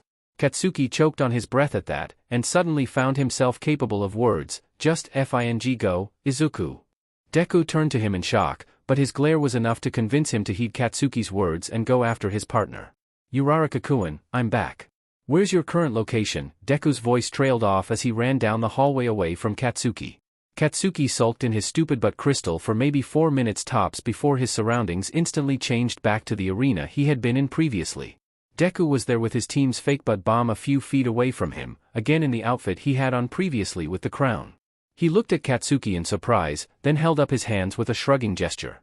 He sheepishly explained, oops? I didn't know you'd come back with me. Katsuki growled at that. Do you not even fing know how to use your fing not quirk power? Learn the DMN basics. Deku motioned his hands towards Katsuki as though trying to calm him down. I know. It's just that I have to do a bunch of trial and error with it cause the person who knows everything about it hardly tells me anything, including how any of the abilities function. It's been going slow cause of that. Then, trial and error, faster, dumbass. Rubbing the back of his head in embarrassment, Deku shuffled around awkwardly. Was this really the same guy who just psychoanalyzed the sheet out of him with the grace and brilliance of fing royalty, before placing his hand on the bomb to officially capture it, as though literally capturing it by bringing it to his fing crystal world or whatever he called it wouldn't count, and repeated the phrase, survival strategy complete. Then All Might's voice reappeared to declare, as a repeat for those who have just returned to us, since the nuclear bomb was captured, the hero team wins. At those words, Katsuki still felt emptiness and despair and dread and all the other emotions that had welled inside of him after his defeat and through Izuku's words, but he didn't feel worse. So, guess that's something? He has no idea if he made things better or worse for Katsuki, but considering he called him Izuku and not useless Deku, he guesses things got better? At least a little? For both of them? He basically just gave Katsuki his first real loss and then told him everything he needed to hear to accept it. So Izuku's hoping that by building off this experience, Katsuki will eventually come to not mentally freak out at the thought of losing. Finishing his battle trial was fairly simple once Kaken was out of the picture, no offense to Ida. 2-on-1 was a great advantage to have, and by the time he got there, Uraraka was already distracting Ida by swinging a huge broken-off concrete pillar at him that she had used her quirk on and batting rubble towards him. He hasn't known her for long, but Uraraka-kun can actually be pretty scary, a good match to team up with him in Izuku's opinion. All it took was waiting until Ida had distanced himself enough from Izuku's path towards the nuclear bomb and throwing his crystal stone at it to transport it to the crystal world with him. When he came back, All Might decreed that the hero team had won. He heard from Uraraka that the moment he had vanished with the bomb, All Might had declared the bomb to be captured and confirmed the hero team's win. During this, Izuku found that the crystal he had encased Kaken with took him back to the crystal world when Izuku took the bomb despite being a whole 5 floors away. But then again, throughout the entirety of the practical exam the robots had always automatically come back with him when he left the crystal world without the need for physical contact or crystal shards, so it makes sense for the opposite to be the same way. It was rather embarrassing to be chewed out by Kaken for not knowing the details behind how his abilities work, but he certainly had a point. Izuku needs to set aside some time to investigate his spells in depth along with practicing his new ones. After seeing Mineta's and Kaken's Fruit of Fate, Izuku realized it would be prudent of him to examine the rest of his class as well to make sure there were no more people with partial corrupt morals, unhealthy desires, children of fate, or unhealthy mindsets that inflict self-pain. On that note, he really needs to have that talk with Toshinori-san. The man has put it off long enough. Thus, when they moved back to the observation room to hear critique on their battle, Izuku activated Conductor and scanned all of his classmates. The rest of them all had normal golden fruits with normal brown stems, except for one. That's Todoroki, right? Isn't he Endeavor's son? Izuku carefully inspected the scarred boy's Fruit of Fate. It was completely covered in a shining layer of ice. His fruit is totally frozen. Not as potentially dangerous for him as poison or burning, but he won't be able to move on with his life if it stays like that. Alright. Well, this is probably plain to see for most of you, but I pick young Midoriya to be the VIP of this battle. Would someone like to have a go at explaining why? All Might's words caused Izuku's face to heat up in embarrassment. He deactivated Conductor and looked at the number 1 hero in surprise. Yeah? But, you couldn't even see what I was doing for most of it, right? All Might pointed a large finger at him. That's right. However, even without being able to see your face off with young Bakugo, the actions that we could see were sufficient to decide this.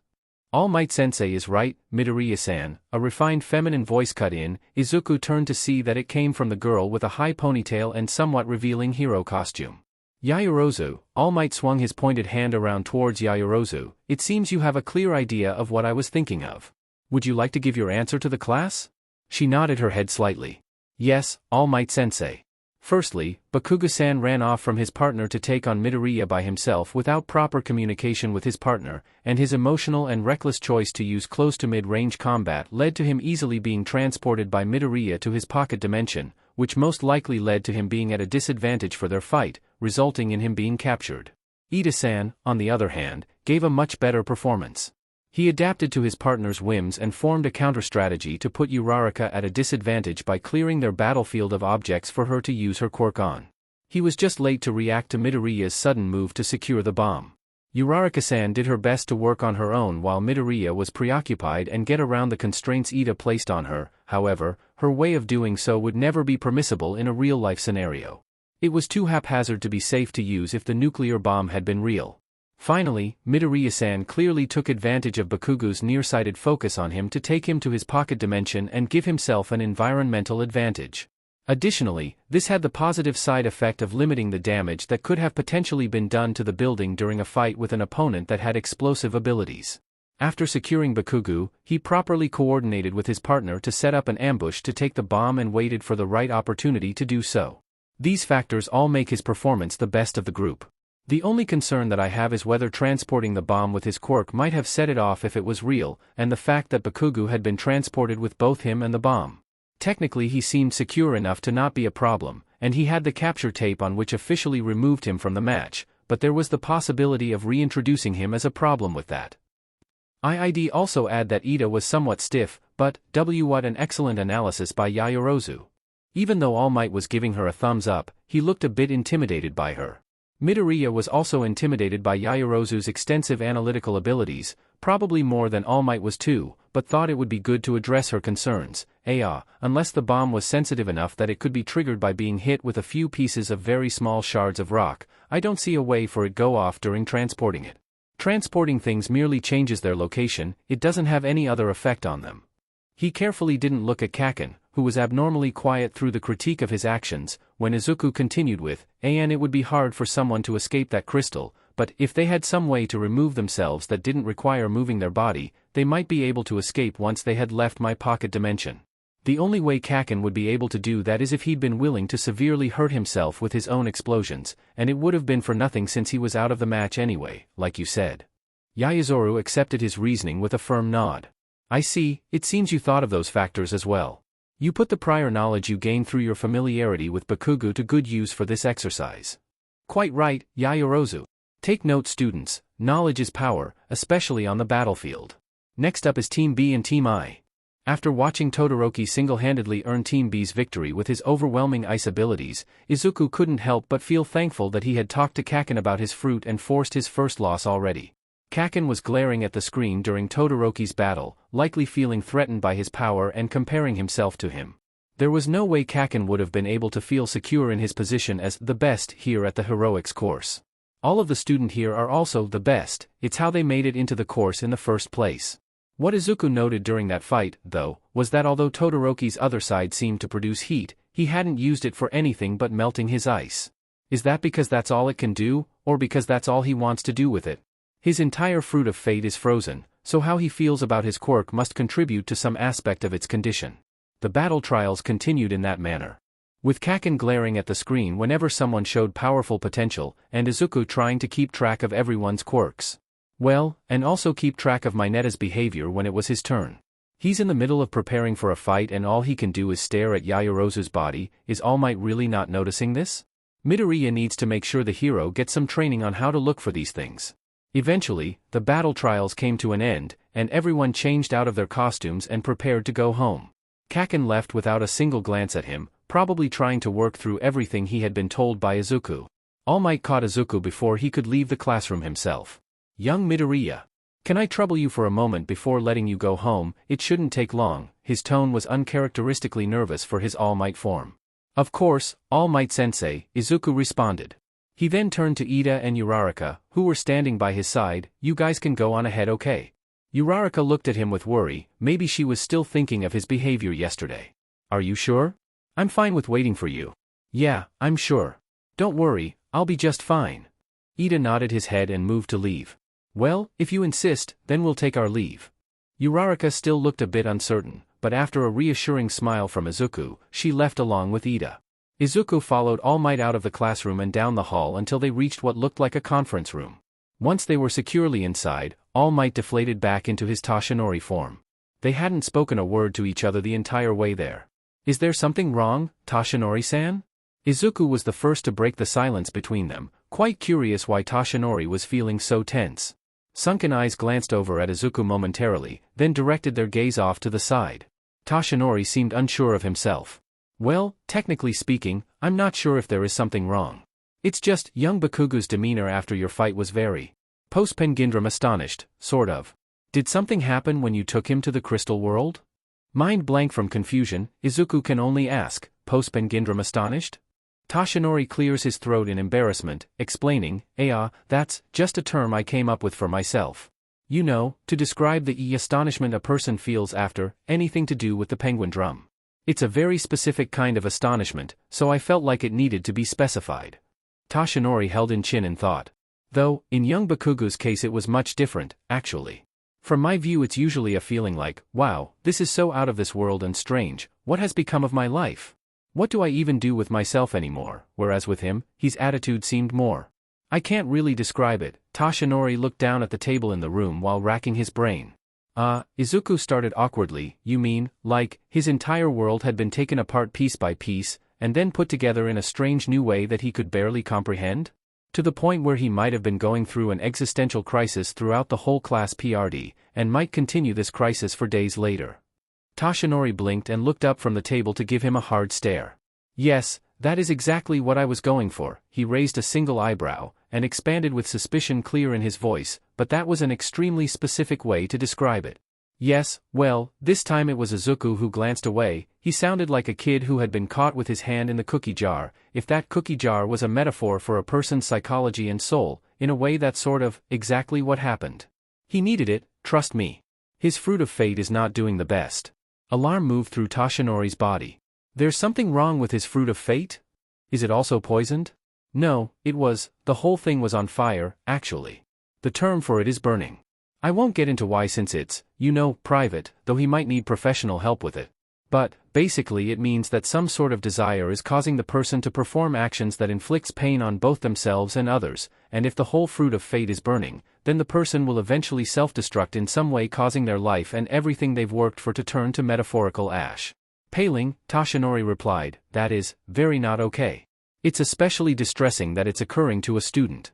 But that seems like a very specific condition to have.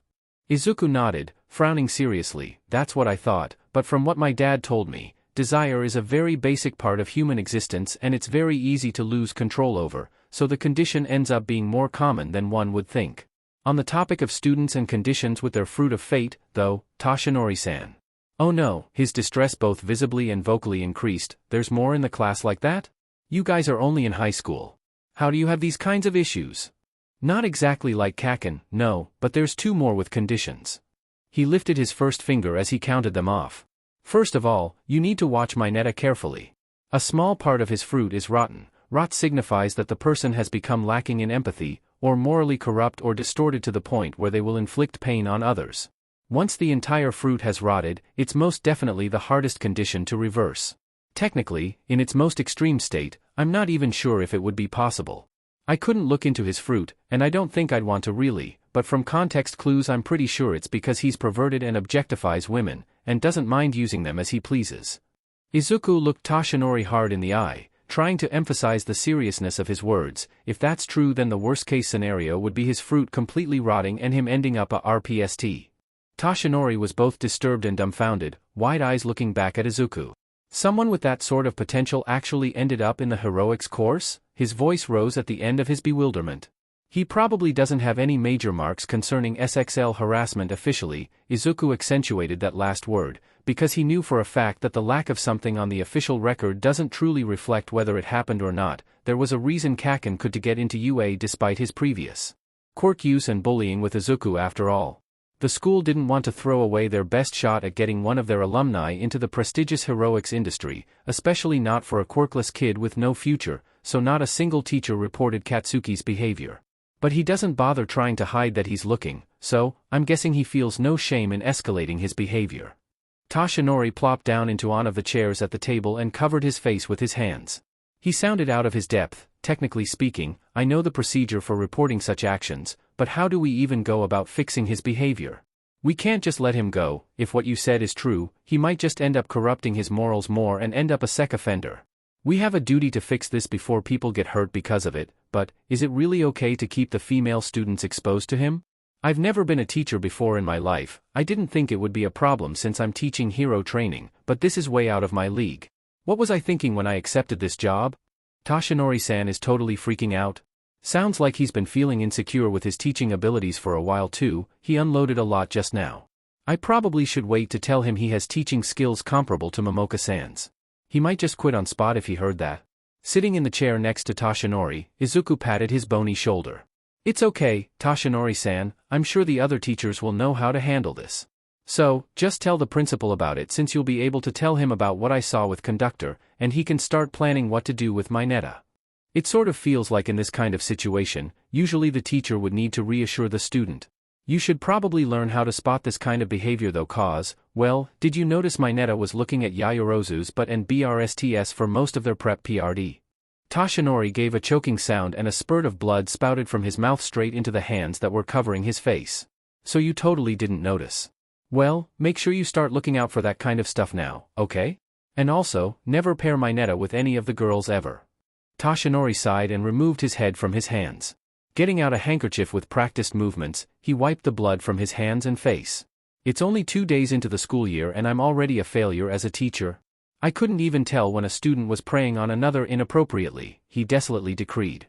You're not a failure, Toshinori-san. Izuku suddenly felt like he was talking to Katsuki again. Now that you know the kinds of things you're lacking in, you can work on improving them. And maybe work on improving your actual teaching as well. Honestly, basic hero training with no basic training? Toshinori just gave another sigh, then shelved the subject. And who is the second case? Todoroki-kun, his entire fruit of fate is frozen. Toshinori blinked at that. Do these conditions correlate with people's quirks? First Bakugu's fruit is burning, and now young Todoroki's is frozen. Izuku sighed. It's not supposed to, but fate likes to be consistent I think.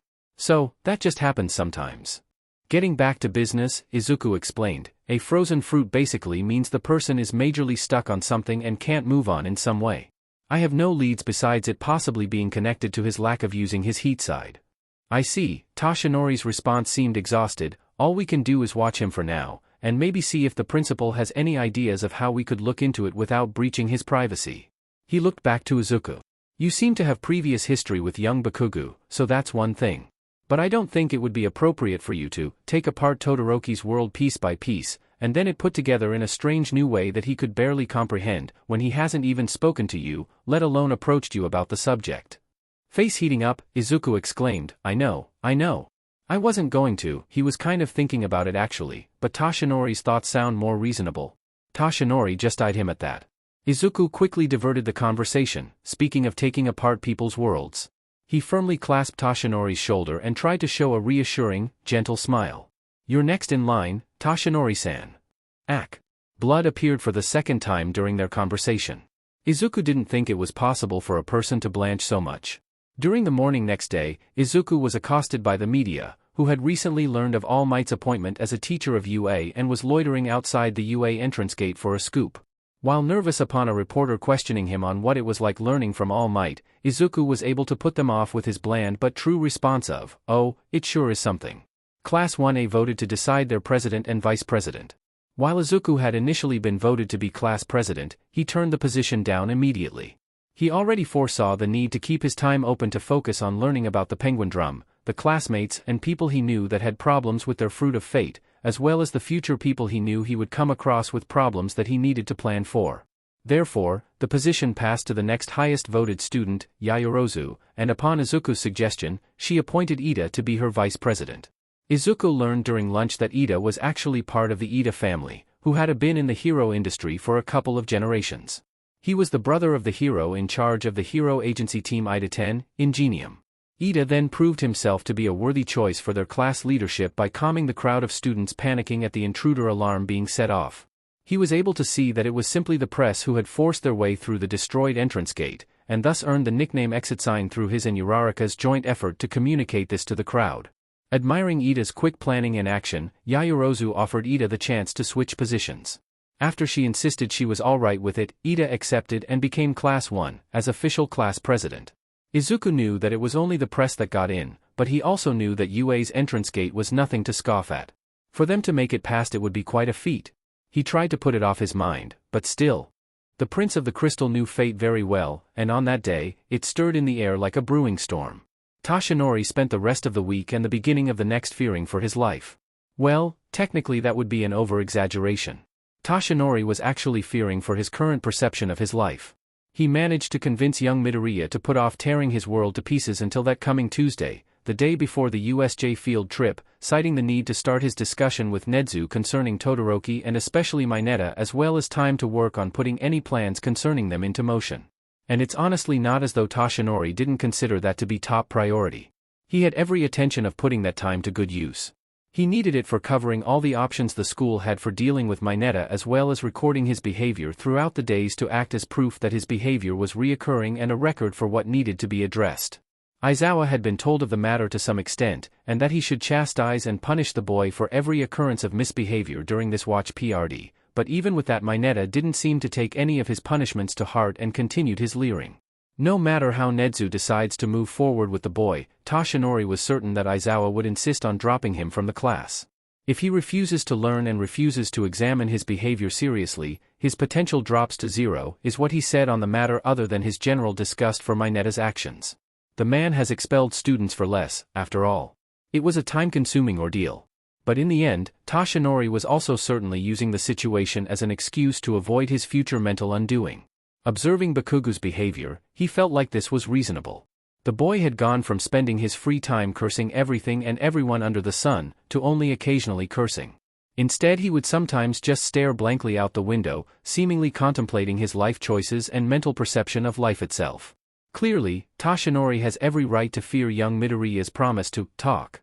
Aizawa, proving himself to be the superior teacher between the two of them, immediately realized something was going on with Bakugu and somehow connected the dots to All Might's battle trials. Confronted with the man's glare and demanding inquiry of what happened, all Tashinori had to do was give him the honest, simple, one-word answer of Midoriya, and the issue was dropped like a hot rock. He knew the Class 1A homeroom teacher was still watching Bakugu closely, and Midoriya even more so, but he had every intention of shelving any investigation into anything involving the giant teddy bear robot owner for as long as possible. God, he wishes that were him. He could feel Midoriya's probing eyes on the back of his true form at the end of the school day on the heavily dreaded day of anticipation. He was hiding in the teacher's lounge. How did the boy even know to look here for him? Slowly turning his head towards Midoriya, his eyes were automatically drawn to the sunken-eyed, blonde-haired penguin in his arms. Toshipingu had a haughty look on his face, as though he was saying, "Thought you could run from me, huh? Know your place, human." He knew that penguin would be no good. Isn't he supposed to be Tashinori's technically? That good-for-nothing traitor. Ready to go, Tashinori-san? Young Midoriya asked, as though he had not caught the number one hero hiding from a boy less than half his age. Tashinori gave a long sigh and lied, "I suppose so." One survival strategy later, the Prince of the Crystal was back in his uniform and they were back in the library with Momoka's mirror. Her pink eyes shone from Izuku's face in the gleaming silver mirror, watching Tashinori like a predator watches its prey. "Excuse me, Momoka-san, but do you think you could go into your hand mirror that I left at the arena? I want to give Tashinori-san some privacy." Momoka continued looking at Tashinori for a moment longer, then addressed Midoriya, "If that is what you wish, my prince." And with that, the mirror became empty of Izuku's image, leaving only Tashinori's lank form in the frame. Tashinori blinked at it stupidly. "Oh, I never considered what would happen if she wasn't there. It's like you're a vampire, my boy." Midoriya rolled his eyes at that and promptly ignored his attempt to stall their conversation. So, Toshinori-san, you've had months to think on my question now. What's your answer? Why do you do things which involve ignoring your self-interests or hurting yourself for the sake of hero work? Toshinori tried to stand up straighter, instilling confidence in himself, but he still felt like he came up short. Well, frankly speaking, it's necessary for being a hero, was the strong reply. It's not possible to save people unless they're your first priority. I'm already limited in my capacity because of my health, so I need to do everything else I can to fulfill my duty as a hero. However, I also understand that there's the risk of a hero being too reckless with their own life, and that I've been guilty of this in the past. Still, even when I'm being reckless, it is all for the people. I can't avoid my duty, even for my own self-interests. Izuku looked him right in his sunken eyes and shot back immediately with a merciless question, but are you really doing it for the people, or are you doing it to satisfy yourself? Shock racked through Toshinori's senses. His eyes widened, but he felt like he could hardly see anything in the room. His vision tunneled, and the only thing left was the boy wearing a crown sharp enough to impale a person through the heart. What? He couldn't even bring himself to ask a real question, to form real thoughts. I've looked into your heart, Toshinori-san, so I can tell you that the second option takes up more of your consideration than you think it does. The Prince of the Crystal's green eyes gleamed. Even though you're the #1 hero, you believe that you don't do enough. That when you just happen to arrive too late and someone dies, that you failed as a hero because you could have done something to get there in time. But sometimes that's just not true. I was meant to die. That wasn't your failure, that was fate. The last part was said with a finality that refused to invite rejection. He already knew that it's impossible to save everyone. It's a truth he lives with every day. But even so, he still couldn't accept it. He can't use it as an excuse, he can't. He's the #1 hero, the symbol of peace. He's supposed to always make it on time, he's supposed to always win the battle against evil, he's supposed to do it all with a smile on his face, he's supposed to be better than fate. Midoriya finally looked away from the shaken hero to walk towards the empty portion of the wall next to his father's image and leaned against it. I'm sure there were many more people like that, where there was absolutely nothing that you could do to save them, but still you burdened yourself with the sin of their death, as though you had personally stuck a sword through their heart. Midoriya glanced at the silver mirror that had held Momoka's form and was still empty of the boy's image, a reminiscing look on his face. The final destination of all people's fate is death. There's nothing a person can do about that. But throughout your entire career as a hero, you've been going to unnecessary lengths to help everyone at the cost of yourself, despite the fact that you're physically incapable of helping everyone. He gestured his hand towards Toshinori in emphasis. I mean, you literally made yourself the symbol of peace, the sole pillar holding up the entirety of society's order, even though there are plenty of other pro-heroes who could help support your burden. But you chose to not seek their help. Do you know why that is, Toshinori-san? And I'm not just talking about after you solidified yourself as the sole pillar and didn't want to chance the pandemonium that would come from changing the system by you retiring, I'm also referring to the decision to even become the sole pillar in the first place. He thinks he knows why, but he's starting to think that the boy will prove him wrong. It took a while for Toshinori to answer. He had been struck speechless by everything Midoriya had rambled on about, but in the end he pulled himself together enough to let out an unsure response, because One for All makes me strong enough to do it on my own? Because, with One for All, I am the only one strong enough to do it. It's just a quirk, but it's a quirk with an immense legacy and immense power, and that allowed me to become the symbol of peace society needed. That's why. No, the prince insisted, it's because you think One for All should make you strong enough to do it on your own. Because you think One for All should make you the only one strong enough to do it. That if you can't do it on your own, you're wasting what your mentor had given you. Toshinori's newly gained stomach dropped into his feet. He felt like he had lost it all over again, like one of his lungs was missing and he couldn't breathe. Midoriya slammed his right palm against his own chest, holding it in place, and dug his piercing green eyes into Toshinori's. So you put it all on yourself, their lives, their expectations, their deaths, their disappointments, without even thinking of delegating some of it to others. And you get yourself hurt carrying the weight of it all, and you go back to working as a hero despite being in pain and literally only being able to handle it for 3 hours of the day. When you do all of those things, it's not just because you want to save people, it's also because you want to know that you're the one saving them. Because if you're not the one saving them, if you're not saving them with a smile on your face, you're failing them, and you're failing your mentor. You don't let yourself have a reprieve because you feel like your comfort is a sign of you failing. No matter how scary things get, give them a smile, as if to say, I'm okay. The people in this world who can smile are always the strongest. It's okay for you to rest. Let's find someone who's cheerful, strong, and amiable like you, and entrust it to them. Just look, you can't even smile properly. It's okay to put others before yourself, but if you're always putting yourself last, that's not selflessness, that's what it means to not love yourself. The air was so thick with tension that someone could impale a sword into it.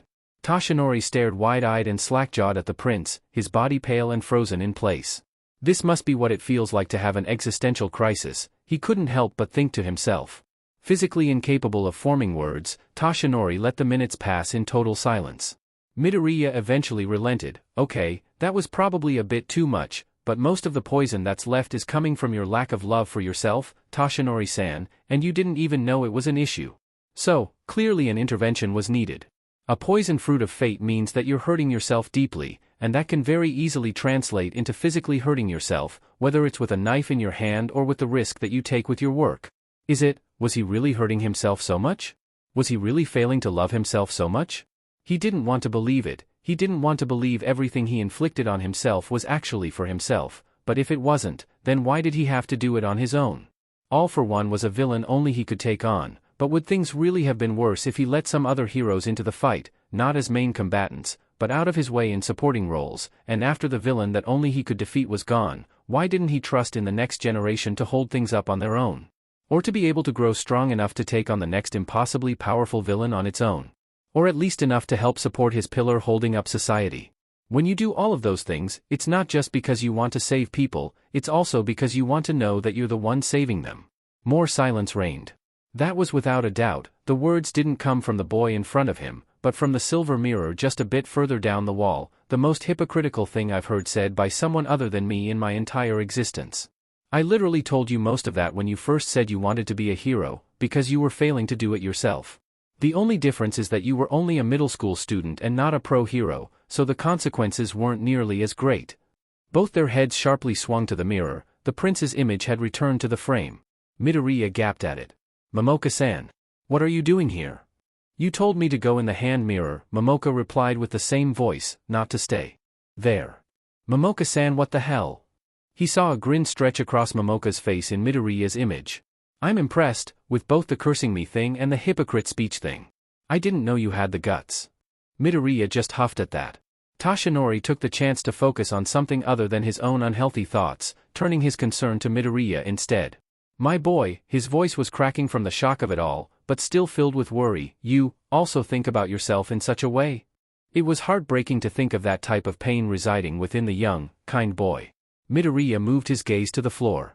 No, exactly that, but I realized recently that I haven't really been loving myself, that I hadn't really loved myself for a long time, because I couldn't accept that I was quirkless. Strong green eyes looked up at Toshinori once more.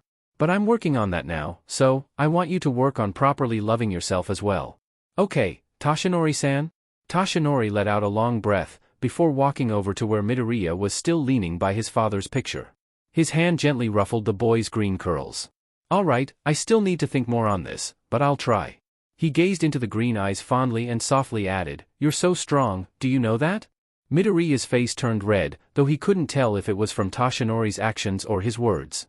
Do you really think so? To that, Toshinori was able to give an all-might smile. I know so, my boy. After Izuku returned Toshinori to the teacher's lounge, the hero trudging deep through his mind, he made his way home. Once he had greeted his mother and went to his room though, he transported himself back to the Crystal Palace's library. Momoka was waiting for him, fingering through an old golden-colored book with no title on the cover. Glancing up from the page, she probed Izuku with her pink eyes. So, you've learned your true thoughts regarding yourself. Have you figured it out, then? Using his father's quirk, Izuku reached his right hand into himself and pulled out his fruit of fate. It was still a shining, pure gold color. I think I have. The fruit floated up from his hands, spinning around on its axis. He spread his fingers outward to crack it into two. He felt an echo of the crack reverberate through his body. The two halves floated in circles around each other. He plucked out from the air and examined its core. Involuntarily, he sucked a sharp breath through his teeth. Momoka looked at the inside of his fruit of fate, as well as the solid block of ice that surrounded the core in the center and the streaks of poison that emerged from the core as veins twining throughout. The frozen parts and the poison parts of the core mixed together to form a shimmering, delicate, purple and golden-colored work of art right in the center of his being. It was deceptively beautiful. Like a delicate icicle that hangs on the tree branches, refracting shimmering light around it to make a beautiful winter scene for any viewer, only to snap off the branch and pierce through the viewer's eye with its sharpened point. Two at once, huh? You must be quite talented with overthinking. A beat later Momoka revised her sarcastic tone to say, don't feel too discouraged about it, little Izuku. I'm sure that if you had checked before your revelation there would have been even more poison, and if you had checked before deciding to use Conductor and the penguin drum, there would have been more ice. You've already been improving your state of mind. I'm sure you'll come to find the rest of it gone one day. Sighing, Izuku let the half float back up into the air, then allowed the two pieces to rejoin into one fruit. I hope so. Maybe I should just look into my fruit, but I think I'm already on my way to working things out on my own. I don't think looking will help at this point. Momoka just hummed in agreement. You might want to consider making a plan of action for dealing with the oracle's fruit. Since it was probably frozen around his core, meaning the problem he has is with his quirk, then the fact that it was able to grow out of the inside of the fruit means that his specific issue must be horrible at this point. At the same time, though, I highly doubt he'd appreciate the method you took with these two. He doesn't seem the type to like relative strangers in his business. That's right, Izuku frowned to himself in thought and murmured, it seemed like he had a major problem with his punishment, but getting the opportunity to try to use Conductor to change Toshinori's fate improved his condition at least temporarily. During the actual transfer process, the ice on his core wasn't big enough for me to notice when I wasn't actively looking for it. So it could be that while his freezing used to be really bad, that it's improved itself. Izuku let a deep breath out. Well, that's just guesswork. His mindset could have just as easily gone back to what it was previously. I'll have to check on him somehow. Maybe Toshinori would be willing to have an outing with the three of us together sometime? Sounds like a good plan, yeah, Momoka replied. She gained her usually grin and continued with, you did a good job talking some sense into Goldilocks, by the way. While his entire fruit of fate is burning, they seemed weak enough that a lot of good old-fashioned self-reflection should be enough to improve his condition. There was a single beat where Izuku just thought that he had somehow misunderstood her, then he realized that he had and exclaimed, you're naming Kaken Goldilocks? Smile curling with amusement, Momoka responded, why, of course. He's blonde, he has a perfection complex where everything needs to be just right, and he's rude enough to break into someone's home and carelessly use all their stuff while they're gone. He's Goldilocks. Izuku stared in shock before crying out, oh my god. Kaken is Goldilocks. Momoka just nodded her head in satisfaction. Good job with Snow White too. His case of poisoning really was quite extensive, so it's going to be quite a process. He really needed a strong kick-off for it. Though, maybe you should have put it off a bit more. She glanced down at the golden book she was still holding with Izuku's gloved hands in the mirror. She wasn't smiling anymore. It seems that the witch's huntsman will be appearing soon to hunt down Snow White and begin the story. You should beware cursed beings. Izuku blinked at his reflection while placing his golden fruit of fate back in his chest. Who is? The huntsman and the witch? Cursed beings? And what story are you talking about? Is this another one of your metaphors? The story is life, was Momoka's first answer, which was no help at all. As for who the huntsman is and what cursed beings are, I have no idea, was Momoka's second answer. It only gave Izuku more questions. Momoka gained a certain look in her eye. Izuku couldn't tell what it was, but as she stared at him with it though half-lidded eyes, he knew he didn't like it one bit. He noticed that Momoka failed to give an answer concerning the witch. Once upon a time, there lived a fair knight who had become the fairest knight of them all, Snow White. Snow White descended from a long line of courageous and fair knights, who allowed for greater power to appear with each succession by passing down the source of their power, the golden core that had resided within the first knight's golden fruit of fate. The power held by this core was called One for All, and it allowed each future generation of knights to become fairer and fairer than the last. However, these knights were unaware that this golden core they were passing down was something that was considered forbidden by fate, and thus, the power of One for All was poisonous, causing each successor of the golden core to be cursed. Snow White had been punished by fate because of this curse. During his battle against the witch, who was the fated enemy of all One for All knights, he was stricken with ill health and weakening of his power. He was still the fairest knight in all the land, but he was no longer as fair as he had been, a fate which caused him great despair. Even so, this fated battle did end with good triumphing over evil once more. Snow White even believed that he had defeated the witch once and for all, and so he was content in his success of defeating the evil all his predecessors had fought and in his vengeance for the death of his immediate predecessor who he had loved very much, the fair stepmother. But Snow White was mistaken, for the witch, while also of ill health, had survived. He bided his time hiding in the woods, building cursed beings of power, some of which could even be victorious against the injured Snow White. The witch planned for his reign and life to last for eternity, but he was interested in using a successor that could help him achieve what he believed to be his fate as the defier of good. Thus, now that the time has come to initiate war with Snow White once more, the witch will send his huntsman to lead the charge. Will the fairest Snow White be prepared for the huntsman's first battle, and the renewed conflict with the still-hidden witch? And what will be the fate of the other knights Snow White had come to join in allegiance with, who might be caught up in the battle between these two forces of ultimate good and ultimate evil? Only fate will decide, perhaps. A golden book closed shut once the reader had reached the end of the black-inked words and could see only blank pages followed. I wonder how you will insert yourself into this tale, my dear Prince of the Crystal. The next morning, Toshinori was still reeling from his talk with young Midoriya. He was also preoccupied with the information the boy had gained from Momoka, vague words about how a witch's huntsman will appear to hunt down Snow White and to watch out for cursed beings that could apparently be victorious against Snow White.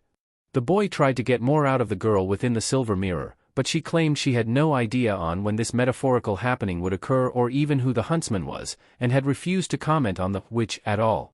Toshinori assured the boy that he would bring it up with the principal despite the lack of specifics and plan some upgrades for the school's security.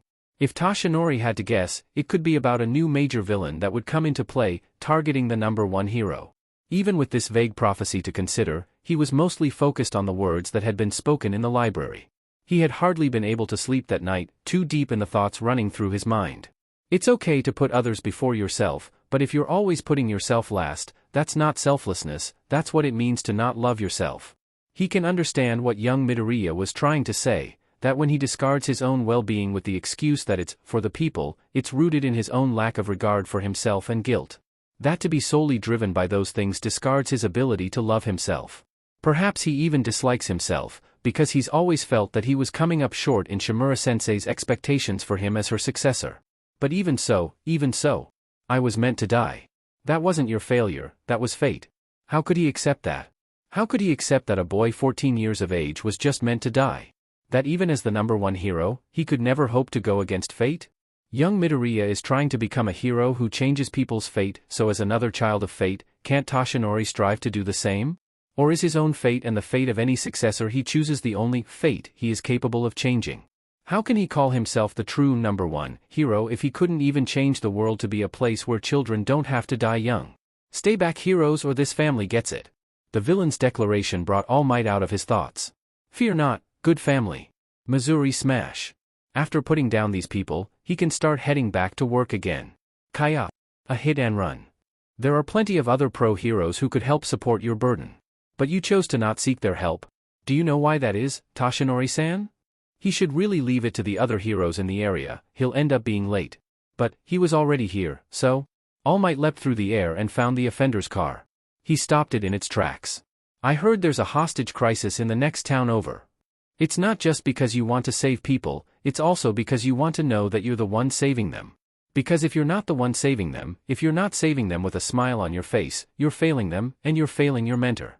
He knows he shouldn't be late, that he should leave it to the other heroes, that Aizawa will probably kill him for wasting his time and prioritizing this over the class planned later today. But even with young Midoriya's words, he still feels like he has to do everything he can to save people, even if it's just on his way to work. It will also be a good way to take his mind out of the loop it's been stuck in. And in any case, this shouldn't take much longer. Right? For the day's basic hero training, Class 1A was moved to the off-campus site of the USJ, or the Unforeseen Simulation Joint, for rescue training. All the students were decked out in their hero costumes, with Izuku missing his visor glasses due to the damage Kaken had done to them, and met with the rescue hero 13. They looked very much like an astronaut. During the teacher's private talk, Izuku caught 13 holding up 3 fingers in response to Aizawa looking around for where All Might was. Aizawa then turned to the class to tell them, it seems like All Might will only be available for 1 hour of class today, so he will be joining us here at the USJ at a later time. Toshinori-san must have used up 3 of his 4 hours today? At least he should be able to talk to Principal Nedzu about Momoka-san's warning during his time absent. My quirk is called Black Hole. I've used it to save people from all sorts of disasters, but it could also easily kill. 13's alien-like voice delivered their strong introduction to the purpose of the USJ. I've no doubt there are some of you with similar abilities. In our superpowered society, the use of quirks is heavily restricted and monitored. Except for cases involving people favored by society and fate, and people forgotten by society and fate, Izuku couldn't help the bitter thought that emerged in his mind, remembering Kaken's frequent use of his quirk with Izuku as his victim. But we mustn't forget that it only takes one wrong move with an uncontrollable quirk for people to die. 13 swept their gaze over all the students. The eyes of their helmet seemed abnormally large but suited them well. During Aizawa's tests, you learned of your hidden potential. During All Might's battle trials, you learned of the danger your quirks can pose to others. Hopefully, this class will teach you how you can use your quirks to save others. Izuku felt firelight in his veins at 13's words, a smile blooming on his face and his eyes shining. This is it. This is what he came here for, the chance to save people's lives, the chance to change their fate. That is all, thank you for listening. 13 gave a grand bow to end their speech. Izuku and his fellow classmates, especially Uraraka who favored 13 very much, rewarded them with roaring applause. Only a moment later, Izuku felt his bones become heavy from anticipation lingering in the air. It didn't have anything to do with their festive rescue training. Fate has plans today, the Prince of the Crystal could feel it. He reflexively started glancing everywhere around him, as though he could find Fate's schedule of events written in the air for his convenience. Apparently Aizawa-sensei had Izuku on some kind of watch list, because he immediately noticed Izuku's behavior and joined him in looking around. When Aizawa's eyes landed on the fountain below them, he let out a low curse. Huddle up and don't move. 13, protect the students. Aizawa placed his yellow goggles over his eyes and started towards the staircase leading down. Izuku saw the small piece of black abyss that Aizawa had caught sight of by the fountain, as well as what seemed like human forms emerging from it. Fear swelled in his already heavy body. Out of the corner of his eye, he saw Kaken took note of his reaction and raised his guard accordingly. None of other students had caught on yet. Kirishima let out a confused, "What the heck is that? More battle robots. Don't move." Aizawa's intense demand didn't allow for refusal. Those are villains. Countless villains emerged from the dark. A man with disturbing disembodied hands grasping hold all over his body, with the most noticeable one covering his face, creeped out of the darkness. His gray hair was dry and limp and was matched by the look of his ratty but simple long-sleeve shirt and pants. His lanky form suggested he wasn't very much of a brawler. The darkness itself even became a person, forming eyes with glowing light. The villain's words echoed up to them from the central plaza. The darkness spoke first with a human voice. "According to the schedule I received the other day, All Might is supposed to be here. That day with the gate was them, then? That's why fate was in the air then too." The villain with many hands rasped with a dry voice next, "We've come all this way to kill All Might, but he isn't even here. Maybe some dead kids will lure him in." The words tolled like a funeral bell through the children. Izuku felt his fear rise even further, eyes dilating in shock. It seems that the witch's huntsman will be appearing soon to hunt down Snow White and begin the story. A form that didn't even seem human joined the villains from the dark gate. Its brain was exposed like a mad scientist's creation. "You should beware cursed beings." After directing 13 to evacuate the students and Kaminari's failed attempt to contact the school, Aizawa leapt into the fray despite how unsuited his fighting style was for head-on fights with multiple opponents. No good hero is a one-trick pony. 13, take care of them. With that, he was gone and fighting through the messy crowd of enemies. He's doing well fighting them all off for now, but will he really be able to handle it, or is he just saying that to calm the students? To let them feel secure enough to leave while he spends his blood and dies buying them time to run? Izuku wants to retrieve the teddy drums to help his teacher, but every moment he spends in the crystal world is a moment where he won't know if his classmates are dying while he's gone. He'll just have to wait until he gets a good opportunity for it and send the robots back to help. However, they were intercepted by the Warp Gate villain. "Greetings, we are the League of Villains. Forgive our audacity, but we've come here to UA High School, this bastion of heroism." The misty figure slightly narrowed the lights of its eyes. His voice was like that of a refined gentleman's rather than a villain's, creating a sense of dissonance at its contrast with the words he spoke, "To end the life of All Might, the symbol of peace." The horrid bell of fear and dread rang through Izuku once more. He felt his eyes dilating and his breath caught in his throat. The villain's declaration was enough of a distraction that Izuku was caught off guard by his portal, and was thus swept away with some of his classmates. He likes his own transportation method much more than this, Izuku thought as he entered the pitch-black abyss. It had done nothing to help fend off his fear. He landed with a plop into a body of water. Surrounded by the sensation of wetness and liquid pressure, unable to breathe, Izuku forcefully recollected himself at the sight of a shark-like villain approaching him. However, the villain was quickly taken out by the frog-like Azui. She swiftly used her long tongue to relocate Izuku to a nearby large boat, before roughly throwing Mineta into it and hopping on herself. After discussing his thoughts on the villains knowing their schedule and being involved with the gate crashing, Azui, who asked to be called Tsuchan, informs the two laxed Mineta on the likelihood that the villains have a way to kill All Might and that even still, they had to stay alive until he arrived. Mineta freaked out at the sight of villains crowding around their boat in the water, and Midoriya. Can't you just take us to your pocket dimension thingy to wait it out until the fighting is over? Izuku stares at him with a serious firmness that's matched by his tone. I could, yes, but we wouldn't be able to help any of the others. The Teddy Drums are strong fighters and can act as shields for anyone in a dire situation. I don't want to ignore the chance to keep you two safe, but I just don't think it'd be right to abandon the others and Aizawa-sensei like that when I have a good way to help them. I can't keep you in the pocket dimension without staying there, and I can't keep the Teddy Drums out here without staying here. It can't go both ways. Izuku looked down at his clenched fist. Not only that, but if they really do have a way to kill All Might, waiting for him to come might not save us. The cursed being is here, we have to fight to win. Yeah. No way. We're only high school students. Please take me to safety, Midoriya. Azui and Izuku ignored Mineta's pleas while putting together a plan.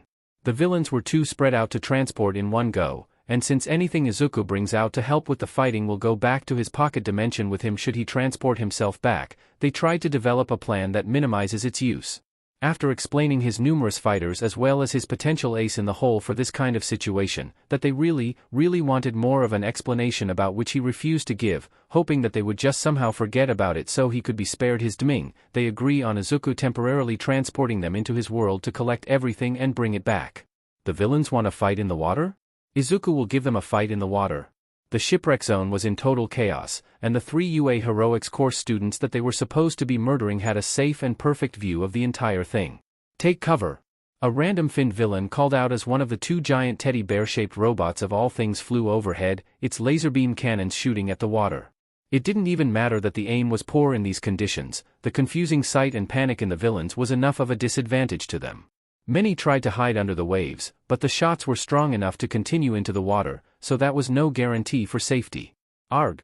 That other villain who just got hit after ducking under proved Mizuru's point fairly well. He wasn't close enough to feel it, but he was sure that the water around the hit villain was now hot from the heat of the lasers. The villain was trying to grab at the steaming burn on their back. Things weren't supposed to be like this. This was supposed to be a simple job. Sure, Mizuru knew that infiltrating UA and killing All Might was an extremely lofty plan to say the least, but they had a warp gate and the killing All Might part wasn't their responsibility. They were just supposed to kill some kids, it should have been easy. Gah! He heard another villain, thankfully a good distance away from Mizuru, cry out in pain at being impaled by a sword in the shoulder. Blood swirled in the water around them as they tried to keep afloat.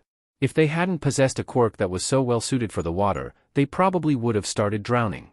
The pink-haired, prince-like mannequin wielding the sword was light enough and fast enough to just run on top of the water like it was Jesus performing a miracle. It zipped through the water spearing everyone in sight similar to a fisherman catching their meal and was so fast sometimes that it couldn't be seen by the human eye. But at least going deep into the water was a safe haven from it. God damn it. Look what you did.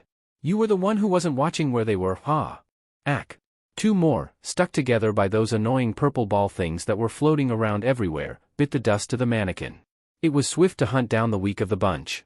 The ball on their own weren't much of a problem, but with all the confusion and dodging going on they were practically unavoidable. Mizuru had a few stuck to him as well, but luckily hadn't run into anyone. Things weren't supposed to be like this. What is this anyway? FING teddy bear robots with rockets and lasers. A FING swordsman puppet that can run on water. The FING frog girl was even tossing teddy bear-shaped metal bombs into the water with her tongue for crying out loud. Who makes robots in the shape of teddy bears? Who makes bombs in the shape of teddy bears? What the F dash? An explosion rocked the water as one of the aforementioned teddy bear bombs went off around the edge of the group, likely trying to prevent them from running and keep them contained to face their doomed fate. But Mizuru was FING running alright. He was FING out of this shitstorm. All of those things could at least be avoided to some degree by diving underwater deep enough. But there was a reason why Mizuru was sticking it out at the surface. Underneath swam sharks so deadly that Mizuru could only hope that the fools who had stayed under could buy him time while he swam away. Ah! It's a penguin. It's a penguin? No. It's All Might. But also, a penguin. It's Penguin All Might you beaches. Who gives a shit why or how, just swim away Aura, gah. Those useless body bags couldn't even buy Mizuru 5 DMN minutes. Another round of robot lasers rained down from the heavens, and Mizuru had to duck under. If the extremely weird penguin that looked like All Might had appeared at the surface, then there was no point in sticking up top. Why the F was there a penguin All Might? It even had creepy budging muscles in its flippers and FING teeth in its beaked smile and everything. And could punch like All Might. That was just physically impossible. Why were there even penguins in the first place? Why? Underwater, though, Mizuru saw that the penguin wearing glasses was keeping anyone from advancing. It swam through the water with the grace of the water-based predator that it was to kick the sheet out of one of the others who had ducked under before him. Why is it wearing glasses? What the F has become of his life? Behind him, Mizuru could hear the sound of a torpedo missile launching into the water. Only a second later, he got speared through his back onto the short, orange beak of penguin All Might. Harsh pain shot through his lower back and abdomen as his breath escaped him in an array of bubbles. Then more pain was inflicted as he was thrown out of the water and into the air by an unnaturally strong muscled flipper, and landed in a shallow area of the water. The side of his head and body hit the floor hard with a splash. He groaned as he wondered if it gave him a concussion. He flopped his body into a better position to see around him, and gasped at the multitude of bleeding, bruised, and unconscious bodies in the shallows being guarded by a freckled penguin wearing a crown. It stood in the part of the water which sloped to drop down deeper, so that the water line came halfway up its tiny body, while the unconscious villains were in the part of the water closer to the shore that was shallow enough for them to lie down in it and still breath. The penguin also had a sharp, silver sword in its flipper. The blade was stained red with fresh blood. Mizuru gazed into its beady black eyes, which seemed fierce with fury and the promise of death, for just a moment.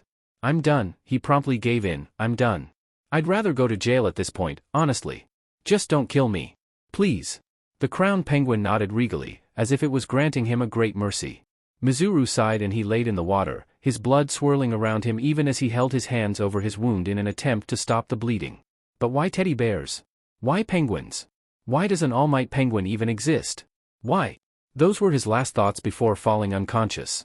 Izuku watched what could only be described as carnage from his spot on the boat next to Azui and Mineta. After throwing a couple more of his purple ball into the water, Mineta turned to look at Izuku with a stoic expression and said, "You know, Midoriya, I'm glad I don't have to actually fight them, but your quirk is really, really weird. There's just no other way to say it." Karo, Azui paused to throw another teddy bomb into the waves. It rocketed water into the air when it went off next to one of the poor, helpless attempted murderers. "It is really weird, but it's also really useful. You'll be a great hero, Midoriya-chan. I had no idea penguins could be so deadly. Or teddy bears." Her tongue flung out another teddy bomb to accentuate her point. It went off very close to one of the villains this time, causing Toshipingu to rescue them from drowning by throwing them towards Izupingu's location closer to the shore, which Izuku made sure to place far from the central plaza. Well, the teddy bear thing was just sort of a design choice by yeah. But penguins are very efficient hunters in the ocean, you know. Toshipingu, who Izuku guesses is technically All Pingu or Might Pingu right now, speared another villain on his beak while at the same time flailing his right flipper to form a cyclone that forced 3 more into the air. The teddy drums caught them, knocked them unconscious with their metal hands, then flew them over to the unofficial jail. The tiny penguin was absolutely decimating the competition despite literally only being a third of their size at most. One of them just happened to be exactly like All Might? Azui and Mineta stared at him knowingly, but mercifully accepted his not answer. After the villains were fully decimated, Izuku ordered Teddy Drum White to stay inconspicuous and in hiding until he called for it, as if there was actually a chance no one saw them flying around the shipwreck zone, but Izuku could dream, right, and sent the champion of the Rose Bride to run around the USJ and try to find some students it could help out. He sent Teddy Drum Black back to the entrance to see if anyone had been able to leave to get help, and if not, then to fly out and get help itself. Night Eye's penguin, which still needed a name, was sent to help Izupingu guard their prisoners. Meanwhile, Izuku, Azui, and Mineta began to head over to the central plaza using the water as cover to check on their teacher. Toshipingu stayed under to be completely hidden but present. When Mineta tried to use Azui helping him through the water as an excuse to cop a feel, she promptly pushed his head under to drown him for a bit, like he rightfully deserved. Honestly, they're in the middle of a goddamn war zone. If the teachers don't kick out Mineta from Class 1A after this, Izuku is just going to feed him to his penguins. Izuku communicated this threat to Mineta, along with the fact that dangerous villains were still lurking around, after Azui had finished with him. He paled at the thought and promptly dropped his attempts to encroach on her personal space. She smiled at Izuku in thanks. They swam in silence from that point on, still ignorant of what awaited them. After what seemed like an intense journey due to their tense silence while wading through the water as quietly as they could, they popped their heads up over the land just enough to see the central plaza. There was no way to prepare them for the sight they saw. Perhaps, if things had been different, if their little group had found a way to deal with the villains that didn't take so much time, if Izuku had been in possession of different abilities, if they risked life and limb to get past the villains without having to fully defeat them, then things could have gone differently. Fate could have had other plans. But as it was, it took them a considerable amount of time to fight the villains and get to the plaza. Thus, when Shigaraki, the leader of the League of Villains, had been told by his Warp Gate partner in crime Kurogyri that one of the students escaped, his first thought had not been to kill one of the students to make a statement, since there were no students present, but to kill the hero that was conveniently already in the Nomu's grasp. When Izuku and his classmates arrived at the water's edge of the central plaza, they were presented with the sight of the villains preparing to leave, and Aizawa-sensei's crushed head. They couldn't see his face since it was facing the ground, but that was probably for the best. Aizawa's head had been flattened against the concrete. A halo of fresh blood was splattered around it, like macabre red paint that had been carelessly splashed onto his head and floor. His skull had been shattered, white bits of bone peered out of random spots throughout the curtain of his limp, black hair. Their homeroom teacher could be nothing but stone-cold dead. They completely forgot about staying hidden. Mineta threw up into the water, but Izuku couldn't even spare the emotion necessary to feel disgusted by the vomit. He was too busy trying not to drown in his dread and tears. He could only vaguely hear Azui start quietly crying even though she was right beside him. Her hands pressed tightly against her mouth as though they could physically keep her sobs from leaving her throat. Izuku activated Conductor, hoping against hope that maybe somehow, they still had some time, but Aizawa's fruit of fate was gone, left behind at the final destination of his fate. Izuku was shaking violently as sobs moved through his body and tears streamed down his face. But he could barely feel it through his shock. It felt like a bell that rang so loud inside of him that he couldn't hear anything other than its toll that deafened him, or feel anything other than its painful reverberations that wrecked his body. How could this happen? How could this happen? Why did this happen? The leader noticed them in the water. When Izuku swerved his eyes to him, he saw that the fruit of fate within his chest was almost fully rotten. There were only small bits of clear gold scattered throughout the black decay. Oh, the villain with the decayed hand covering his face stopped in his tracks. Would you look at that? Some of the kiddos showed up right on time to send one last taunt to the symbol of peace. Is this your guys' first time seeing a dead body? Those of you that I leave alive should get used to the sight, if you really aim to be so-called heroes. Fear not, a booming voice echoed from the entrance of the USJ, high up from the stairs. I am here. All Might had arrived, and he wasn't smiling. If he already had that kind of attitude when coming in, Izuku wondered how he would feel when he saw his coworker's corpse. Even though you're the #1 hero, you believe that you don't do enough. That when you just happen to arrive too late and someone dies, that you failed as a hero because you could have done something to get there in time. But sometimes that's just not true. This time, it was true. This time, if Izuku had made a different plan, maybe he wouldn't have been too late. This time, if All Might didn't get caught up doing hero work and didn't use most of his time, maybe he would have been here to fight from the start, maybe he wouldn't have been too late. Fate had decreed that the heroes, both official and in training, were too late. That the fair, shining knights had failed to make it in time to save the day. If everything is caused by fate, then God must be incredibly unfair and cruel. Izuku felt All Might take him into his firm arms with Azui and Mineta. All of them were trembling and crying, and he thought he heard the hero give gentle reassurances. It's all right now. I'm here. You're safe now. But Aizawa-sensei's not, Izuku didn't say. They got placed on their feet next to the entrance where a bunch of their other classmates, blissfully ignorant of the fate that had befallen Aizawa-sensei, came running up to them asking them what was wrong. Teddy Drum Black was distracted from its vigilant guarding of the students by the sight of its master's tears and flew over to him to stand tall by his side, trying to give remorseful but calming strength through its presence. Deku-kun? What happened? Is someone hurt? Uraraka's wavering voice broke into Izuku's mind that was empty of everything but the turbulent, heart-crushing emotions he felt. Mineta wailed louder in response to her question. Azui tried in vain to collect herself enough through her sobs to give a real answer but couldn't quite manage it. Izuku was also crying too hard to speak, but then started quieting down. Deku-kun? Deku as in Dekairu, Deku as in, you can do it, even if it defies fate. That's right? Izuku glanced at the fallen form of 13 through his tears. Their spacesuit was torn to shreds at the back, but he could see slight movement in their chest from their breathing. They were still alive, the pristine golden apple in their chest confirmed it. Ashido watched him with worry from her position crouched by 13's body, her apple also gold and bright. Hopefully, this class will teach you how you can use your quirks to save others. This isn't what 13-sensei had in mind for this class, no doubt. But Izuku's quirk isn't the penguin drum. Izuku's quirk is his father's quirk, Conductor, and his father's quirk was unmistakably a quirk that created miracles. To save a person with Izuku's quirk was to change their fate. Don't tell them, Izuku murmured the hoarse command to Azui and Mineta, but it was firm enough to catch their attention. Don't tell them. It's going to be confidential information, since I'm going to fix it. I will fix it. Izuku stopped crying. He rubbed at his eyes to clear his sight. Don't tell us what? The sensitive hearing Shuji questioned with suspicion. Mineta looked at Izuku as though he had just said that he was going to become a villain and instill a new world order through world domination. Azui's black eyes widened and she asked with a wavering and incredulous tone, voice still rough from crying, how can you possibly fix that? Fix what? Shiro added with worried annoyance at being left out of the loop. Deku-kun. I can fix it. You guys said it yourselves earlier, didn't you? That my quirk was weird? Well, it's even weirder than you think. I'll fix it, and I'll tell you how later, so please, trust me for now, okay? Please, Tsuchan? Izuku lost the strength in his voice by the end of his speech. The plea he gave them was as fragile as a newborn's heart, and he threaded his fingers together as though he was giving a prayer. Fix what? Sato repeated with insistence, scared at the heaviness of their conversation. Izuku didn't look to his other classmates, he was only focused on Azui. She stared back with her teary big black eyes, they judged him with careful consideration. She made her decision after only a single, short moment of silence. Mineta, don't say anything.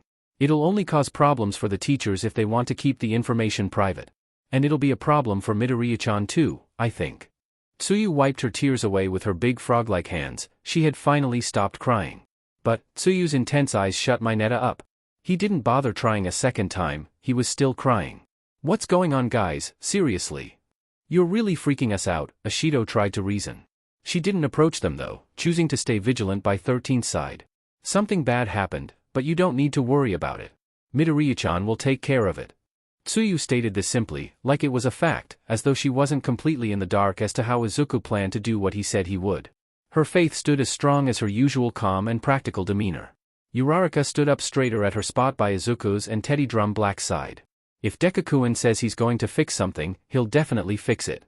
I'm sure of it. We shouldn't question them if it will cause trouble.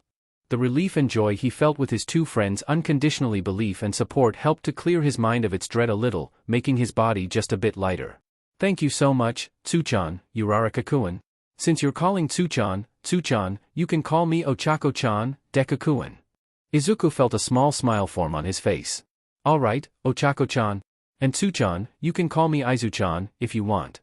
He had no problem with using such NTMT forms of address with people who trusted him to such an extent. Karo. I'd be happy to get to call you Aizu-chan, Aizu-chan. Teddy Drum Black, stay here and continue protecting the others. His Teddy Drum nodded in acceptance. With that, Izuku ignored the alarmed cries of the others and ran down the stairs back to the central plaza. He doesn't know if he can do anything now, he doesn't know if anyone at the school will be physically capable of sharing their fruit of fate with Aizawa-sensei, he doesn't know if they could call in someone who can, he doesn't even know if he'd be able to use his own as a last resort after only having him as a teacher for all of 1 week, but by God and all the gods in this universe, Izuku is going to something. Izuku is going to be Deku, the hero who changes fate. He was late. That phrase reverberated through All Might's mind, as he scooped up 3 students, including young Midoriya, from the clutches of deadly villains. They shook in his arms like baby deer, and even the sight of the number 1 hero himself couldn't end their sobs. His gentle reassurances failed to calm them. He was late. That phrase punched through All Might's soul, as he went to scoop up Aizawa and realized that the man was already dead. He gently but quickly moved his corpse to a spot away from where the action was sure to take place. He had already failed Aizawa enough, he wouldn't let his body be desecrated as collateral damage from the fight. How could he do this? How could he be late? Young Midoriya told him just yesterday. Why didn't he listen? He was late. That phrase continued to ring like a funeral bell in All Might's body, as he plucked the approaching Bakugo, Kirishima, and Todoroki from their paths headed toward the plaza and dropped them off by the entrance with the others. He ignored their alarmed confusion. Why was he such a failure that he couldn't even accept his own flaws when they had practically been presented to him as a simple bullet point list? Aizawa paid for Toshinori's, All Might's, stupidity with his life. How could he be late? Ah, the awaited number 1 hero arrives. You're late to the PvP UKN, a superpowered punch being absorbed by the fat, meaty flesh of the monster, the cursed being, the villains had brought cut off the leader's taunts. All Might didn't bother with talking at this point. He was completely consumed with getting vengeance for Aizawa, with taking down the villains who murdered him. What's this? Are you mad that we killed Eraserhead? Haha. It's too bad that Nomu here has shock absorption, you won't be able to rampage like usual. We specifically engineered him to be the anti-symbol of peace, he can take 100% of your power. Like the heavens themselves had ignited in fury at his words, 2 short beams of red light rained down on the Nomu's shoulder for an instant. It cried out, the smell of burnt flesh wafted off its shoulder for a moment before it knitted back to normal. Hovering in the air above them, Teddy Drum White's cannons were glowing red and at ready. Eh? What is that? I mean, I thought I saw some flying robots over the lake earlier but... The Nomu's flesh violently shuddered from another punch. This time, it had come from Toshipingu, who had blurred into existence out of nowhere. He now sported muscled flippers and a teeth-filled beak that wasn't smiling, and his 2 pieces of blonde hair were sticking up, mimicking All Might's distinctive V. What is that? The hand-covered villain turned to the warp gate. Kurogiri, why the F, is there a penguin that looks like? How am I supposed to know? The Nomu cried out in pain. Toshipingu pecked at its muscled neck with his short but sharp beak, unnatural-looking blood flowed out of the small holes it left before they closed up with regeneration. All Might was quick to take advantage of the opportunity to wham a punch into the Nomu's face. No, seriously, what the F is all of this? The Nomu's strong arm was easily able to tear off the bird, who while strong was still just a small penguin, to pitch him to the other side of the building. All Might carefully caught Toshipingu before he could leave the area. Teddy Drum White distracted the monster with more laser beams. All Might quietly communicated the plan to the penguin in his hands to avoid being overheard. We are going to take advantage of the villain's confusion to pulverize that thing before they can reorient their worldview. I'm going more than 100%, you support by using blows to from the other side. The Nomu jumped into the air and pulled the robot to the ground. It tore off Teddy Drum White's right arm with a metal screech, bolts and wires flying everywhere, but the Teddy Drum was still firing off its cannons at it in rapid succession. A black, bulging arm smashed a hole into the robot's torso, which seemed almost hollow inside, but even still, Teddy Drum White continued its fire. The damage from the burns was heavy from such close-range shots. When I start really going at it, turn your attention to the villains while they still think you're solely focused on the Nomu. The warp gate doesn't look corporal and we don't have time to figure out how to get around that, so aim for the leader. Got it. Little Might, the name for Toshipingu's previously unknown hero form had jumped unexpectedly out of All Might's thoughts, but it suited him well. Little Might nodded in agreement, this was no time to argue. Teddy Drum White's cannons were destroyed as the Nomu smashed in its shoulders, causing them to explode in an array of sparks and electricity. Then, a claw-like hand tore off the Teddydrum's head, leaving sharp and jagged metal where its neck had been. It banged on the ground and rolled away, the red of its eyes going dark. The body powered down and fell limp as though it was an actual corpse. Toshinori didn't care that Teddy Drum White can be rebuilt, he's getting vengeance for Midoriya's brave robot who was loyal to the very end, who came to help Toshinori without even being ordered to and died for it, as well. The first part of the plan went off without a hitch. All Might released a multitude of punches, each one strong enough on their own to wipe a person's head clean off their shoulders, at the front of the Nomu and took on its return fire. Once All Might had the Nomu's full efforts focused on it, Little Might jumped up and came in from behind to fire off his own rapid punches. They sandwiched the thing between the two of them, its flesh bending more and more as it reached the limit of its shock absorption. Then, All Might increased his power to pass 100%, and Little Might took his K to leave his post. Shigaraki! Kurogiri yelled out as he formed a portal in front of the still non-comprehending Shigaraki. Little Might flew through and ended up landing somewhere far away in the USJ. All Might could only tell he was still within the building because of the echo from his loud crash landing. Pay attention. Forget the robot and penguin. Sheet. Kurogiri started preparing their warp gate to leave, having given up on the job. In response, All Might ramps up his speed even faster, trying to hurry. He's so close. Out of the corner of his eye, he saw a tiny sparkle fly through the air towards the villains, but they vanish into the darkness closing in on itself, causing it to sail through empty air. The two ringleaders are gone, having abandoned the rest of their group.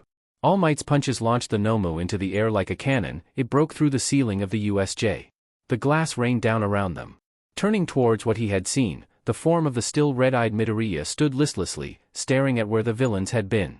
All Might stopped in his tracks, shivering with his still burning despair and rage. Little Might blurred in by his side, body singed with burns and glowing embers. Seeing that the villains were missing, it kicked its feet at the spot they had been. It left a small crater cracked into the concrete. It was only then that the penguin noticed the prince. Steam bellowed from Little Might as he turned back into Toshipingu, flippers going back to a more natural shape, hair falling down around his face. When the transformation was complete, he waddled quickly to Midoriya and jumped into his arms to comfort him. Midoriya caught him and squeezed Toshipingu to his chest like a stuffed animal. The boy trembled in his spot. Upon glimpsing at the utterly destroyed body of Teddy Drum White, and he trembled even more and his green eyes widened in shock. All Might saw his mouth move, but Midoriya's voice was so soundless that he couldn't even hear the robot's name as it passed through his lips. Teardrops returned to his eyes, but the boy kept them from falling. President of Class 1A, Ida Tenya, reporting for duty. Ida's strong voice echoed all over the USJ, signaling the arrival of the other hero teachers. They're too late. But their presence revitalized Midoriya, who jolted at the sight of the large group. Suddenly, the boy was able to completely collect himself and his composure. To Toshinori it seemed almost as if he had changed into the Prince of the Crystal right before his eyes. Yes. Yes. This is perfect. Steady green eyes swung around to look at All Might and the prince asked, Toshinori-san, is Aizawa-sensei really good friends with anyone on the UA staff? There was a moment where All Might's mind blanked. A second later, he understood what Midoriya was talking about, and sked in a sharp breath. His body went from calming down to being hyped up on more adrenaline in an instant. Blood spurted out of his mouth in wheezes. I don't know. He didn't like me, he's never told me anything about his personal life. Nedzu will know for sure though. Cheat. Steam whooshed out of his body slowly, the extra use of power likely shortening his time. But he didn't care, because while All Might was too late to save Aizawa, young Midoriya isn't. When the teachers head to the USJ after being rounded up by Ida, Hisashi was hoping for the best, but anticipating the worst. Most people who compared Hisashi to Shoyuta would think that he was the optimism to Shuta's pessimism, and while that was to the extent that he does hope for the best, he's practical enough to be prepared for the worst-case scenario. That's why he agreed with Shuta's idea to keep their own last names as to not draw lurking villains' attention to their marriage, despite the fact that both of them would really prefer to share the same family name. That's the basics of what made their relationship work, in the end.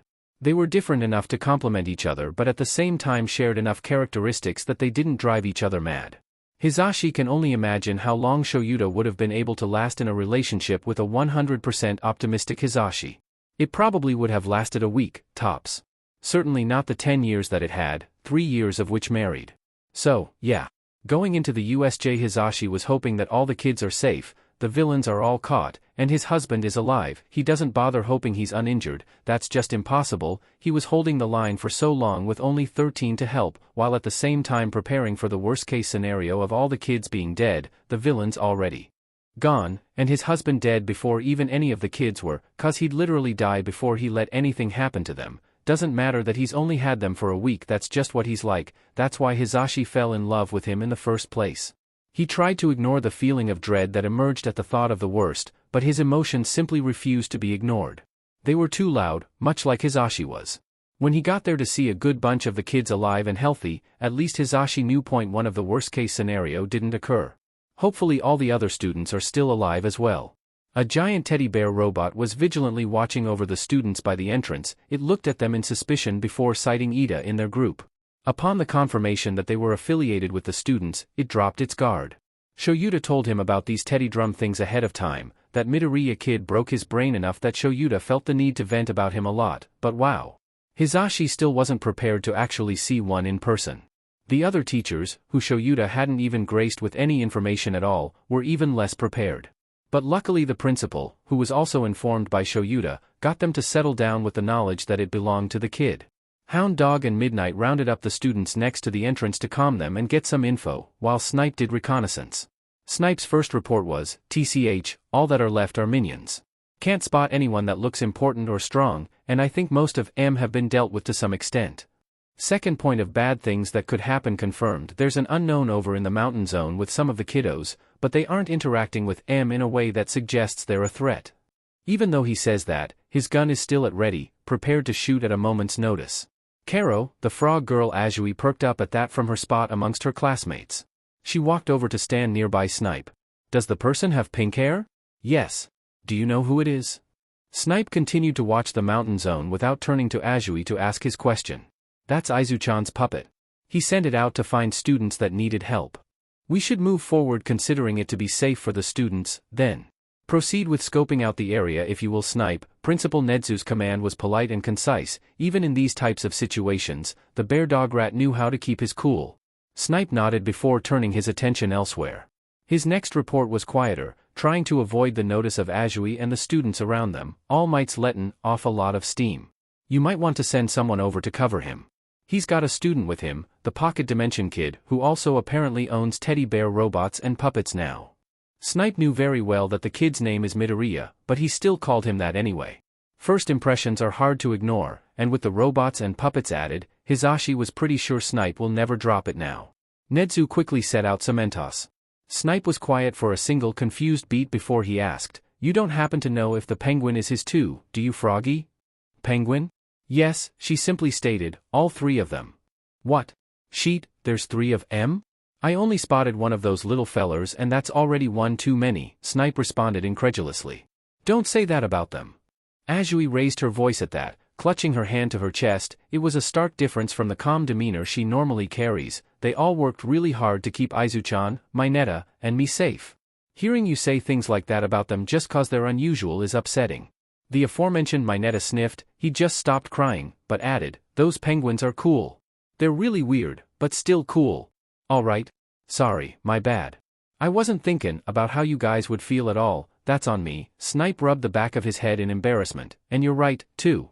I guess the penguins did a better job of keeping some of you students safe than us at least." He paused before giving a whistle of admiration. "Hot DMN. Just spotted the other little fellers, those guys sure have a great haul there." "Was that all from them?"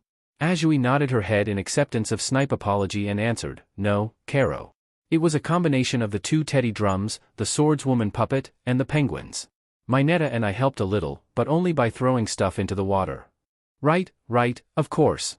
"And there's another robot too, and the puppet fights with swords, huh?" Even with his words, Snipe did not sound like he thought that was an obvious situation to be in at all. He had a moment of silence that was broken with, "That other robot doesn't look like it came out of its last fight too well off." What happened to Teddy Drum White? Uraraka questioned with worry from her spot within the rest of the group. Snipe didn't answer. It put the students more on edge, but Hisashi had a feeling if he answered it would just make it worse. Shoyuta did say his kids had already gotten attached to them, the white one in particular. Hisashi thought with a frown, "They drove Shoyuta crazy, but I hope the kid can fix them. The little listeners don't deserve to lose them over our failures. Midoriya doesn't deserve it. And Teddy Drum White doesn't deserve to be gone for good when it was just trying to do our job and protect the kids when we weren't here to do it ourselves." They really owed Midoriya's weird but things. Azui seemed to steel herself up for something, slightly straightening her frog-like posture, and marched right up to the small fuzzy principal. "I have information you need to know that you probably don't want to get out." That got Hisashi's attention right off the bat. It caught the principal's attention as well. He pulled the girl over a couple ways away to have a quiet conversation. When he returned to the main body of the staff, his face was still collected, but definitely grimmer than previously. "Oh no. No, where's Shoyuta? Where is he? Snipe hasn't mentioned him at all. Could he not see him from that angle?" Azui had bad news. Shoota's not accounted for, no. Nedzu's orders were rapidly delivered with precision and power. Power loader, help the students here to the police outside. Present Mike, you're coming to the central plaza with me. Snipe, stay here to help spot more students and direct them outside. Everyone else, half of you search for the remaining students while the other half detain the remaining villains, but try to avoid the section of the central plaza that will be closed off. Absolutely no one let the police enter until I give the okay. Sheet. He was singled out. Nedzu's telling them to avoid taking the students to a certain place, a place that he's taking Hisashi to. That could only mean. But what's the point of keeping the police out in that case? Hisashi solemnly walked down the stairs with Nedzu. There seemed to echo loudly through the building, like the lonely sound of grief. He didn't need to be told the news Azui had given. His DMED intelligence could figure it out on its own, but he didn't want it. It couldn't be. Hisashi's world blurred as tears filled his eyes. He was a loud guy, it practically defined his character, but all he could give right now were soft, reserved sobs. He forced himself to keep going down the stairs one step at a time and tried to uselessly wipe the tears from his eyes as they came. His sunglasses were pushed off his face in his carelessness and landed on the stairs, but he couldn't be bothered to pick them up. His free arm wrapped itself tightly around his body, trying to hold him up. It didn't matter that the sobs weren't loud, they still shook him to his core. Hisashi, Nezu addressed him with intimacy now that they were alone, just more confirmation that Hisashi didn't want. You're a smart man, and it's clear that you've already figured out a portion of the news Azui had to share with me. As the principal of this school, I deeply apologize for your loss. Hisashi's crying hitched to be a little louder at that. He started trembling. It was hard to keep himself from right out falling down the stairs with his shaking limbs and loss of sight. This occurred due to UA's too lax security. I had been informed by All Might just a moment ago, before we got word of the USJ break-in, about the need to heighten security even more than we planned. I should have anticipated the need for this earlier.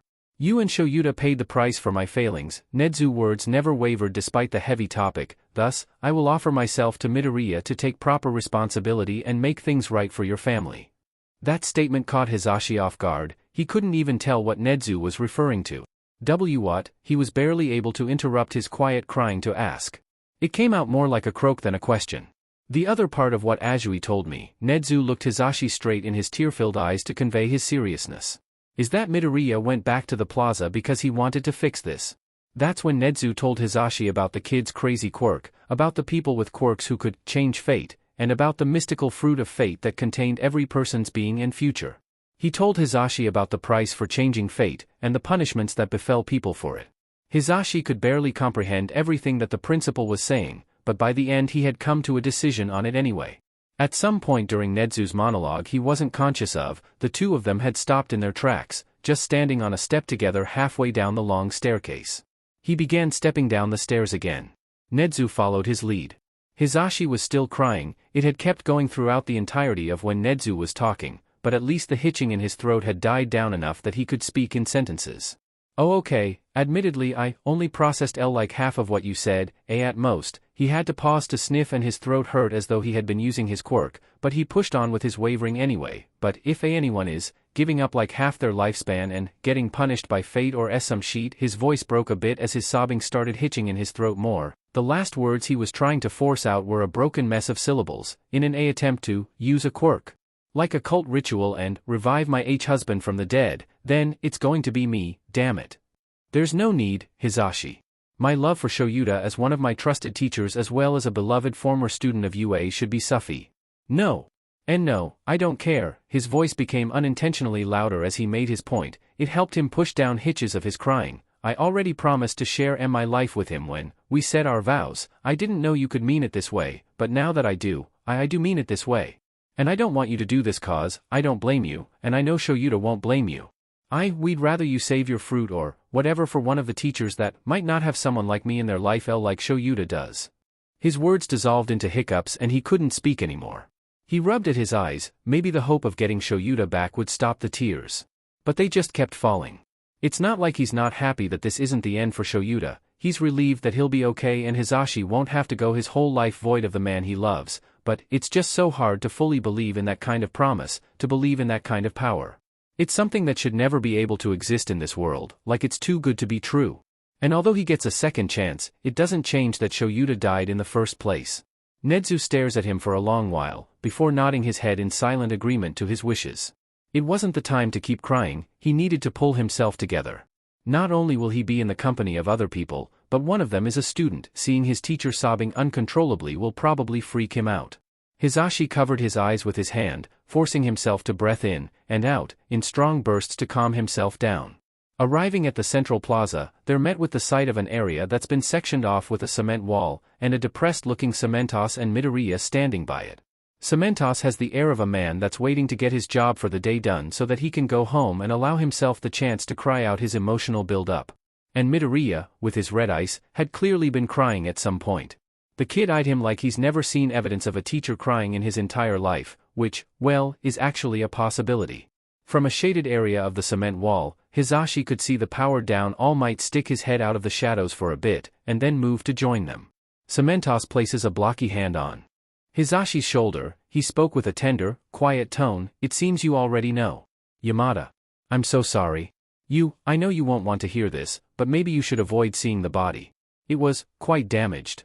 That caused his voice to hitch with the sharp intake of air he breathed in at hearing those words. Oh, Shoyuta? Thanks, Cementos. But I want to see him anyway. I need to see him.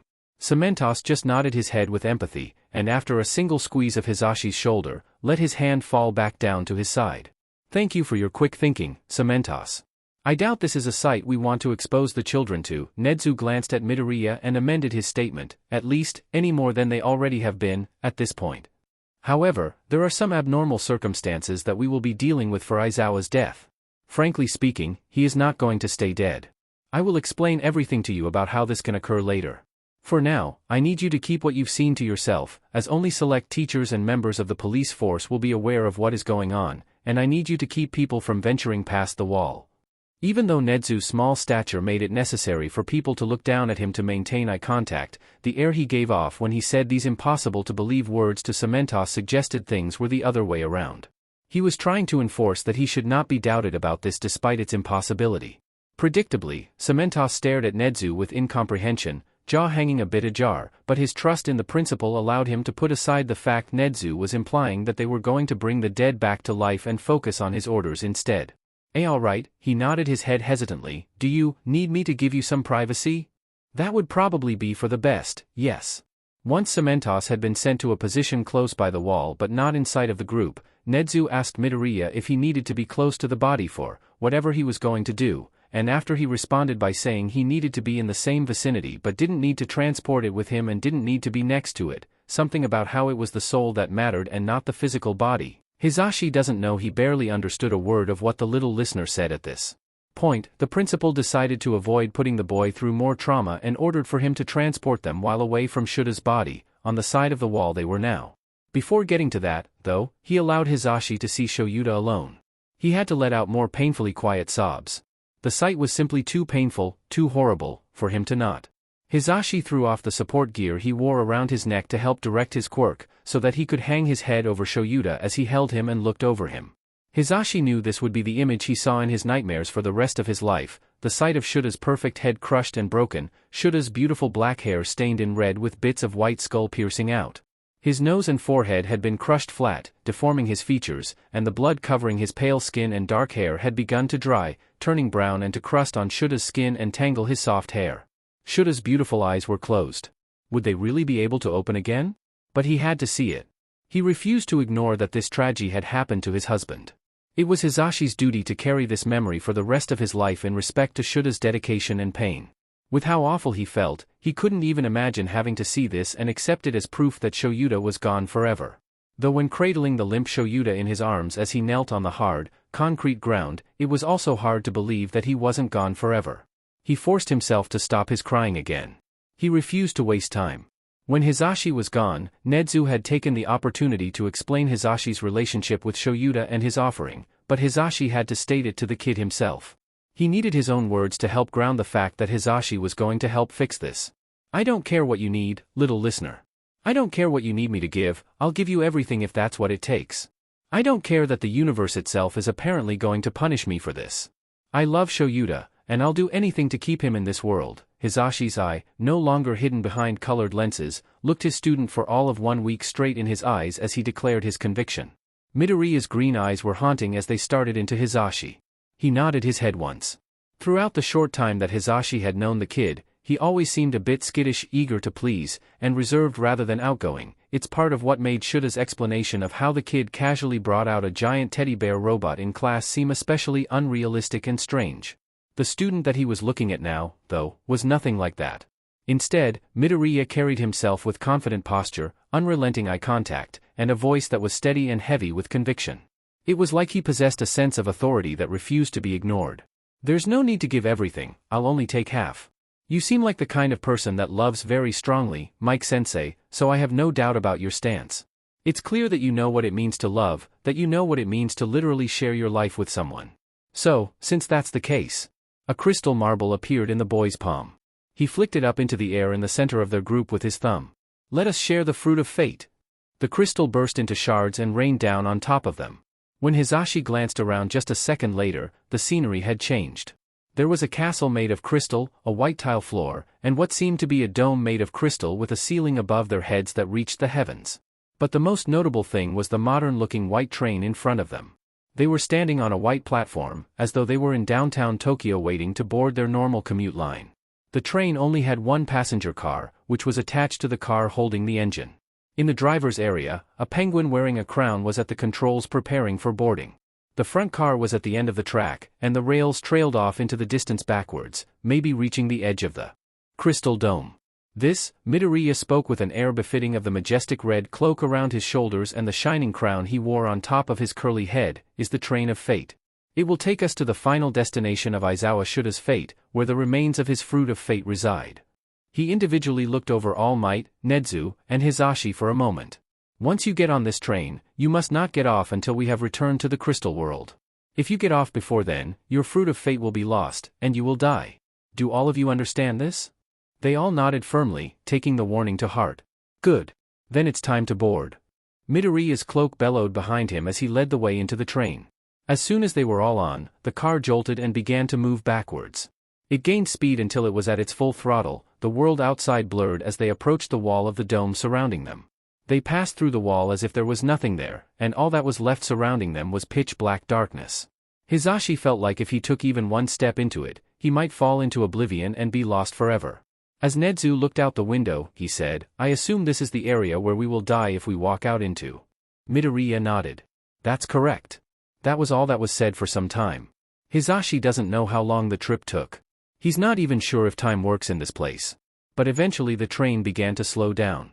Midoriya pointed out the window in the door that would have connected the train car to an adjacent one. Aizawa Shoyuta is in that train car down the line.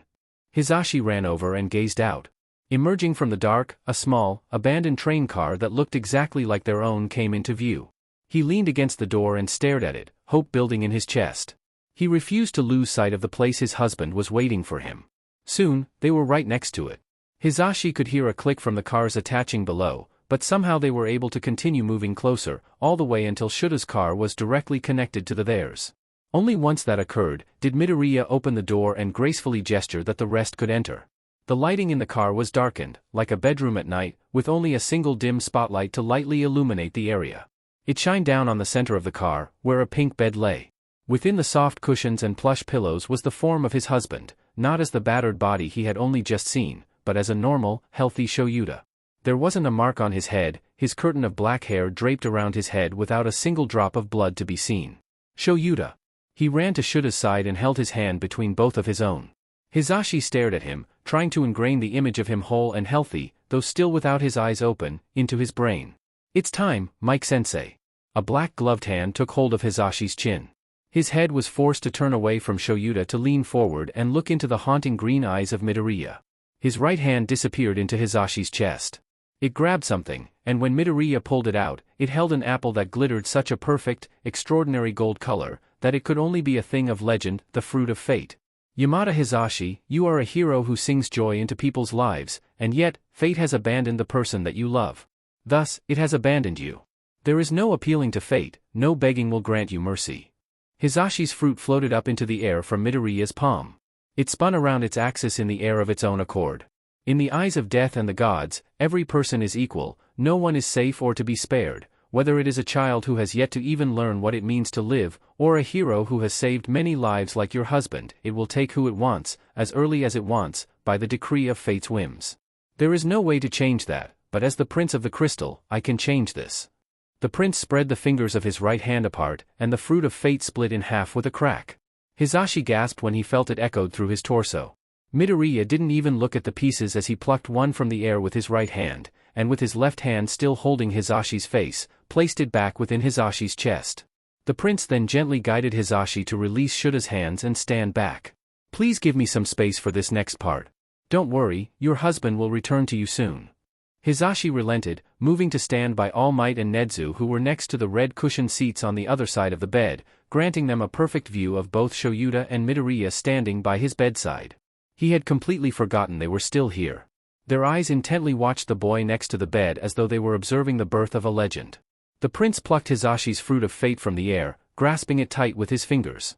Aizawa Shoyuta, the prince wove his word together like a royal decree as he focused his green eyes on the still unmoving Shoyuta. You are a hero who strives to efficiently protect those within your reach in every way possible, whether it be by teaching children the cruel realities of life, or by using your body to shield them from the blows of murderers. You are a hero and a teacher who sacrificed his life for his students, a true hero in every sense of the word. A knight in shining armor. The prince leaned down over the bed to cradle the side of Shuta's face. With the spotlight just over the two of them and the boy's princely outfit, Hisashi could help but liken the sight to a play where the charming prince of the story prepares to waken the cursed beautiful princess. His face was directly over the others and he stared intensely at Shuta's eyelids, as though he could somehow make eye contact even with them closed. Fate has decided for that to be your final act, for you to become a tragic hero. To never come to learn what kind of people the children you died for were, or to watch as they grow into the people and heroes that they are meant to be. To never age alongside your love, or build a full and fulfilled life together. The prince's red cloak started blowing up around him as though wind was running through the train. Gently at first, but it grew more vigorous over time.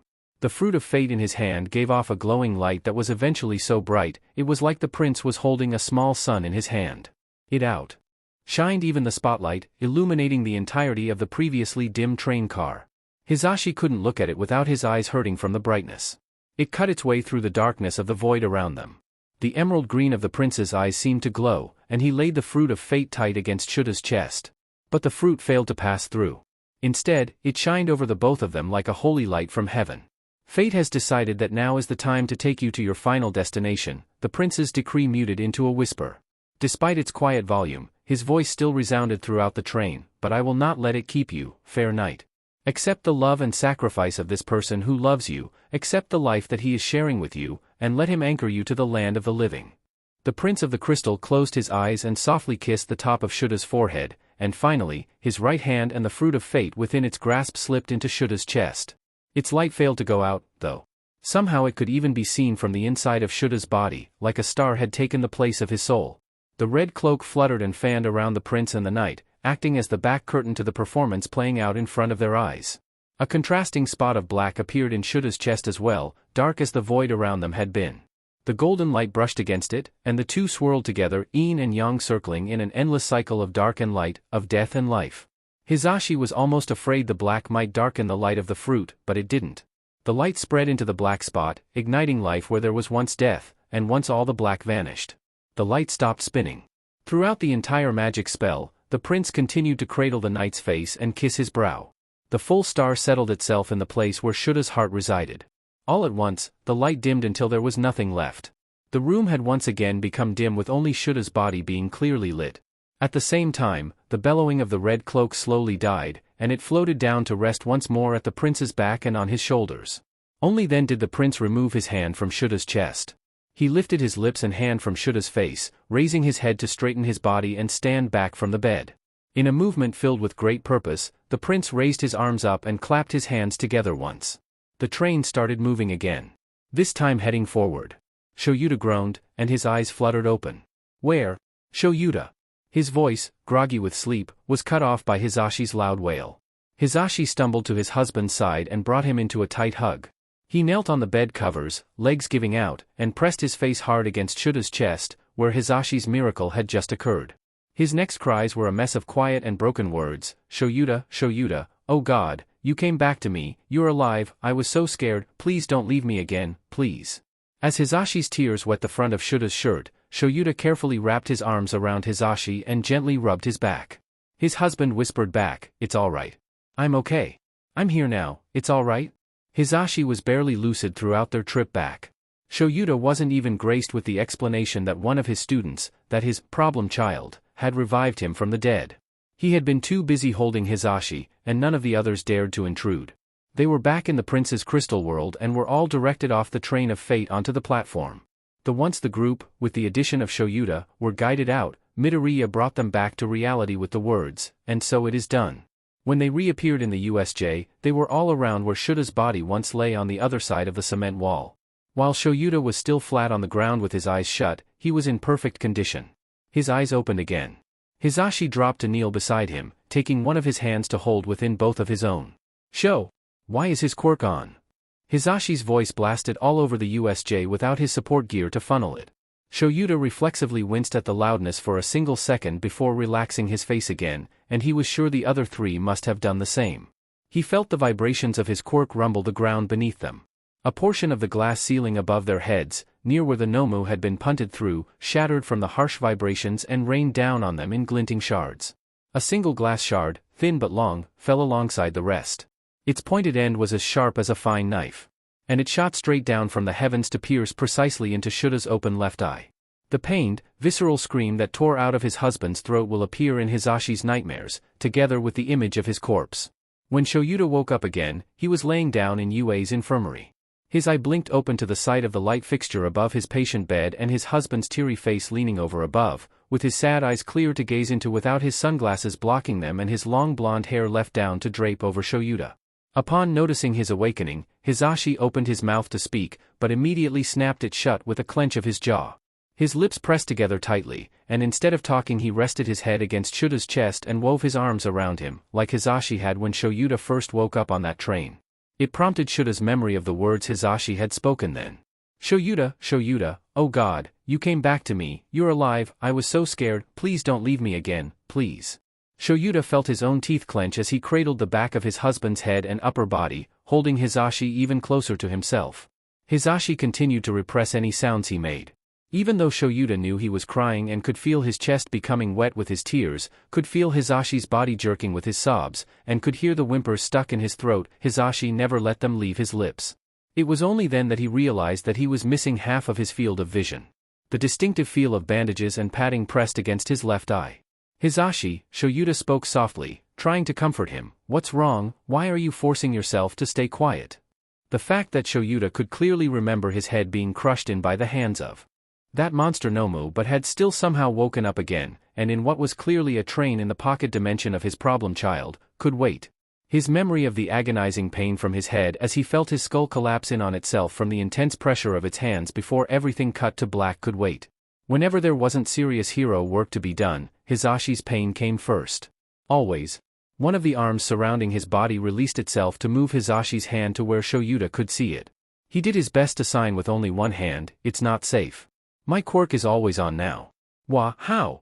Oh, Hisashi. Shoyuta knows they can get by on signing fine, but to not be able to speak without worrying he'd hurt someone with his quirk, it's just like when he was conscientious about accidentally giving his parents partial deafness as an infant, but even worse. I think I can explain for him, dearie, the aged voice of recovery girl inserted itself into their conversation. She appeared from her work desk, which was hidden on the side of the room cut off by Shuta's reduced vision. There's a lot you need to be told about, but I'll start off by assuring you that the school is updating Yamada's support gear so that it could contain his quirk and let him speak without problems. He'll also be getting some non-heavy-duty gear that will be more convenient to use when off work. That helped Shoyuta to relieve some of the tension in his body, but he was still tightly wound up. He knew Hisashi would still be bothered by his quirk even with those safety measures. At the very least, it shouldn't totally hinder Hisashi's life and career now though. He let out a sigh, saying, "Thanks for the support? Oh, dearie, this is nothing to thank us for. Nedzu wouldn't have settled for anything less, and he still feels that he's not done enough to help you." From his point of view, he believes that the deficiency in security which led to this situation was his responsibility. With that, Recovery Girl got into her explanation for the events that had occurred. How the students all made it out fine, but Shoyuta hadn't. How All Might arrived and took down the Nomu with the help of Teddy Drum White, who was completely destroyed in the process, and Midoriya's penguin who was made in the image of All Might. Shoyuta really doesn't want to know, but it's his job as the boys' teacher to follow up and learn what the hell that was about, god damn it why. How Midoriya can also apparently revive dead people because his quirk wasn't the FING pocket dimension, that's just something else he can do because of a book, God knows why. His quirk was actually being able to manipulate the culmination of people's entire being, life, and fate, which just happens to take the form of a fruit cause God knows why, again. And the book helped enhance his quirk to the point where he could take half of a one person's lifespan, stick it in a dead person, and all of a sudden that person was now alive again. How Midoriya was what he called a child of fate.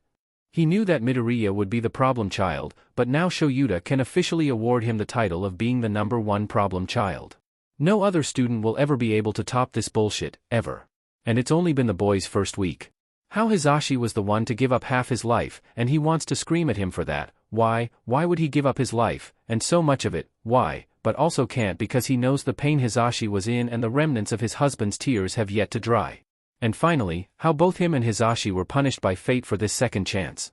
Aizawa Yamada Hisashi. Transfer punishment, 1/2 fruit of fate, quirk constitutively active, this leads to Aizawa Yamada Shuta's punishment. Aizawa Yamada Shoyuta. Transfer punishment, 1/2 fruit of fate, accident with Aizawa Yamada Hisashi's quirk leads to blindness of left eye. That's apparently what was written in the problem child's penguin drum. I'm sorry to say that there was no way to save your eye, dearie. The glass shard that hit it was just the right size to completely cut through the entire width of the eye, and having to clear the tissue that got pushed into your brain cavity complicated the matter further. Even with my quirk, there was just no way to fix it. Shoyuta didn't really know how to feel about his permanent half-blindness. Logically, it's concerning for his work in that his quirk will only be half as effective with half his range of vision removed. His depth perception will also be affected. But in terms of emotional distress outside of the phantom sensation of pain he still feels from that moment when his eye was impaled, he's mostly just worried about Hisashi's outlook on this. Hisashi, who had stopped crying by that point but was still red-eyed, hitched his breath at those words, sniffling. There was agony in his eyes as he straightened himself off Shuta's body to sign with both hands, "I'm so sorry, Shoyuta. It's my fault you're—" "No. It's not," Shoyuta immediately cut him off with unyielding words. He sat himself up and took both of his husband's hands within his own. Out of the corner of his good eye he noticed Recovery Girl left to give them some privacy. I'm not one to blame anything on something like fate, usually, but if we are to believe that Midoriya's powers are literally connected to fate, then fate is what's clearly at fault. And even if there is no such thing as fate, which is what Shoyuta was personally inclined to believe, but it seemed like that kind of thinking wouldn't last long around his "I bring people back to life, problem child," then it was still a freak accident. There's no way you could have known that your quirk would be active. Shoyuta guided Hisashi's hands up to his face to gently kiss the knuckles on both his hands. He saw that Hisashi was finally able to give a small smile at that. His next words were as gentle as his kisses. He wasn't usually good at comforting or sweet talk, but he tried his best for this. "Please don't blame yourself for this. Not only is it illogical but knowing that you're in pain about it hurts. I don't blame you for this, so try not to carry the blame on your shoulders, okay?" Shoyuta leaned towards Hisashi to kiss one of his cheeks, right where they were still wet from the previous tears. "How about you just do what everyone else does, and complain about how fate is a beach?" Hisashi snorted in response, smile curling up just a bit more, and signed, "I thought you hated when people did that." "Oh, I do. But I'll make an exception. This time it's the truth, fate was obviously being a beach."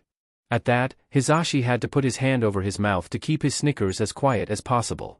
Shoyuta would like hearing his laugh more if Hisashi didn't have to worry about wrecking the infirmary, but at this point, even just being able to force a laugh from Hisashi with everything that had occurred was a win in his book. UA gave all the students a few days off as it worked to upgrade its security and manage the different changes they were planning to implement. The first thing Izuku did once he got the chance to was confront Momoka. He refused to settle for the vagueness she had given him last time. A hero, his teacher, had died for him and his death might have been avoided if Momoka had given more information. The Prince of the Crystal refused to accept her silence. Momoka had respected that enough to tell him of her storybook. "It's a book I wasn't able to use when I had been the owner of the Penguin Drum," she explained using Izuku's voice. In her hands was the dull, golden-colored book that he had seen her reading before. "I tried to make a book that would write out important events that would happen in the future, but the only thing I got was this blank book. The physical copy is actually still stored on the shelves here in the library. The day before the villain's attack, I saw that my version of the book that's stored here in the mirror with me had glowed for a moment, and the book had written a fairy tale style setup for the event, but the outcome for it hadn't been written. The physical book is still blank though." I asked Izupingu to check it. It seemed that she really had no idea about the details as to what would happen, or even who Shigaraki was or what the Nomu was. Izuku hadn't forgotten her silence about the witch though. Momoka-san hardly ever lies, so lies by omission are her forte. During that same trip to his world, Izuku had visited Teddy Drum White. His parts had returned to the workshop automatically upon Izuku transporting himself for sharing Hisashi's Fruit of Fate. The clockwork mechanisms of the tools and machines within the workshop had already begun putting the Teddy Drum back together. But the repair process was lengthy due to how wrecked the robot had been. Izuku had stood next to Teddy Drum Black, who was sitting in mourning outside the window looking into the major repair bay. He pushed down his tears and consoled his healthy and whole Teddy Drum with a hug that was minuscule compared to the size of the robot. He also confessed his guilt. "I am sorry. Teddy Drum White got so hurt because he was trying to help us, he must hate that he died for it." Teddy Drum Black slowly shook its head at that statement and held him closer with his large arms. Izuku knew why it felt that way. Momoka had once said that the Teddy Drums were made in the image of the stuffed animal companions their designs imitated. They were the protectors and comforters of their master, the child they had been made for and gifted to, the owner of the Penguin Drum. They happily lived and died for their owner, it was the purpose of their existence. Izuku can't help but wonder if it was wrong of Momoka to design beings for an existence such as that. They were like slaves in a way, but didn't even think of it as that because it made them happy. But if they were built to gain happiness from their servitude for the convenience of their owner, were they really happy? Izuku didn't know the answer to that. All he can do is be a good owner to them, to love them and hug them close for both their comfort and his own, like a good child that treats his teddy bears with care and sleeps with them in his arms at night. He passed by the treasury and thanked the champion of the Rose Bride for its hard work at the USJ. Izuku had heard that it saved Yaoyorozu, Jiru, and Kaminari from a lingering villain, his electric attacks absolutely useless against the unliving mannequin. He had also asked it to station itself at the dueling area in case an emergency like the USJ occurs again and he takes a villain to the arena to battle, but that it could leave to guard the treasury if there was a need for it. It acquiesced easily with a solid nod. Izuku had once thought that the champion was built similarly to the Teddy Drums, but apparently it actually had the ability to choose whether it wanted to obey the Pengindrum's owner. Momoka said that the storybook character she had made it in the image of wasn't the type of person who would follow someone who was unworthy of leading her, and thus the champion of the Rose Bride was the same. Izuku didn't know how the champion had come to decide he was worthy, but he felt proud that he had managed to earn its respect and loyalty. Izuku's last stop was the penguin exhibit, and it was there that he discovered something concerning. Inside the penguin's second igloo, which was always closed shut and seemed inaccessible to them, there was a new penguin sleeping. If it could even be called a penguin, really it was more like an abomination of nature, a mixture of a black and white penguin-shaped body and flippers, a mammalian snout, ears that looked like they belonged on a bear, a long and thin white tail, white paws instead of webbed feet. Summon, Momoka's hand mirror. When the mirror appeared in the palm of his hand, Izuku banged on the glass to catch her attention. Once Izuku's image with pink eyes appeared in the frame, he yelled, "Momoka-san. Why is there a bear-dog-rat penguin in the empty igloo?" He pressed the mirror directly into the viewing window to show her the aforementioned bear-dog-rat penguin. "Ah, I see. I didn't think this would be likely to happen, but you are a prince that is full of surprises. Isn't your principal a bear-dog-rat thing? I suppose it's off-putting to see all those traits added to a penguin. He shouldn't have a penguin in the first place." Izuku insisted sharply. He brought the mirror back from the window to look at Momoka's cool expression. "He's not a child of fate, the stem on his fruit is as brown as they come, I saw it myself. Why does he have a penguin?" Momoka eyed Izuku with scrutiny, but her voice was monotone when she replied, "This igloo is where the penguins of potential children of fate sleep." Shock ran through his system as he blinked at his image. "Potential children of fate?" Momoka nodded. "That's right. I never told you about them, because they're actually rarer to come across than normal children of fate. Your father had never met one himself." Her eyes glanced in the direction of the igloo. "They are people who have quirks that cannot affect the fruit of fate but have the potential to, through some sort of specific circumstance, get a normal child of fate to use their quirk, thus allowing them to change fate with their quirk through the use of the other child's quirk. Once that happens, they become an actual child of fate and face punishment for it. Their penguin also wakes up at that time." Izuku narrowed his eyes at Principal Nedzu's penguin as he filed through his memory of hero quirks. The principal's quirk, high spec, gives him intelligence that surpasses human intelligence, he muttered with a heavy tone. "So, if you consider everything that he thinks or plans as a product of his quirk, then you could claim that if he devised a strategy that manipulated a child of fate into using their quirk, then that might count as his quirk manipulating them." Izuku sighed at that. Really, that's only a technicality though. As if fate cares about whether something is a technicality. It meets the requirements, so it makes him a potential child of fate. Izuku just sighed once again, trying to ignore the encroaching nervousness he felt at the sight of the principal's sleeping penguin. Once he left the crystal world, Izuku went to his mother, who had been patiently waiting for him to finish what he needed to do and prepare himself for their talk. With her, he vented out some of the emotions that had welled up through all of the pandemonium. He had told his mother about Momoka's warning, about the villains, about how his homeroom teacher had died, about how he had used another teacher's life to bring him back, and how they were punished for it. She had held him tight in her arms through his whole story without interrupting once, and when he was done she had told him how sorry she was that Izuku had to go through such horrors, how proud she was of him for keeping himself and his classmates safe, how she was sure his teachers were enjoying the miracle that he granted them right that very moment.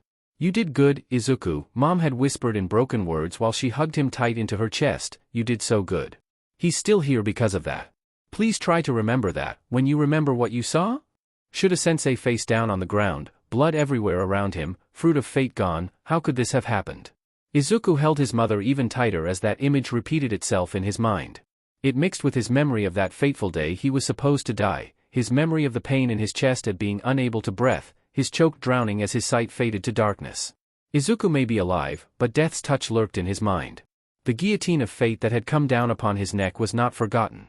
And the missing presence of Midoriya Hisashi would most certainly never be forgotten by this household as well.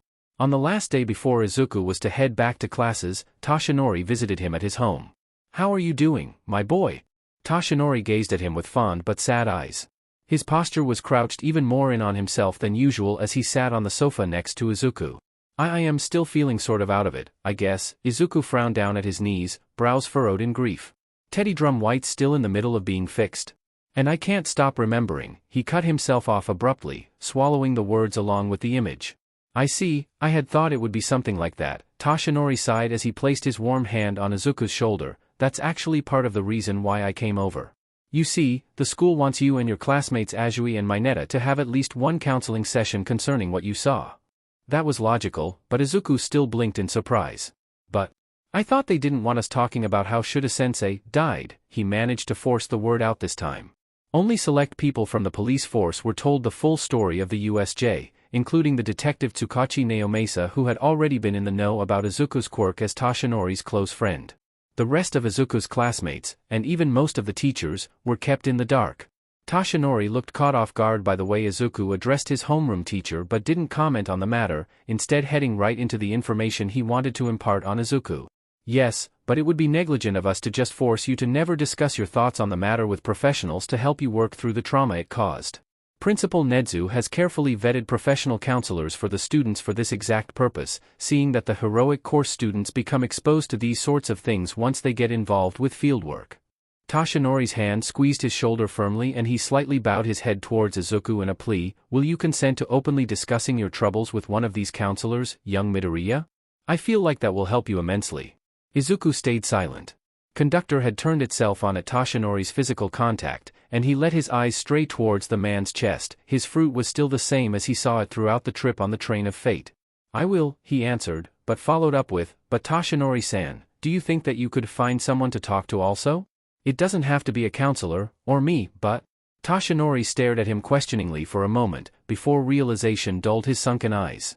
"My fruit of fate, it's gotten worse, hasn't it?" His voice sounded so weary.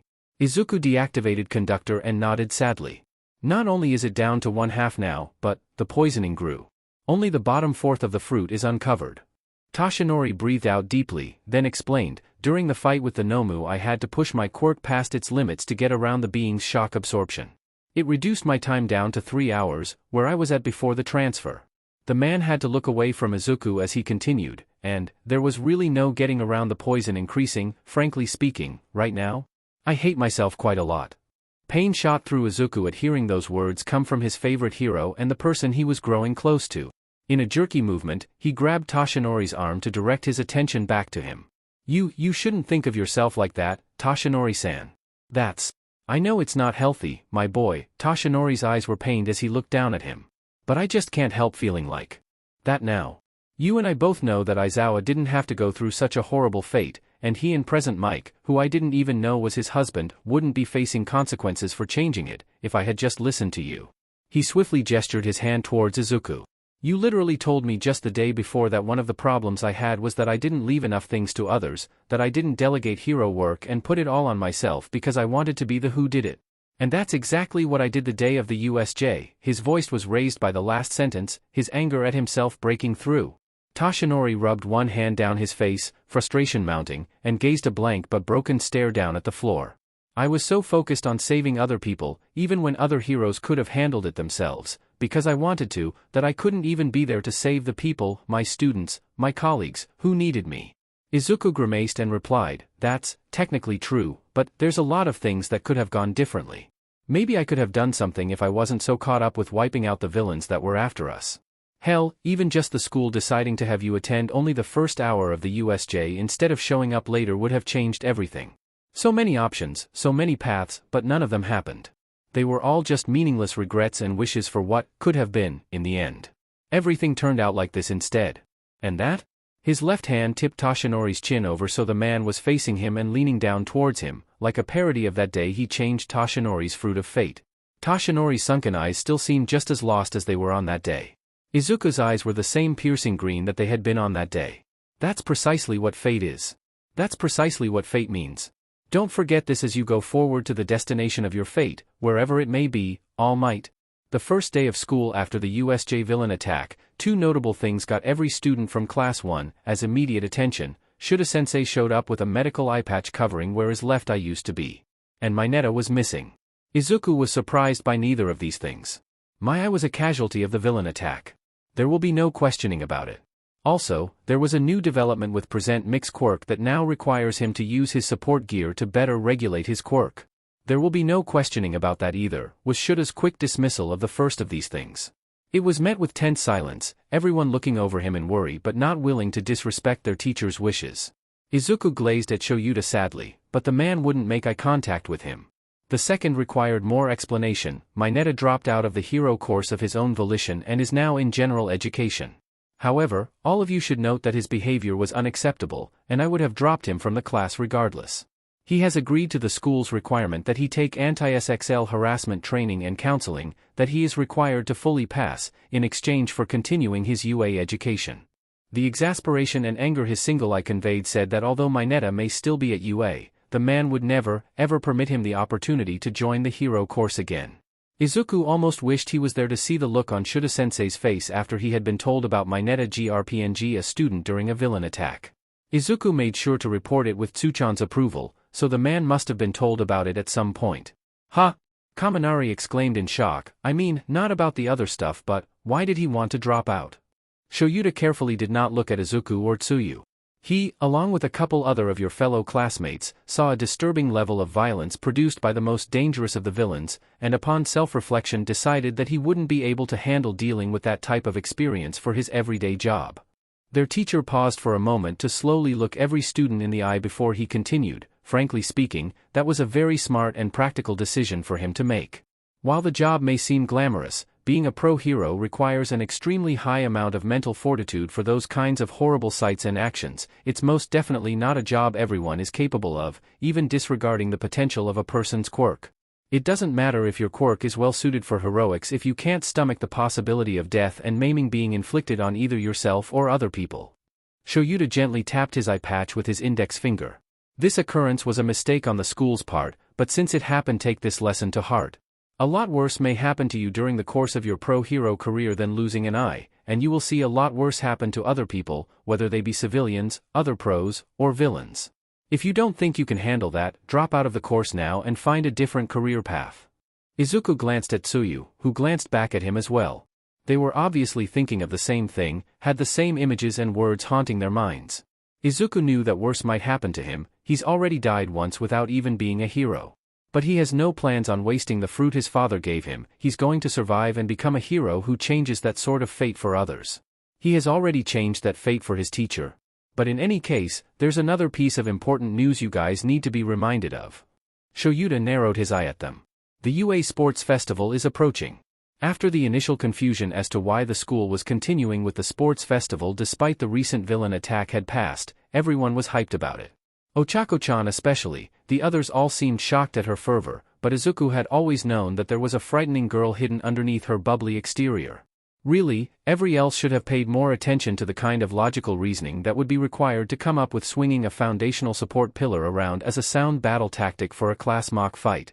Izuku was walking with Ochako, Ida, and Tsuyu to lunch and had just finished learning about Ochako's desire to become a hero so she could financially support her parents, when Shoyuta unenthusiastically requested for him to eat lunch together. To discuss something. Thus, Izuku parted ways with his friends to head to a private conference room with Shoyuta.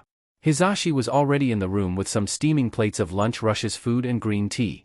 His support gear had been altered to include a transparent orange-tinted plastic covering that enclosed most of his face, starting from his matching sunglasses and curving over his nose, then reaching back towards his iconic headphones and over his chin. It was connected to his regular support gear with various large tubes.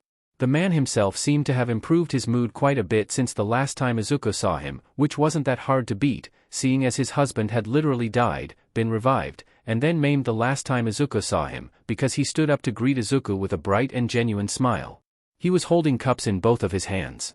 Hey, there's my favorite listener. The sound came from the speakers on his gear instead of directly from his mouth. It must have been filtering his quirk voice to make it quieter. I never got the chance to thank you for what you did for Shoyuta and me, so Hisashi's smile lessened in intensity, but showcased soft fondness instead. Thank you, Midoriya. I really don't know what I would have done without your miracle. Hisashi passed off one of the cups of tea to Shoyuta, who was discreetly observing the emotional moment, to plant his fingerless gloved hand on Izuku's head to ruffle his curls. Shoyuta sipped at his tea without comment. The physical contact triggered the selective activation of Conductor, and Izuku was shocked to see that the half-fruit of fate inside his teacher's chest was darkened at the core by the thick purple of poison.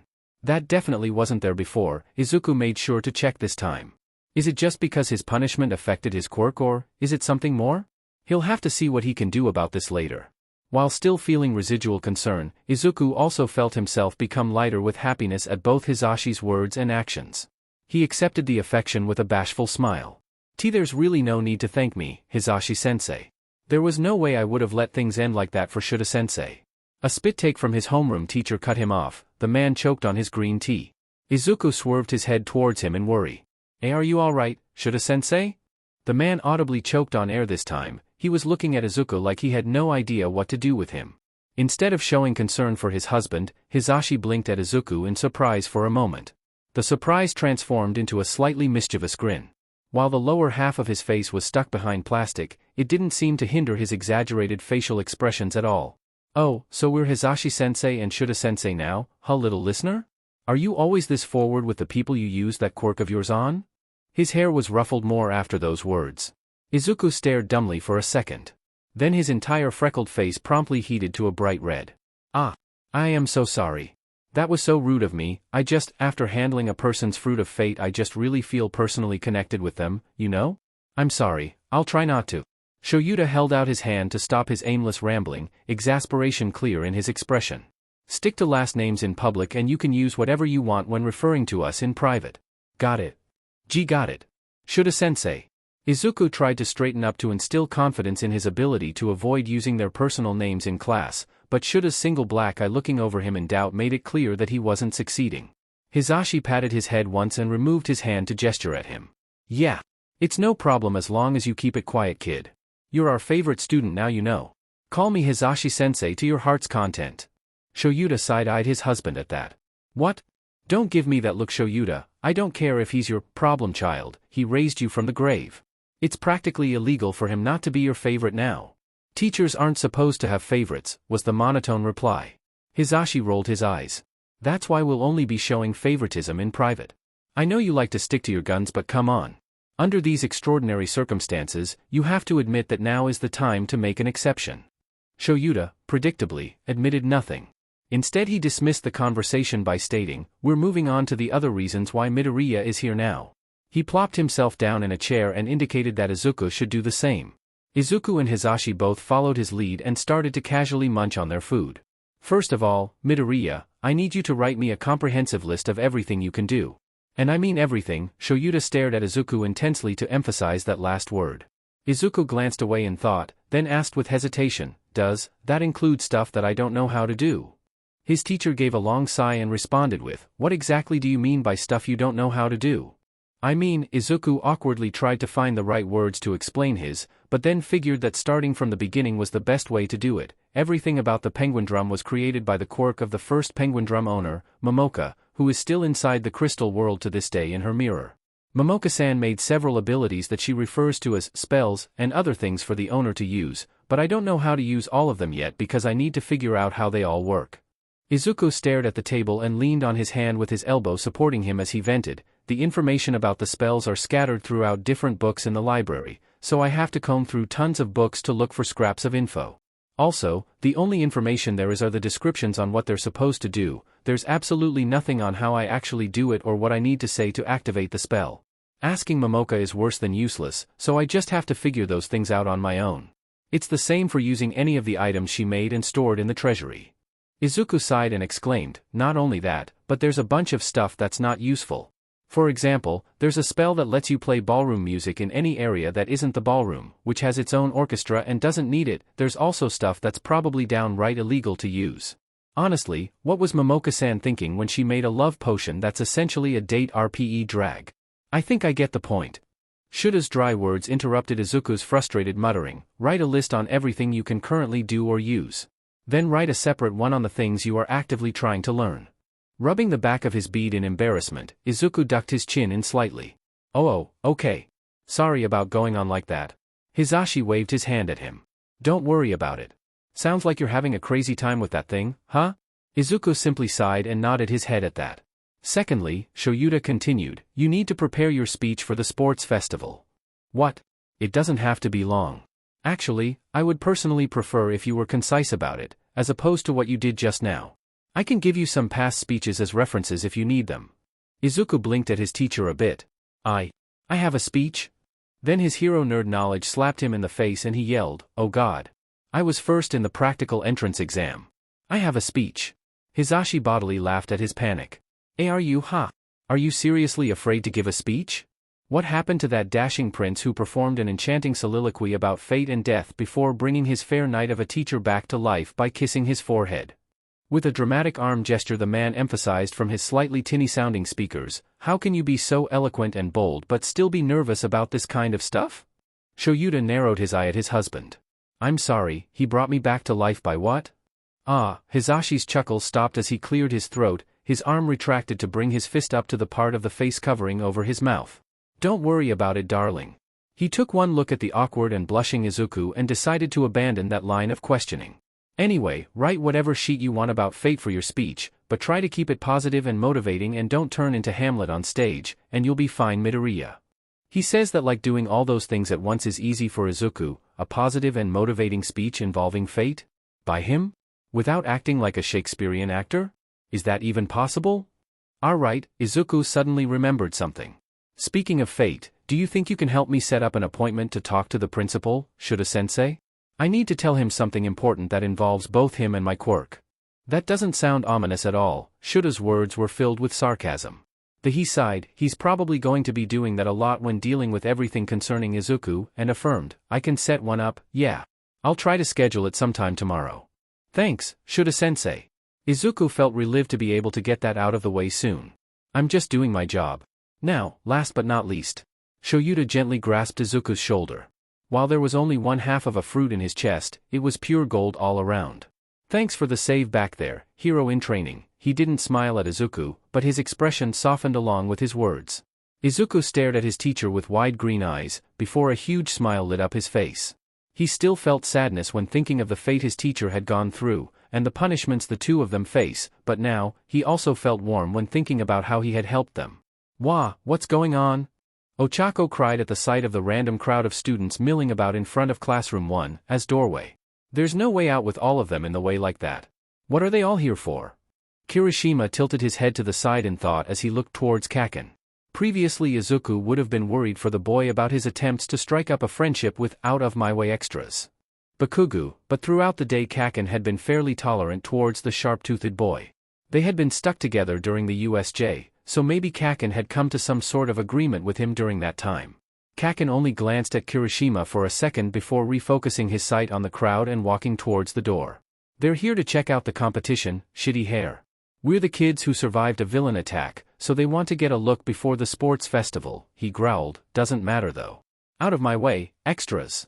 Guess some things never change, at least he doesn't call his classmates extras anymore.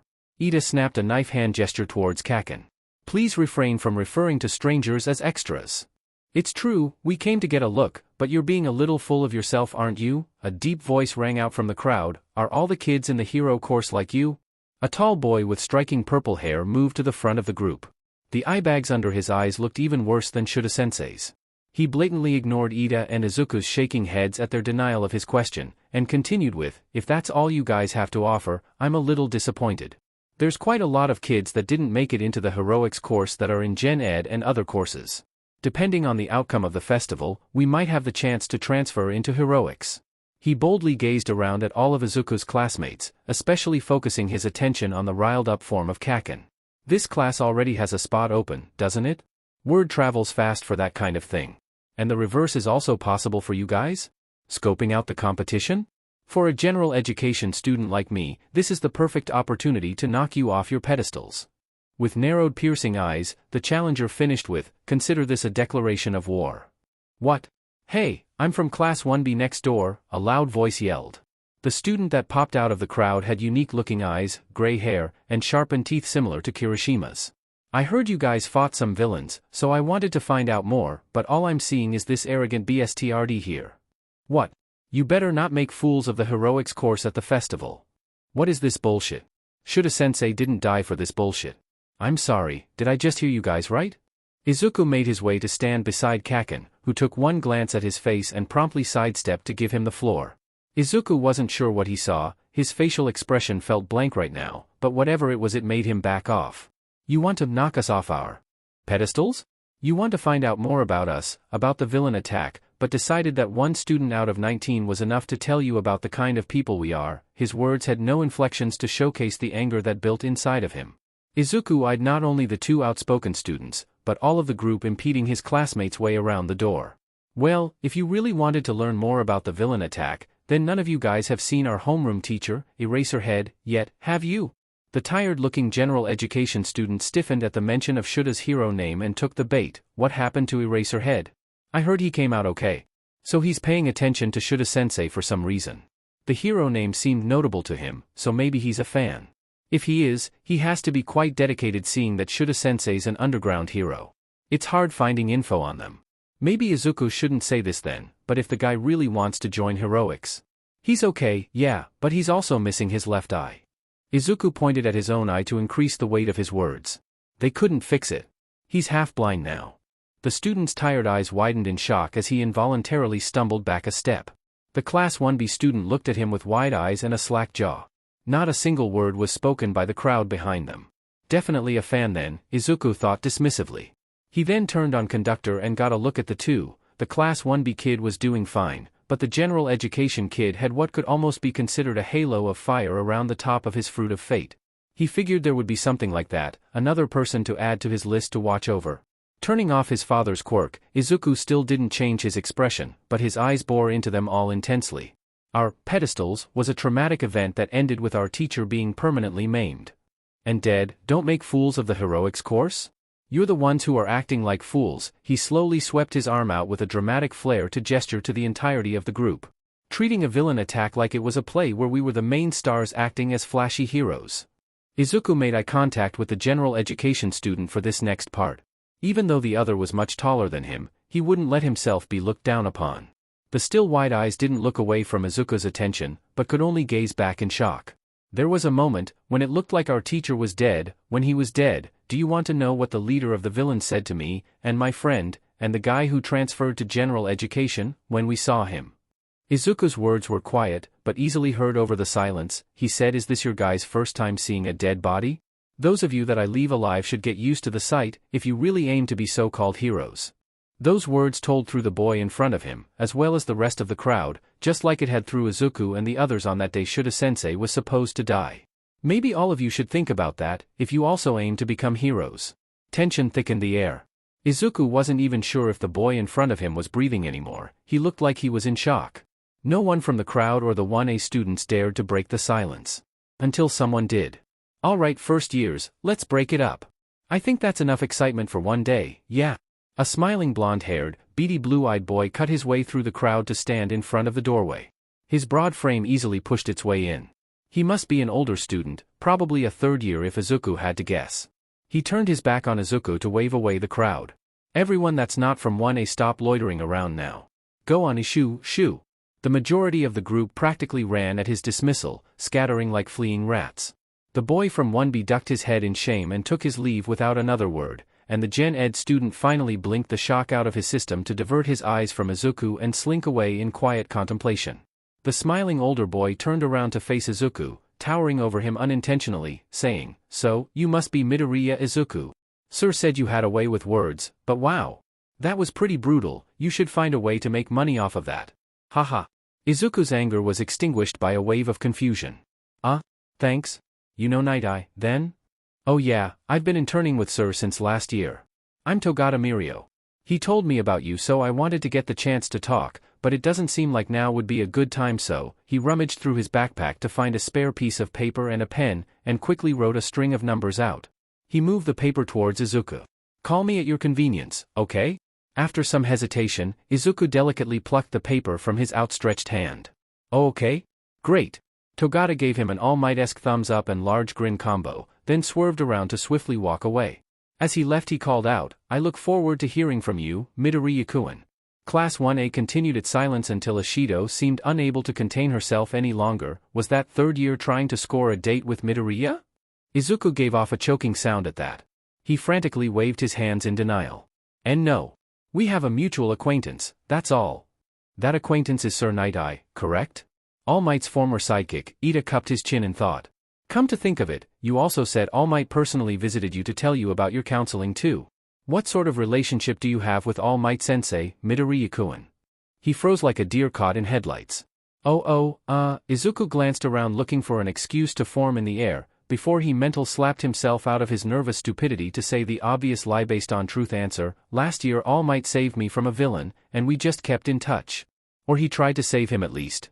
"Really?" Zero inserted himself into the conversation. "Everything about you seems so wild, Midoriya. Like, you act completely normal most of the time, then suddenly you bring out your teddy bear robots or penguins, which I totally want to see for myself one day. Or you verbally eviscerate an entire crowd of other students. We can never guess what's gonna come out of you next." He gave a wide and unique-looking grin. "All that just now was really heavy, but it sort of makes me excited to hear what you do for your speech, you know? I think you'll really blow it out of the water." "Karo. I think so too, Izu-chan."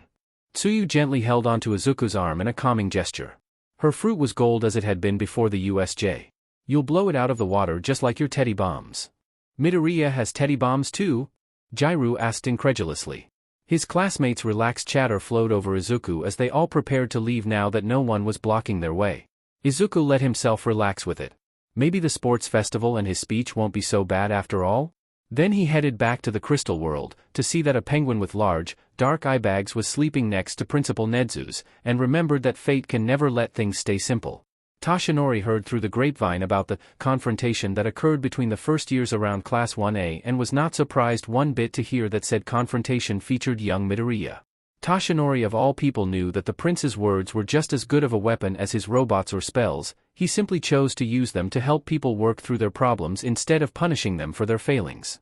Though in this case, perhaps he was doing both. Aizawa did say that he was right to disillusion the other students about the fame the villain attack had given 1A, and that it would save them time by weeding out those who couldn't handle hero work while helping to mentally prepare those who could handle it. Did the boy do that on purpose, or is he just naturally prone to this sort of work? Tashinori also got to be a fly on the wall for Midoriya and the principal's conversation the day after, where he learned about Nedzu being a potential child of fate, and that one of the general education students was one as well. Midoriya insisted that they had to put some sort of safety net in place to prevent both that student and any other possible potential children of fate that may be among the first years from accidentally triggering their own downfall. Nedzu assured him that he would comb through the first-year students and their quirks, and see if he could send them specific instructions on what they should avoid doing. He also said that he himself would avoid planning actions that may cause his own transformation into a full child of fate. After Midoriya left, Tashinori got to have his own conversation. "Nedzu, were you actively planning on me taking a student from UA to be my successor and pass down my quirk, because if that's the case then, I don't know." Tashinori held one hand to the side of his face in frustration. "I have no idea whether or not that would be enough to qualify as getting me to use my quirk. It's all very vague." The principal hummed in agreement and responded, "I would imagine that there is a certain amount of leeway. Technically speaking, my plan every year for the practical entrance exam and all the coursework is to have the students use their quirks to their fullest potential, but Midoriya Izuku's participation in these things was not enough to DMN me. Though, it probably would have been different if I planned for his revival of Aizawa." Nedzu swiveled in his chair to gaze out his wall of windows, looking over the school grounds. He steepled his paws underneath his chin. "I'm thankful Midoriya granted me permission to see him use that aspect of his quirk, but also quite intrigued by what I saw. It's almost as if his powers and the fruit of fate are metaphors come to life, a prince who awakens people from the sleep of death with a kiss, an apple that is forbidden to touch at the cost of punishment by the gods, like the original sin of the Christian faith. Quirks have always been seen as purely biological abilities, but with children of fate, it's like they transcend that bodily limit and reach the metaphysical realm of the universe." The bear dog rat glanced his head back towards Tashinori. "What do you think of the word, fate? Does the concept of fate exist in reality? To put it simply, are people's futures set in stone when they are born, never to be challenged? Do you believe in such a rule? Even beyond that, do you believe in souls? In God? Humans have always glossed over these questions by dismissing them with either blind faith in concepts that the truth could not be ascertained for, or blunt refusal of the existence of things that could not be proved. But now, Nedzu's tone was filled with wonder, like a scientist who had discovered a previously unknown entity in the world. Now, there is something concrete to those questions. One might say that it's still speculation to conclude that fate exists, that Midoriya's quirk and the fruit of fate are actually acting on some biological or physical level to cause these events. Even with that dissent, this is still strong proof that the concepts of fate, souls, and God all actually exist. So where do you stand on these questions, Yagi? I have no idea, Toshinori sighed. When I was young, I never believed in fate even after meeting Shimura-sensei. To me, our meeting wasn't fate, it was an opportunity. Then, when I went after all of one and after I heard the future night I foresaw for me, I guess I believed in it to some extent. Not that everything that happens is a product of it, but that the end of my life, that my battling all for one, were things decided by destiny. He averted his eyes from the principal to look down at his chest, where he knew his poison fruit lay though he was unable to see it. Now, it seems like the impossible is happening every day, and it's taking all my energy to just keep myself from drowning in it all, let alone try to further examine the truth behind souls and fate. I'd rather just take everything as it comes. He looked back up to Nedzu to suggest, young Midoriya would surely be a good person to discuss this with though. Oh, most definitely. Nedzu set his gaze back out the window. But while I don't know the entirety of his answers to those questions, I do know this, that boy believes in fate, in souls, and maybe even in God. How can he not, when he can simply reach inside his own chest with his palm to feel their existence for himself? Nedzu's right paw grasped at his chest and he looked down at it, just as Toshinori had. His next words were quiet, but still loud enough that he knew that he was meant to hear them. I wonder what he would have seen in me, if I didn't have a quirk that increased my intelligence. He's never mentioned the fruit of fate being in animals. Right? Toshinori blinked at that. That's right, I hadn't thought of that. He didn't seem surprised that you had one though, so perhaps they do. Perhaps, or perhaps he's not surprised that I was able to get one with the quirk that I have. The original sin of humanity described by Christianity was taking an apple from the tree of knowledge, you know. That awareness of what is good and what is evil might have damned Adam and Eve more than their disobedience of God. Of course, different monotheistic religions interpret the tree of knowledge differently, so I suppose that's no basis for proof. Nedzu looked back up at Toshinori, finishing the talk with, don't worry about whether taking a successor from UA will lead to my damnation or not, Toshinori. That's something that could be considered later. The first thing you need to decide is whether you plan to pass it on at all. Because he still hasn't even decided on that, has he? This led to Toshinori staring at his phone in apprehension. He'd been putting off this meeting for way too long now. He's starting to sense a theme with how he handles issues in his personal life, but now the thought of talking about one for all is even more off-putting, after having witnessed fate's control over life firsthand. Eventually, he was able to bring himself to press the button for Gran Torino's contact. We need to talk more about those fruit I previously discussed with you, as well as the future of my quirk. Can we meet sometime before the sports festival? The 2 weeks leading up to the sports festival were filled to the brim for Izuku with stuff to get done. After talking it over with Momoka, the queen of dramatic speeches who had taught everything Izuku and Izuku's father knew about monologuing and soliloquies, he was actually capable of making a shortish speech that wasn't too heavy on fate, but it still had fate in it cause that's just how Izuku works, and was somewhat positive and motivating. He gave up on not turning into Hamlet though. The day after the confrontation, the rowdy boy from 1B came back over to their class at the end of school to introduce himself as Tetsu and give an equally rowdy, but sincere, apology to the class. Kirishima immediately forgave him on behalf of the rest of them, and the two bonded over manliness. A concept that, despite being male himself, Izuku has never really gotten behind. Shortly after that, a presumably informed Cementos thanked him for helping Shoyuta. Then Midnight, surprisingly, did the same. She filled him in on the fact that she'd been classmates with both Hisashi and Shoyuta, and was thus friends with them throughout their adult lives as well, which was why they had been allowed to tell her what happened. It was nice to know the two had coworkers looking out for them. He followed up on his promise to Tsuyu to explain how he brought their teacher back to life, and she somehow managed to take all the impossible information about the fruit of fate and children of fate without freaking out or losing her composure at all. Izuku was thoroughly impressed, but when he told her as such, she just said that she's learned to accept that nothing is impossible when it comes to Izuku. To be honest, when you first told me you would fix the situation with Sensei, I couldn't believe it at all. Karo, Tsuyu explained with the frankness she was known for, but, when you looked at me so intensely and pleaded with me so genuinely to accept it, it really conveyed that your intentions were true and serious. So I trusted you and your words despite not having a single idea as to how you would make them the truth." Tsuyu gave him a small smile and said, "Thank you for keeping your promise to me, Aizu-chan, and thank you for keeping your promise to help Aizawa-sensei. I'm glad that I put my trust in you." Izuku cried a bit after that, but Tsuchan accepted his tears with good grace. He also intended on explaining things to Mineta, while also explaining that the boy really had to fix himself as a person, but Mineta declined, saying that he would rather not know the details behind how Izuku seemed to go against fundamental laws of the universe. He did promise that he would take his anti-SXL harassment training seriously, so that Izuku would never again feel the need to feed him to the penguins. Guess seeing Little Might spear people through the gut really left a lasting impression on him. He attended a counseling session with a soft-spoken and kind woman, who had already been filled in on the details as to what happened at the USJ and even the role his father's quirk played in it. She explained that the school wanted him to be able to fully confess any problems he had about it. To that, he conceded that he sometimes still had nightmares about his own death as well, and they planned to have a follow-up session where he could talk more about that subject. After rehashing all the thoughts he had about Shuda-sensei's death, Izuku wasn't sure if he was feeling better per se, but his mind did feel clearer. Izuku made good on his promise to call Togata, and they texted throughout the 2 weeks. They were only able to meet up once due to their busy schedules with the impending sports festival, but Izuku made sure to put that time to good use and subtly investigated Nightai's state of mind. Based on Togata's testimony, it seemed that his attitude had improved since transferring a third of his fruit to Toshinori, but he was still reluctant to use his quirk. His fruit must still be frozen around the core then. Togata's fruit of fate was a pure gold, though Izuku has come to learn that doesn't always mean there's nothing hidden inside, and he claimed that his belief that a hero should save both people's hearts as well as their lives was inherited from Sir Nightai. Izuku hadn't looked into Nightai's fruit to see that for himself, but it would make sense that any trusted sidekick of All Mights would have that kind of perspective towards hero work. He also stated that his hero name, Lemillion, comes from his desire to save 1,000,000 people as a hero, since it's impossible to save everyone.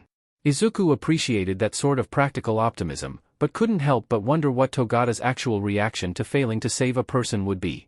The boy seemed very much like Toshinori, which was probably why Nightai took him on in the first place, and from Izuku's experience with the man, being like Toshinori was both a good thing and a really bad thing depending on which of his traits were being examined. It made him wonder if Togata was fated to have a fruit that was poisoned by his own good intentions to match Toshinori's? And also, he was like Toshinori, and his quirk sounded so incredible. Was Nightai intending for him to succeed All Might? If he was, would the hero still consider passing down his quirk? Being a child of fate is not something to take lightly. They might end up dooming the boy.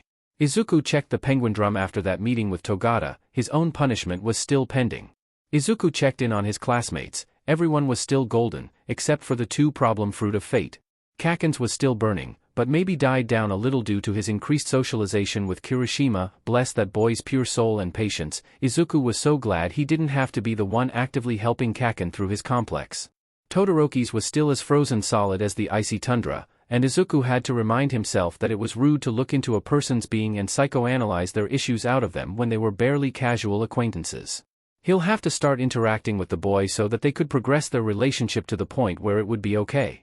He doesn't think that's exactly what Toshinori-san had in mind when he told Izuku to back off, but if there's one thing he's learned from Momoka-san besides monologuing, it's how to find loopholes in people's expectations to mercilessly exploit them. Principal Nedzu updated Izuku on the potential children of fate situation, saying that along with that Gen Ed student, he picked out another first year in Class 1B whose quirk was extremely likely to make him a potential child of fate. He sent XPLCT instructions to both of them on what they should avoid doing when it came to Izuku on the vague basis of a safety issue with Izuku's quirk. Teddy Drum White's repairs finished just the day before the sports festival, the workshop having just barely finished on time. Everyone from the crystal world, even Momoka in her hand mirror, gave a roaring welcome back to the robot. Izuku and Teddy Drum Black especially made sure to freely give their affection, and Teddy Drum White seemed absolutely ecstatic to hug Izuku gently within its giant metal arms and accept Teddy Drum Black's mock kisses to its cheeks. He had been worried that Teddy Drum White's memory would be wiped after being rebuilt, but he still remembered the times it had played with Izuku as a child with Dad watching over in fondness. Izuku was beyond relieved by that. The Teddy Drums have been his companions for far longer than his tenure as the Prince of the Crystal. Losing that time with them would have been devastating. Izuku managed to progress a little with his already known spells, but after the USJ he shifted his priorities. Bringing everyone out for the villains had been a little overkill for the Shipwreck Zone minions, but Teddy Drum White on his own was only able to buy time for All Might and Little Might when it came to the big hitters. He needed to better coordinate them, like a king coordinating his chess pieces for maximum strategic effect. Making protocols and formations for when everyone based on whether they were outside or inside the crystal world was his main concern during the time leading up to the festival. Finally the day of anticipation arrived, and Izuku thought he had all his priorities lined up and accounted for, but a delayed issue reintroduced itself. Midoriya, objectively speaking, I have more raw power than you, but the range of abilities from your quirk is so vast, I can't even tell how much is left that I don't know about. It's almost like you're a completely unknown variable. There's no way to tell how a fight with you would go, Todoroki stated with his normal stoic manner in as prep room. Izuku blinked at Todoroki's sudden conversation starter. He knew most of the other students were doing the same. This was the first time they've spoken to each other. That's a fair assessment, yes. All Might's got his eye on you, right? You said it's just because he saved you from a villain, but I think there might be more to it than that. Izuku involuntarily jolted, and Todoroki certainly noticed, but didn't mention it. I'm not going to pry into it, I just wanted to say. His mismatched eyes bore into Izuku. It made Izuku wonder if this was what it was like to be on the receiving end of his own stare. I will beat you. Those words were heavy with conviction. When put together with Todoroki's soft hair and delicate facial features, he almost seemed like a prince, even with the scar marring half his face. A declaration of war from one of the strongest in the class. Kaminari called with excitement. Hey, man, don't pick a fight now. We're about to go on. Kirishima came up to Todoroki, but the prince-like boy rebuffed him. I don't care, I'm not here to make friends. Todoroki narrowed his eyes at Kirishima and shied away from the attempt to grab his shoulder. Todoroki has an interest in him. He sensed an opportunity here, but if Todoroki is reluctant to get close to others, some evasive maneuvering will be needed to help his fruit. Izuku mentally shifted his priorities and set his bait. Later you can pry into it, and into my quirk, if you're curious. As for your declaration to beat me, well, Izuku curled his lips into a half-grin. My speech should answer what I think about that, so make sure to listen. Then, the prince turned his back and walked towards the door, just a moment before a runner came to direct them to leave for the arena, and when Izuku felt Tadakori's lasting stare stay firmly on his back, he knew that the boy had been lured in. He loved it when things worked out like that. He'll have to do some last-minute changes to his speech to further catch Todoroki's attention, but he'll pull through. The UA Sports Festival Stadium was enormous and Shoyuta could only watch from above as his problem child walked out onto the grassy field looking like he was one step away from dying of nerves. He was seated in the commenter's booth with Hisashi. This was a decision by the school that was not made without heavy consideration. After all, the League of Villains were under the impression that he was dead, but the principal ultimately decided that they needed to give a strong front by showing everyone that Class 1, as homeroom teacher, was fine and dandy for the most part. Also, the League might try to spread rumors that they had killed him, which they had, so showing him off now would put those to rest. His husband speaking through his gear would cause too much feedback from the microphone, so instead the booth had a system for him to directly hook up his gear to the stadium speakers. He pulled the plug for it on his end to be able to speak privately to Shoyuta through the speakers on his gear. You think Izuku's gonna be alright on stage? Shoyuta side-eyed him with his one good eye. He was glad they had the foresight to place Hisashi on his right, the side with his working eye. What? Don't give me that. The kid's calling me Hisashi so I can call him Izuku, that's how it works. Hisashi folded his arms to demonstrate his stubbornness. Shoyuta sighed and discarded the idea of trying to sway his husband on the matter. You're the one who said that the soliloquy he gave while reviving me was theater-worthy, and the confrontation from before suggests that it wasn't something he only does when he's bringing people back to life, so, Shoyuta shrugged his shoulders. It's up to how strong his immunity to stage fright is. And even if he bombs it, it won't be the end of the world. He'll be fine. Hisashi just hummed at that. He continued to look over Midoriya's tiny form on the field with his brows creased in worry. Hisashi was really starting to become a mother hen. Maybe Shoyuta should ask him if he wants to adopt a kid?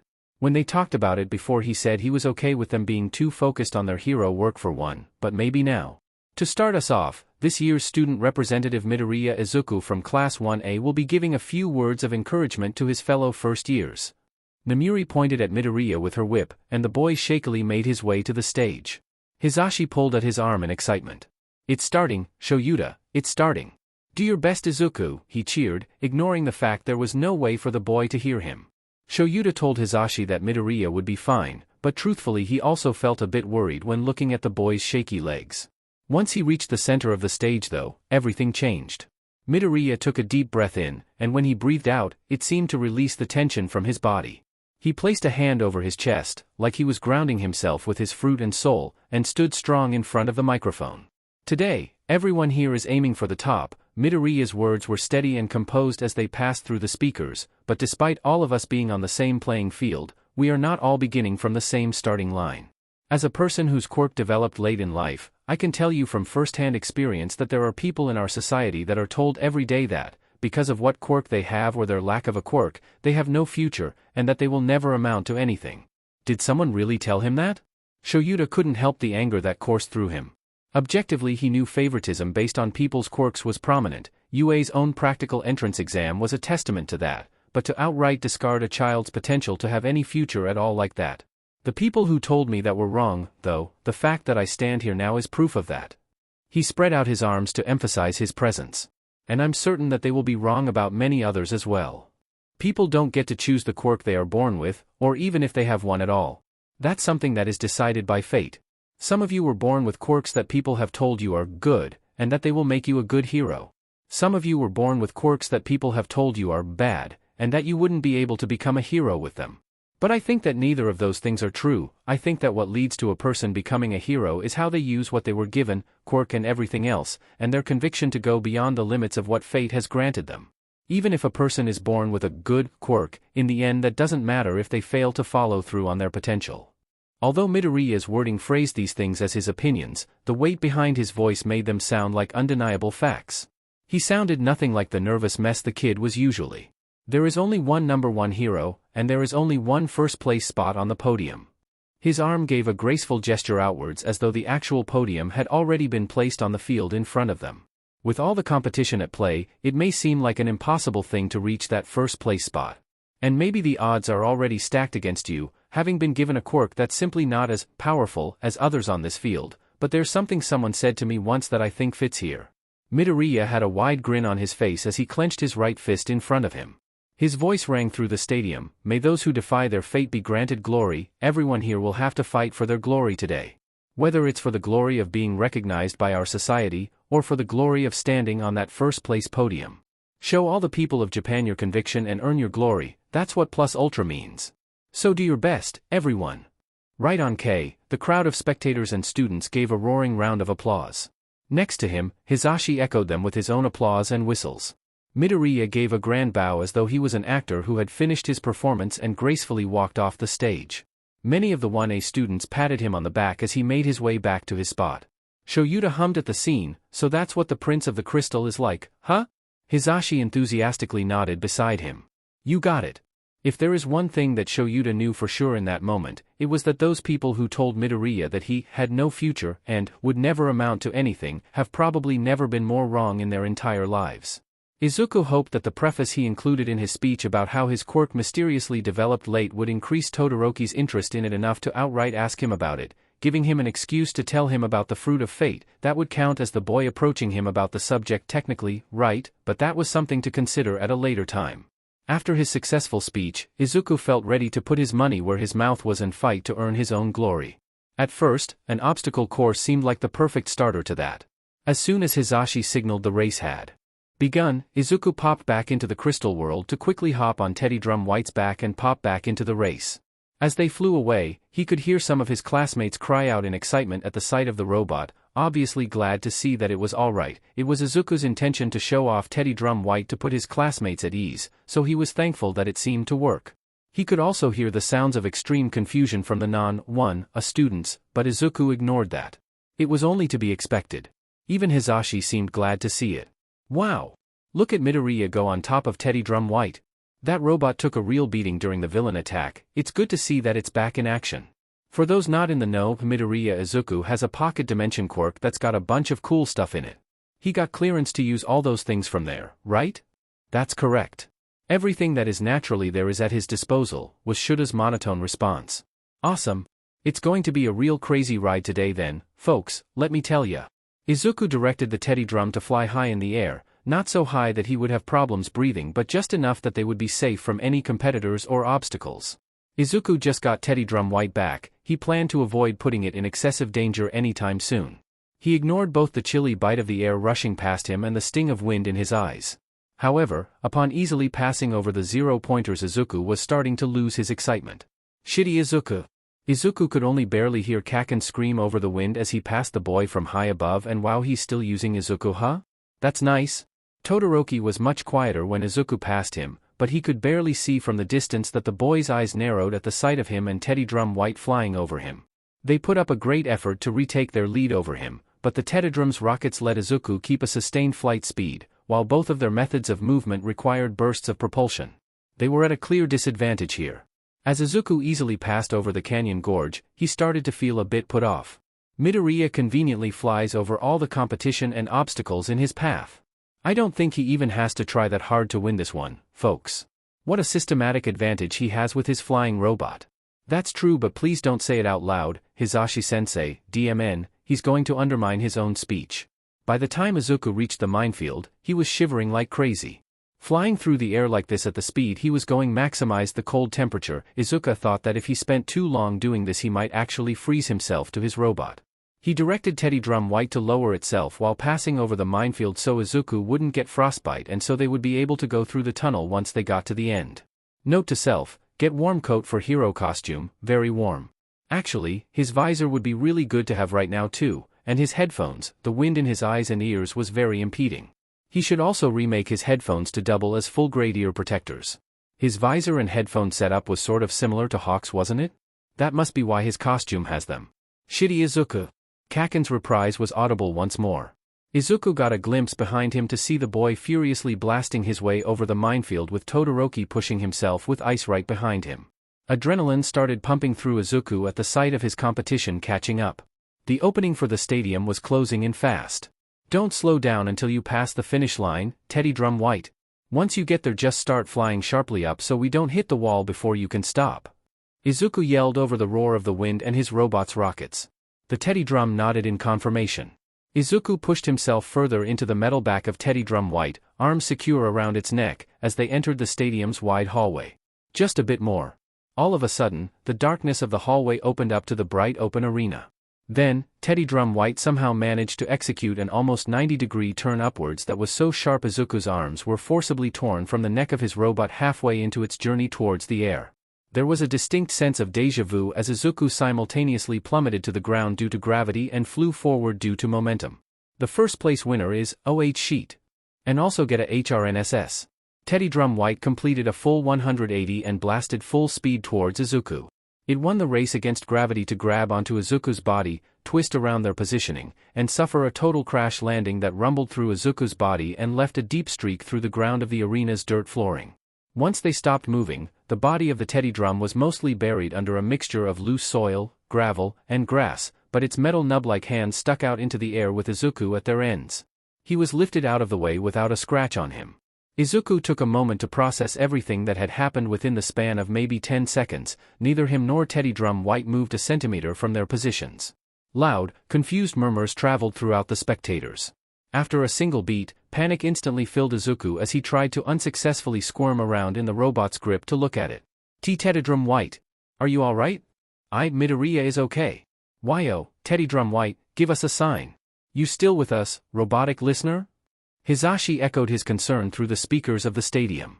Vibrations traveled up the robot's arm into Izuku's body, then the dirt tumbled apart to reveal Teddy Drum White. Izuku's robot sat up still holding Izuku out with his hands like a champion baseball player holding out a saved ball. Debris was stuck deep into the crevasses of its body, and from the protruding wires and metal Izuku can see, the back of its head and torso probably looked like a disaster, but the Teddy Drum still seemed to be in good spirits. The crowd burst into applause at the victorious stance of the robot. And it's okay, folks. What a wonderful save by Teddy Drum White. Midoriya Izuku from 1A places first in the obstacle course. Todoroki Shudo and Bakugo Katsuki, also from 1A, place second and third. Midoriya, no more riding robots until you get a HRNSS from the support department, Shoyuta cut in with dry exasperation. Izuku sighed, sorry Teddy Drum White, we just got you. Fix 2. The robot released its lower body from the confines of the ground to stand up and gently place Izuku down. It nonchalantly waved off his apology. It probably thought it was the one at fault. When it shook its body like a dog, dirt flew off the teddy drum to splatter over Izuku, and the robot immediately ceased once it saw the consequences of its actions to fret over Izuku. Izuku waved it off, but Teddy Drum White still hung its head in shame. Shitty Izuku. Kaken echoed for the third time that day. Izuku turned around to see that he and Todoroki had paused in the middle of moving into positions to catch him. The red-eyed blonde looked furious as he demanded, "Why the hell didn't you just pop yourself out of reality when you started falling?" Izuku blinked dumbly at that. "I couldn't really comprehend what was going on fast enough to." "Then think faster, dumbass. I thought you were supposed to be fing good at that." Kaken clenched his fists in a way that disturbingly mimicked strangulation. Rubbing the back of his head in embarrassment, Izuku conceded, "Sorry for worrying you like that, Ka. I wasn't worried, damn it." The angry boy stormed away with that as his last word. Todoroki just blinked his pretty eyes a bit before awkwardly turning away himself, as though he didn't really know what to do in this situation. "So he's a socially awkward prince, huh? That's actually charming in its own way." "Wait, no. Stop thinking of Todoroki as a prince, Izuku. You're not Momoka-san, get it together." Shiozaki Ibara from 1B finishes in 4th, and it looks like Yayorozu Momo took a page out of Midoriya's book to finish in 5th. Izuku swerved his head back towards the finish line at that. Yayorozu approached him, hovering with cool rocket propulsion boots that featured stabilizing elongated handles for her to steady her upper body with. She touched down a couple feet from him with her body shivering slightly to say, "I hope you don't mind I took some inspiration from your teddy drums, Midoriya-san. Though I wasn't quite prepared for how cold I would get from flying like that." Izuku snorted, "I wasn't prepared for it either, or prepared for falling off. I don't mind at all about you taking ideas from me though, Yayorozu-san. My pocket dimension is practically a sandbox of creative ideas, someone else might as well benefit from that too." Yayorozu gave a kind smile in response. "I see, I'll be sure to take advantage of that then. Thank you for your generosity." Before the next round, Izuku transported himself back to the Crystal World to deliver Teddy Drum White to the minor repair bay. If Izuku learned one thing from the first round of the sports festival, it was that his own hubris was his greatest enemy, apparently. This lesson was further solidified after Midnight explained the cavalry battle and that as the first-place winner, Izuku would be cursed with a 10 million point bounty, making him the #1 target for the second round. The pressure surrounded him with crushing tension as everyone turned their eyes to him, gazing at their prey. Even under these circumstances, though, Izuku instantly had a perfect strategy in mind. Though he'll be undermining his speech again, but frankly it'd be stupid to overlook this. "Deku-kun, do you want to team up?" "Oh, thank goodness, you're a lifesaver, Ochako-chan." Izuku breathed out in relief that he had at least one willing teammate. Ochako just laughed sweetly. "It's no problem, Deku-kun, I'm sure you'll think up some way to win," like a magician pulling stuff from his pocket dimension hat. "As long as we can hold on to your headband, we have an absolute pass to first place, you know." Ida, on the other hand, shook his head to decline saying, "Sorry, Midoriya-kun, but ever since the entrance exam, I've been losing to you. I can't follow you now, since I also wish to challenge you. So for this battle, I cannot join your team," then made his way towards Todoroki. Disappointment rose in Izuku's chest, and was amplified when Tsuyu glanced away in guilt. "Kero. Sorry, Izu-chan. I'm sure you can make it even with your disadvantage. But that's sort of why I want to try my own thing. I have an idea I think would work well for me and Shuji." Her large black eyes refocused on Izuku to convey her sincerity. "For what happened at the USJ, I could only support you as you took care of everything for us, even our teacher," she didn't say, "so for something like this, I want to try growing on my own. That way next time I might be more able to help you." With that reasoning, Izuku couldn't bring himself to feel disappointed anymore. Tsuyu was just trying to do her best to become a hero in her own right as well. Izuku gave her a slightly sad smile and gently replied, "That's all right, Tsu-chan, I understand." As she hopped away, a human missile launched towards Izuku. 10 million. "I'm Hatsune, from the support department." The girl with pink curls and metal goggles forced her way into their conversation to take his hand for a handshake. "Let me join your team to bring attention to my babies. And you also own such a wonderful baby, did you make it yourself?" Thanks for joining." Despite what he said, Izuku didn't feel too thankful, just somewhat confused by the newcomer. Then he processed the rest of her rambling and decided he liked the girl. The teddy drums were sort of like his children, or maybe he was their child, in a way, and he could appreciate someone who felt similarly about their own creations. "I didn't make Teddy Drum White, no. There's a workshop in my pocket dimension that made 2 teddy drums when it, first came about. It also repairs them for me." "Really?" How mysterious. Sometime after the sports festival let me take a look at your workshop, 10 million. Ah, my name is Midoriya Izuku. You got it, 10 million. Hatsum exclaimed with a grin, not a single trace of irony to be found in her voice. Guess it's better than Mr. Penguin at least. At the thought of those flightless birds, Izuku caught sight of a very different kind of bird out of the corner of his eye. He thought to himself, well, for the plan he wants to go with, teammates who have good defense will be the best bet. Also, they're both bird-themed, kind of, so might as well see if he'll join. Tokoyami-kun. Izuku called out. When the bird-headed boy turned towards him, he waved at him to come over. Tokoyami meandered to their group with an expression of contemplation on his face, which was impressive considering it was made up of feathers and a beak, but if the penguins could manage it he supposed Tokoyami would be able to manage as well. So the creator of madness has set his sights on me, what antics will you materialize for this round? Tokoyami asked with a completely serious tone, to match his completely serious face. On second thought, maybe Mr. Penguin wasn't so bad after all. Izuku accepted Tokoyami's edgy atmosphere with good grace, not even bothering to get him to let go of that creator of madness thing. He simply accepted his fate to constantly be misnamed by people. I do have a plan, and if we can use it, our first place victory will be almost totally secured, but, he looked around at the group sheepishly. Admittedly, none of us will get to show off a lot with it. Ochako tilted her head, brows furrowing questioningly. What kind of plan would give us first place but not let us show off? Hatsum cupped her chin and thought. That is a major downside. How can I bring attention to my babies that way? If you do have a strategy for total victory, Midoriya, oh what a relief, so he's not going to always call Izuku creator of madness, then we shouldn't worry about showing off in this round. Not only will we already be notable in the eyes of the masses for our placing, but we'll have secured our spots in the third round tournament. That is the arena in which we will truly be able to demonstrate our prowess. Tokoyami gave his opinion with a stoic tone, crossing his arms in a purposefully cool manner. Hatsum pointed enthusiastically at the dramatic bird boy, grin returning to her face. Oh, that's a good point. If I get in the tournament, I'll get a chance to monopolize the scouting support company's attention. If I only have the second round to show off, my babies might be overshadowed by the other competitors. That's right. Victory is the thing that matters most now. Ochako pumped her fist into the air, a mean expression showing that she was ready to ruthlessly secure her win. But what is this plan of yours, Deku-kun? After explaining his plan, Izuku's teammates were still on board. Well you were certainly right about us not having a chance to show off, but it's also a certain victory. Will they even allow that sort of thing? It almost seems like cheating. An unexpected strategy worthy of the sort of eccentricities that you craft, but not as strange as usual. What a brutal plan like that leaves absolutely no hope for the other competitors. I love the way you think, 10 million. Let's do it, Deku-kun. That first place spot is ours. Great. I'll go ask Midnight about it now. Oh, but does anyone have a watch or something on them? I've prepared a baby for every need, 10 million, even something as average as telling the time. Good, 'cause we'll need it. After Midnight laughed at their plan, she gave an okay with the condition that they wear something that the school can monitor them with. Team Midoriya set up their horse and put on Hatsum's support equipment. He tightened their 10 million plus headband around his forehead, as Hatsum, Ochako, and Tokoyami held him up securely.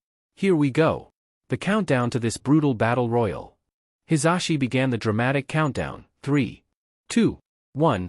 Izuku could see that the majority of the teams were preparing to rush at them, their glares firmly resting on their prize, but that wouldn't matter soon. Start. All at once, numerous teams flocked towards them. Survival strategy. But they were already gone by the time any of them got close. Fing sheet. Shitty Izuku. Bakugo raged from his seat atop his team, explosions at full force as he redirected their course from where Midoriya's team used to stand to charge towards Shudo instead. Shudo narrowed his eyes at him, but couldn't resist calling out, "You know that you gave him that idea, right? Shut the hell up, half N, half BSTRD. Midoriya has transported his team to his pocket dimension. Could it be that he plans on staying there the whole time? Is that even allowed?" Present mix question echoed throughout the arena. Shudo did his best to ignore it while he blocked off Bakugo's aerial pursuit with ice and his team back away. "It's a good thing we considered this possibility," he murmured to his team. "Let's just go after everyone else then." "He already talked it over with me," Midnight answered with a wink using her own microphone. "It's clearly something that's part of his normal quirk functioning. There's no point in denying him its use just for the comfort of his competitors. As long as they show up for the end and don't dismantle their formation while out of sight, it's legal. Life's just unfair like that sometimes, you know." What a heartless strategy. One might even call it a heartless survival strategy, aha. Present Mike obnoxiously laughed at his own joke. Shudo wasn't even sure if the crowd was able to hear Midoriya's incantation, and therefore had no idea what Mike was joking about. Please never make that joke again, Aizawa intoned, not a single laugh to be heard from him. Oh, what's this? Team Bakugu's down to 0 points, they lost their headband. Bakugu got distracted by a team made of Class 1B students taking his headband, so Shudo's team took advantage of the reprieve to steal some headbands from other teams. Concealed beneath Bakugu's angry screaming, he could barely make out, but seriously, what an unmanly strategy. Shut up shitty hair, was Bakugu's loud response. If Izuku didn't try using such an obvious plan, I would have killed him myself. What was going on with those two's relationship though? Are they friendly or not? Bakugu's attitude changed quite a bit after their battle trial. Did something happen? Everything about Midoriya just seemed like a mixed bag of craziness and mystery. Later you can pry into it, and into my quirk, if you're curious. Why did he say that? Why does he want Shudo to pry? Shudo's not here to make friends, but at this point the unknowns surrounding Midoriya Izuku were bothering him. The only answers Shudo could think up for the boy were crazy in their own right. He'll just have to see for himself whether either of them were true. Is first place really out of reach for us now? Ida asked with disappointment clear in his words. No, was Yaoyorozu's quick reply. Midnight Sensei said that they had to be back in time for the end, so we've got one shot, Shudo finished, the second that they reappear right before the countdown finishes, that's our only chance. Do we even know where they'll pop up, though? Kaminari questioned with doubt in his voice. Present mixed commentary continued, with the 10 million headband gone, it's a free-for-all now. Teams are losing and regaining headbands like crazy. Please pay more attention to others during class, Kaminari-kun.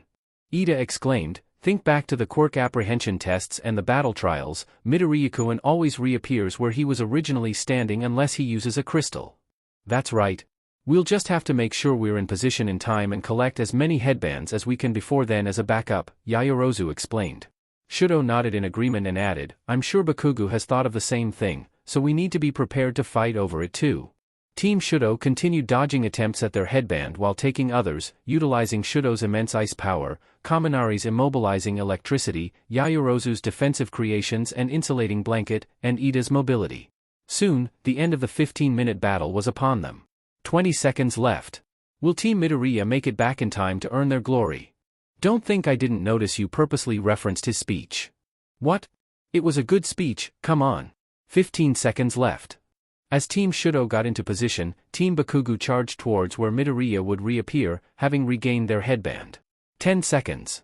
You better be ready for me, Izuku. Bakugu threw himself off his horse, flying through the air, but Shudo was already in the process of forming a circular wall of ice around the spot. When Bakugu exploded his way through, Shudo countered with a spear of ice to push him back. 5. Damn it, half. 4. Midoriya finally materialized into existence along with his team. Teddy Drum Black flanked them in the back acting as defensive wall of metal while Tokoyami's Dark Shadow held the front guard. The jetpack on Midoriya's back and rocket boots on Uraraka's feet began lifting them out of the ice enclosure, with the two robots helping to stabilize their lift-off. 3. Recipro Burst.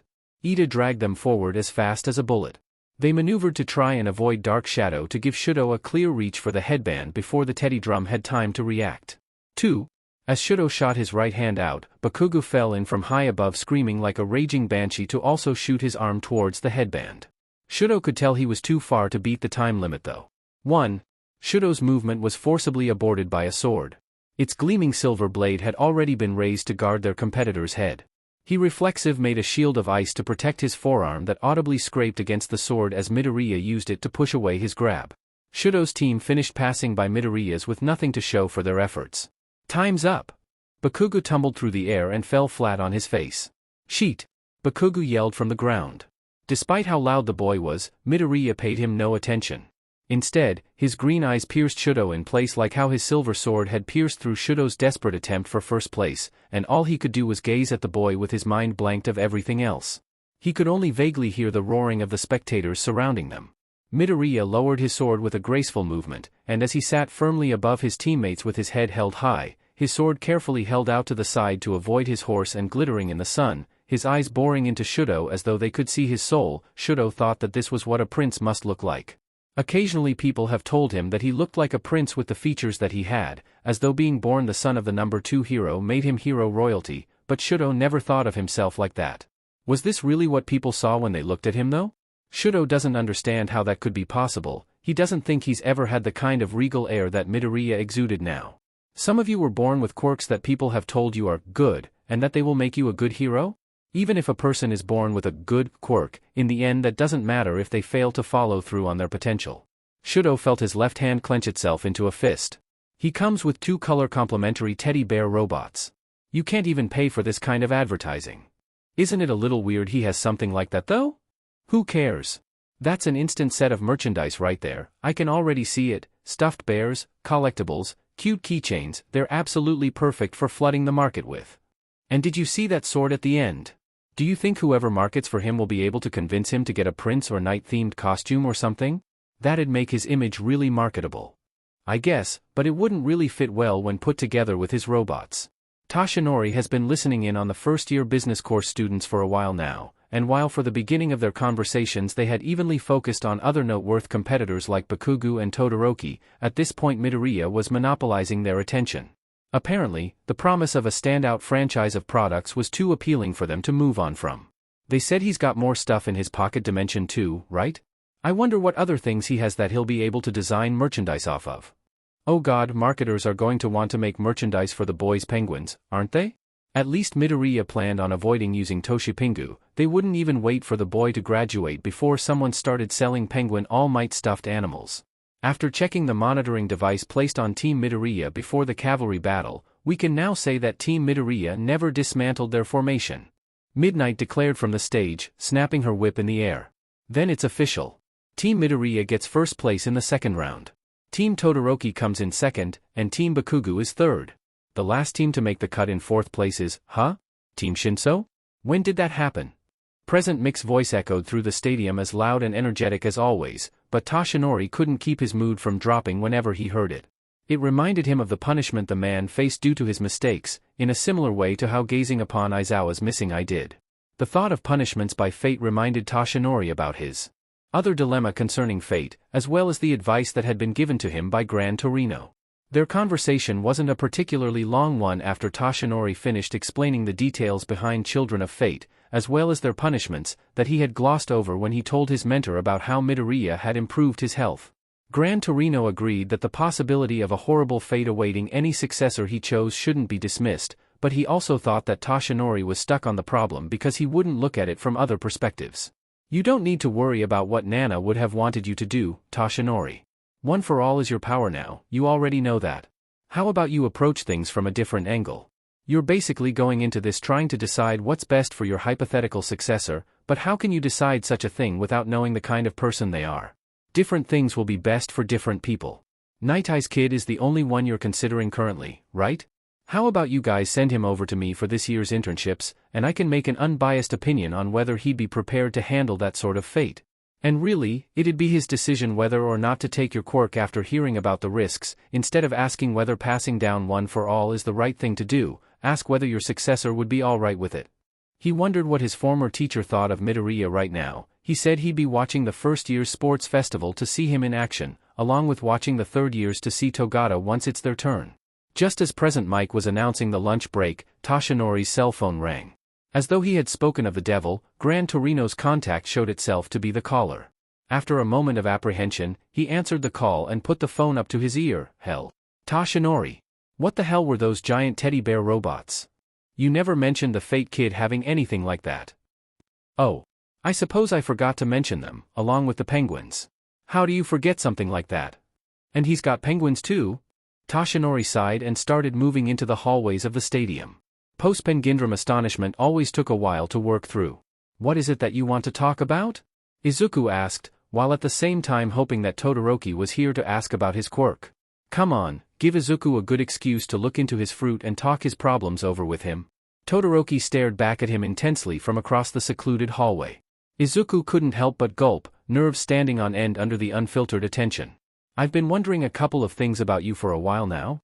Firstly, All Might always seems to talk with you in private, pays extra attention to you, and he even talked to you over the weekend about something. Not only that, but you said that you've known him since last year. Izuku suddenly had no idea where this was going. Yes? Was Toshinori-san's favoritism really so noticeable? He should talk with the man about that. And I'm pretty sure I overheard you muttering what sounded like his personal name once. Okay, that one was on Izuku. So are you All Might's stepchild or something? What? His mind blanked in confusion for a single moment. Then he was finally able to bring himself to speak, and no. How did you even come up with that? Actually, you told me how just now, but don't you think you're jumping to conclusions? Are you a conspiracy theorist or something? I wouldn't really consider that to be at the level of a conspiracy theory. Todoroki's expression and voice failed to waver even after asking such a ridiculous question, but I guess the other question that I want to ask you might count as one. Oh great. Izuku's brows furrowed as he sighed. Well, lay it on me then. What else do you want to know? During the USJ, I heard from the students that were at the entrance that you went back down to the central plaza where the villains were because you wanted to fix something. Todoroki's monotonic voice was even as he explained his thoughts. After hearing Azui's report, who was aware of what you wanted to fix, the principal went down there himself while restricting access to most of the other teachers, all of the police, and ordered them to avoid bringing villains or students through that area. There had been no mentions of where Aizawa-sensei had been during this time. Therefore, it seems like what you were trying to fix was Aizawa-sensei. Tension racked through Izuku's body at Todoroki's examination of the events at the USJ and his eyes involuntarily widened. There's no way. The most obvious answer would be that you were trying to fix his eye, but based on Azui's attitude it doesn't seem like you failed to fix what you promised her you would. So if you keep the assumption that Aizawa-sensei was what you wanted to fix, then something worse than even missing an eye must have happened to him. And it wasn't something Recovery Girl could fix. If that was the case you would have been focused on getting him to the infirmary instead. Also, it wasn't something the school could tell people about. Then you got really defensive about what happened at the USJ with those other students too, so whatever it was must have been really awful. There's no way, how could anyone come up with something like that even being possible on their own? This kind of possibility should be considered impossible really, but it seems like your quirk is really weird, Midoriya. It didn't even develop during the biologically normal timeframe. There's no way. No way. So could it be that Aizawa-sensei actually died and you fixed him by bringing him back to life? What the F dash? Izuku's mouth was agape as he stared at Todoroki in shock. He failed to comprehend how someone could come up with the completely ridiculous theory that Izuku was secretly All Might's stepchild, and then come up with. Actually, they're both ridiculous theories. Not only that, but the one that was most ridiculous was somehow the one that was correct. He had been trying to get Todoroki to pry about his quirk, he just never imagined he would be able to figure that part of it out on his own. Izuku forced his mouth closed to swallow anxiously before whispering, "Did you talk to anyone else about this?" Todoroki's eyes widened in surprise. "No, but wait, does that mean that I was actually right about that? Seriously? Even the conspiracy theorist prince is shocked that he was right. Izuku doesn't believe this." Izuku decided to just ignore how this came about and accept the opportunity to introduce Todoroki to the fruit of fate. He turned his head left and right, checking for people, and kept his volume at a whisper. "That's right. The quirk I have, Conductor, isn't actually a pocket dimension quirk, but I don't want to get into details here. Would you be okay with being transported to my dimension? We can talk about it there." Todoroki still seemed surprised about Izuku's confirmation but narrowed his eyes a bit at the offer. "That's another thing, you clearly wanted to tell me about your quirk for some reason." Izuku opened his mouth even though he didn't have an excuse prepared, but Todoroki cut him off. "The reason why I wanted to know about your quirk, despite the general concern I had about the possibility that Aizawa-sensei had died, is because I wanted to see if your quirk was also one people would consider good, like mine." I mean, Todoroki glanced away a moment before refocusing his sight on Izuku. Not that a pocket dimension wouldn't have also been a good quirk, but reviving people is on a completely different level. "Yeah, I know what you mean, that's why Izuku had wanted his father's quirk as a child in the first place, but why do you care about whether I had a good quirk or not?" "In a way, it's connected to the reason why I wanted to know if you were related to All Might. I guess even if you're not his stepchild, your connection with him is probably still significant, right?" At Izuku's nod he continued with his eyes drifting to the side of the tunnel. "Since you're connected to him, I want to beat you even more. And since you have such an extraordinary quirk, that feeling is even stronger." Todoroki's mismatched but cold eyes returned to his face to look Izuku straight in the eye. "Have you heard of quirk marriages?" Thus, Todoroki wove his story about how his father, the number 2 hero Endeavor, was consumed by his desire for the number 1 spot and surpassing All Might so much that he attempted to breed himself a creation with the perfect quirk for power. He explained about the man's abusive training, and how his mother had mentally crumbled from her husband's behavior and violence to end up lashing at Todoroki by pouring boiling water on his face, because his left side looked too much like Endeavor. He explained about his conviction to become a hero without using the side of himself that had his father's quirk. Izuku doesn't need to look into Todoroki's fruit of fate to figure out what was wrong with him anymore. Somehow, without Izuku even intending for it to happen, Todoroki decided to directly approach him with his problems. He purposely tried to engineer a child to have a good quirk that was even more extraordinary than his own, so that he could use it to become number one. Todoroki finally glanced away, looking towards his feet. So, by beating you, who has an even more extraordinary quirk, with only my right side, I'll have denied his quirk, and I'll have solidified to myself that I will no longer be a servant that he can use as he pleases. Izuku's throat felt tense, and his eyes felt wet though they lacked tears. For all the beautiful prose he usually spouted, he was somewhat at a loss as to how to speak about circumstances this horrid. He felt so much dread weighing him down after hearing that story, he couldn't imagine how much dread Todoroki felt from living it. Todoroki-kun. Todoroki glanced back up at him and begun to turn towards the tunnel's exit. You don't need to comment on any of what I've said. You don't even need to tell me how your quirk works, or how you're connected to All Might. I just wanted to confirm the ideas I had about you, and confirm my convictions for this tournament. He was only able to take a single step away before Izuku physically cut him off with his body, stepping in his way. This might have been all that Todoroki wanted to get out of this conversation, but for Izuku there was much more that needed to be said. He wasn't about to let this chance to help his classmate pass by him just because he can't find the right words to say. He'll just find another way to say them. You were right when you said that I wanted to tell you about my quirk, Todoroki-kun. There's something important that I need to tell you about that involves it, and now I know that it also involves your conviction to become a hero without using your left side, so. Izuku held out his right hand to Todoroki. Will you come with me to my world so I can tell you more? I understand our time is limited, but it's really important. Mismatched eyes gazed at his hand in confusion, looked back up to Izuku's eyes, then looked back to the hand. What do you mean by important? It's something that is guaranteed to have a major effect on your life. Todoroki studied his hand for a moment longer, then hesitantly accepted the hand. Izuku tried to project a reassuring smile to his classmate, but he still felt the ball of dread that had formed from Todoroki's story, so he wasn't sure how successful he was. Todoroki's grip on his hand was light, almost barely there. Izuku tightened his own grip around it. Survival strategy. Standing hidden by the opening of the tunnel where Izuku and Todoroki once stood, Katsuki let his back fall into the wall behind him to slide down to the floor. His wide eyes stared blankly at the wall across from him. The only sound that echoed through the hallway was his own breathing. He purposely tried to engineer a child to have a good quirk that was even more extraordinary than his own, so that he could use it to become number one. Sheet. So could it be that Aizawa-sensei actually died and you fixed him by bringing him back to life? Sheet. Katsuki's hands covered his face. He didn't know what to think. There was too much to think about. He had already known that Izuku's quirk was extraordinary, but to think it had this kind of power. But even more than that, even more than the knowledge that his homeroom teacher had actually lost more than his eye during that FING villain attack, Katsuki thought of one thing above all else. Izuku, if he looked at the number 2 hero's fate, he would see it burning just like Katsuki's, wouldn't he?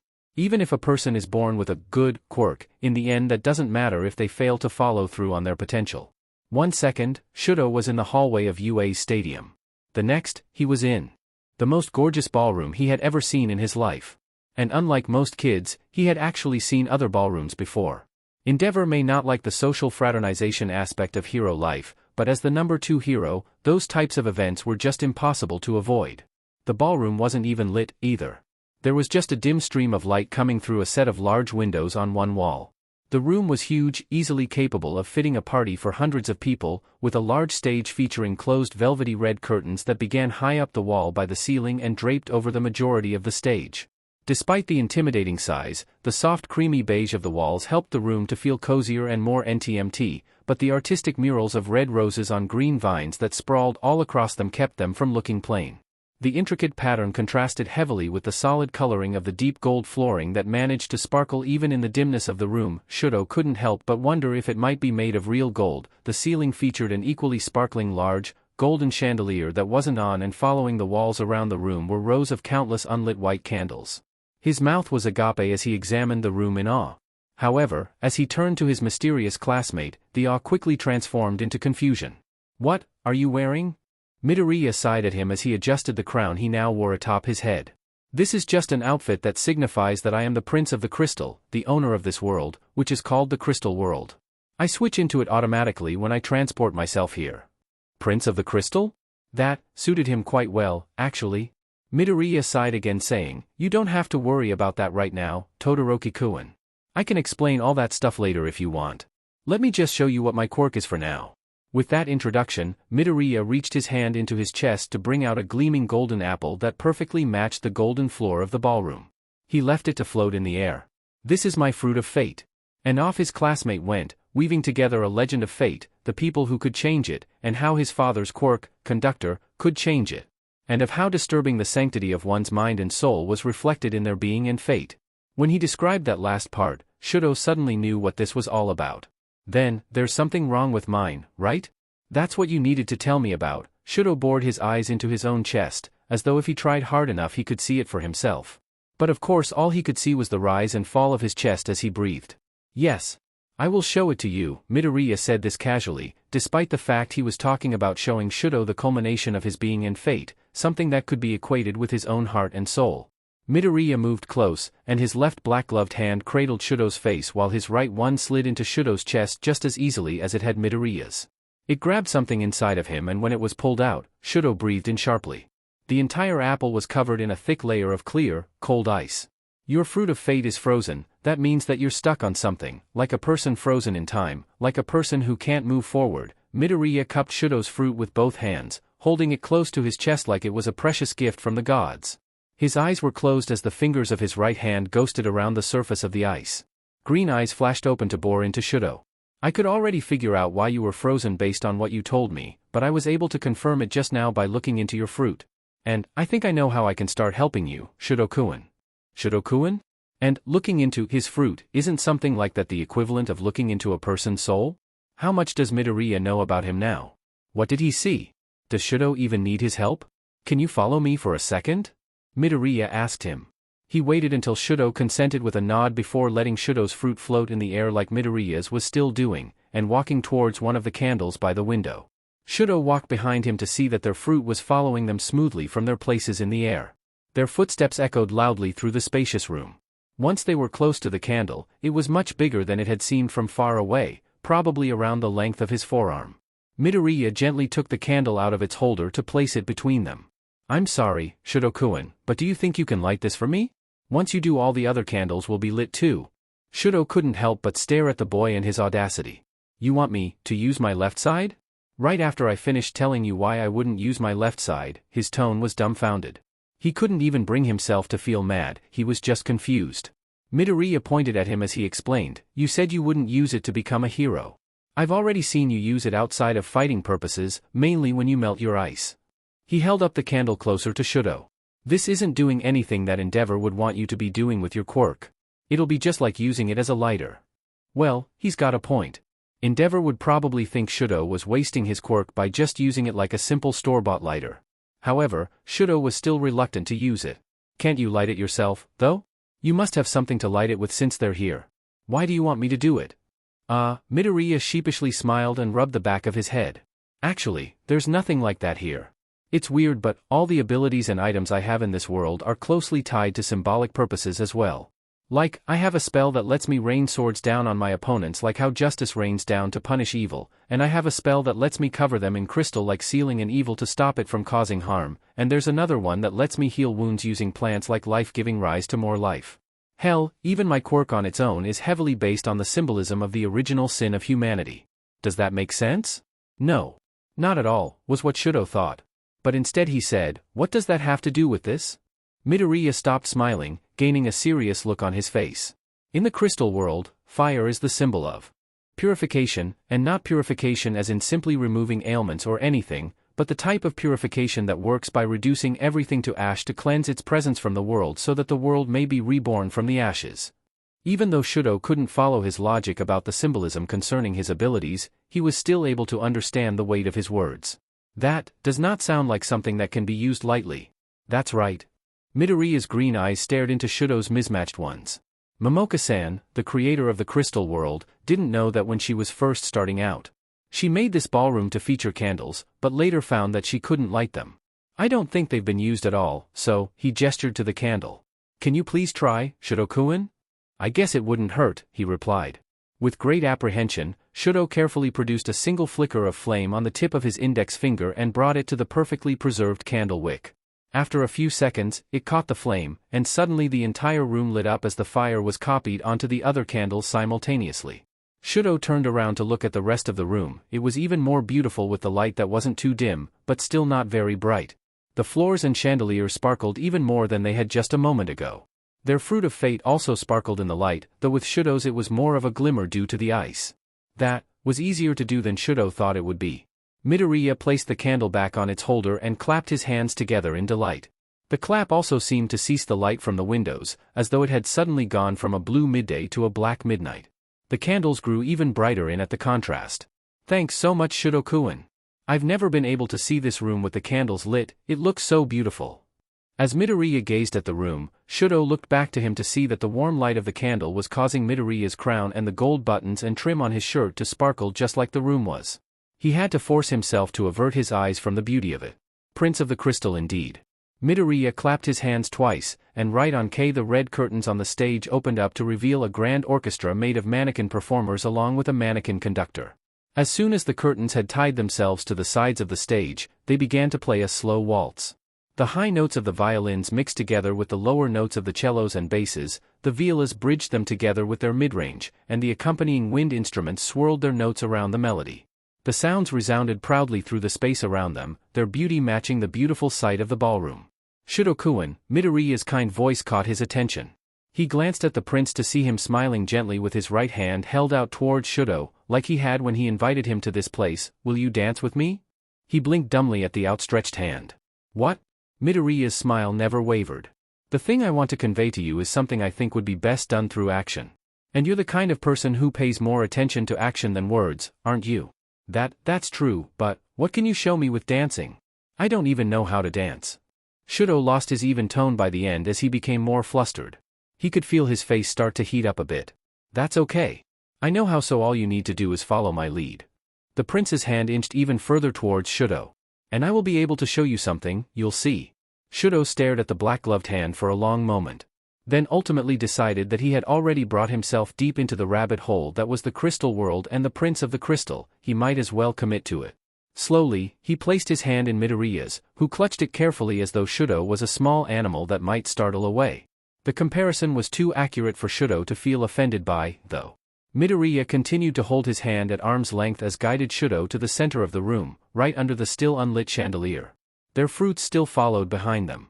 Once in the center, he gently brought Shudo in closer. Midoriya moved Shudo's left hand to rest it on his cloaked shoulder, then held up Shudo's right hand with his left hand. Finally, Midoriya placed his right hand at Shudo's waist. He looked down at Midoriya from his taller height to see the prince-like boy smile up at him, and felt his face heat up even more. We're just going to step around in small circles, alright? Just follow my movements. Midoriya's voice was soft, but he still managed to be loud enough that Shudo could clearly hear him over the symphony playing. As the prince coaxed him along, Shudo stumbled through the steps while allowing the prince to push and pull his body to catch Shudo's movements. But despite the fumbling, Midoriya didn't seem put off by Shudo even after he tread on his feet a couple of times. His dance partner moved closer to him to lean his mouth towards Shudo's ear. Relax, Shudo-kun. Don't think about being perfect. Just focus on what you're feeling, on the feeling of us moving together like this, was his whispered message. Shudo shivered slightly as Midoriya's breath brushed against his ear. He took the advice and forced his body to dissipate its tension. As he became less stiff, he became more malleable to Midoriya's movements, and soon Shudo found it easier to relax his mind when he noticed that giving Midoriya more control over their dance helped to even out their steps. Their dance was now in sync with the slow 1-2-3 beats of the waltz. Now that Shudo wasn't totally consumed with not messing up, he finally had enough awareness to see that their fruit of fate seemed to dance around with them. They circled around slower than even the beat of the song, like moons circling a single planetary body. Their movement caused them to sparkle like stars in the light of the candles. Good job, Shudo-kun. Midoriya's words brought his focus back to the shorter boy who was leading him. His smile had gotten larger and his eyes were shining and crinkled from joy. The feeling of Midoriya's touch on his waist and in his hand intensified, along with the feeling of Shudo's hand on his partner's shoulder. You're picking this up so fast, I'm impressed. As Shudo's eyes involuntarily glanced over the prince's form, he immediately felt out of place. In this grand ballroom with this grand music, Midoriya's princely outfit, with its long gloves and long boots, its regal shirt and puffed-out coat tails, its red cloak that flowed around them as they spun, and its shining crown, fitted in perfectly. The smooth motions he performed to lead Shudo through their dance only served to further emphasize that he was meant to be here. That he was meant to be the prince of this ballroom. When Shudo first saw Midoriya's outfit, he had thought it was strange, but now he realized that it fitted perfectly in this place, that it fitted Midoriya perfectly. Shudo in his plain and average PE uniform was the one who stuck out like a sore thumb. He forced himself to speak through his tightening throat, "Why are we doing this?" Instead of answering, the prince brought their bodies closer together until their chests were practical flush against one another as they danced in circles. Heat simmered in Shudo's chest and face. Midoriya looked up at him with his shining green eyes to ask, "What do you feel right now, physically? That will help you to figure it out." Shudo had to avert his thoughts from lingering on how Midoriya looked when he gazed up at Shudo to focus on his other senses. "I feel Midoriya's hands, Midoriya's chest, the fire all around them even though it should be too far away to feel. I feel warm," he finally admitted, "from the two of us together like this, and from the candles everywhere."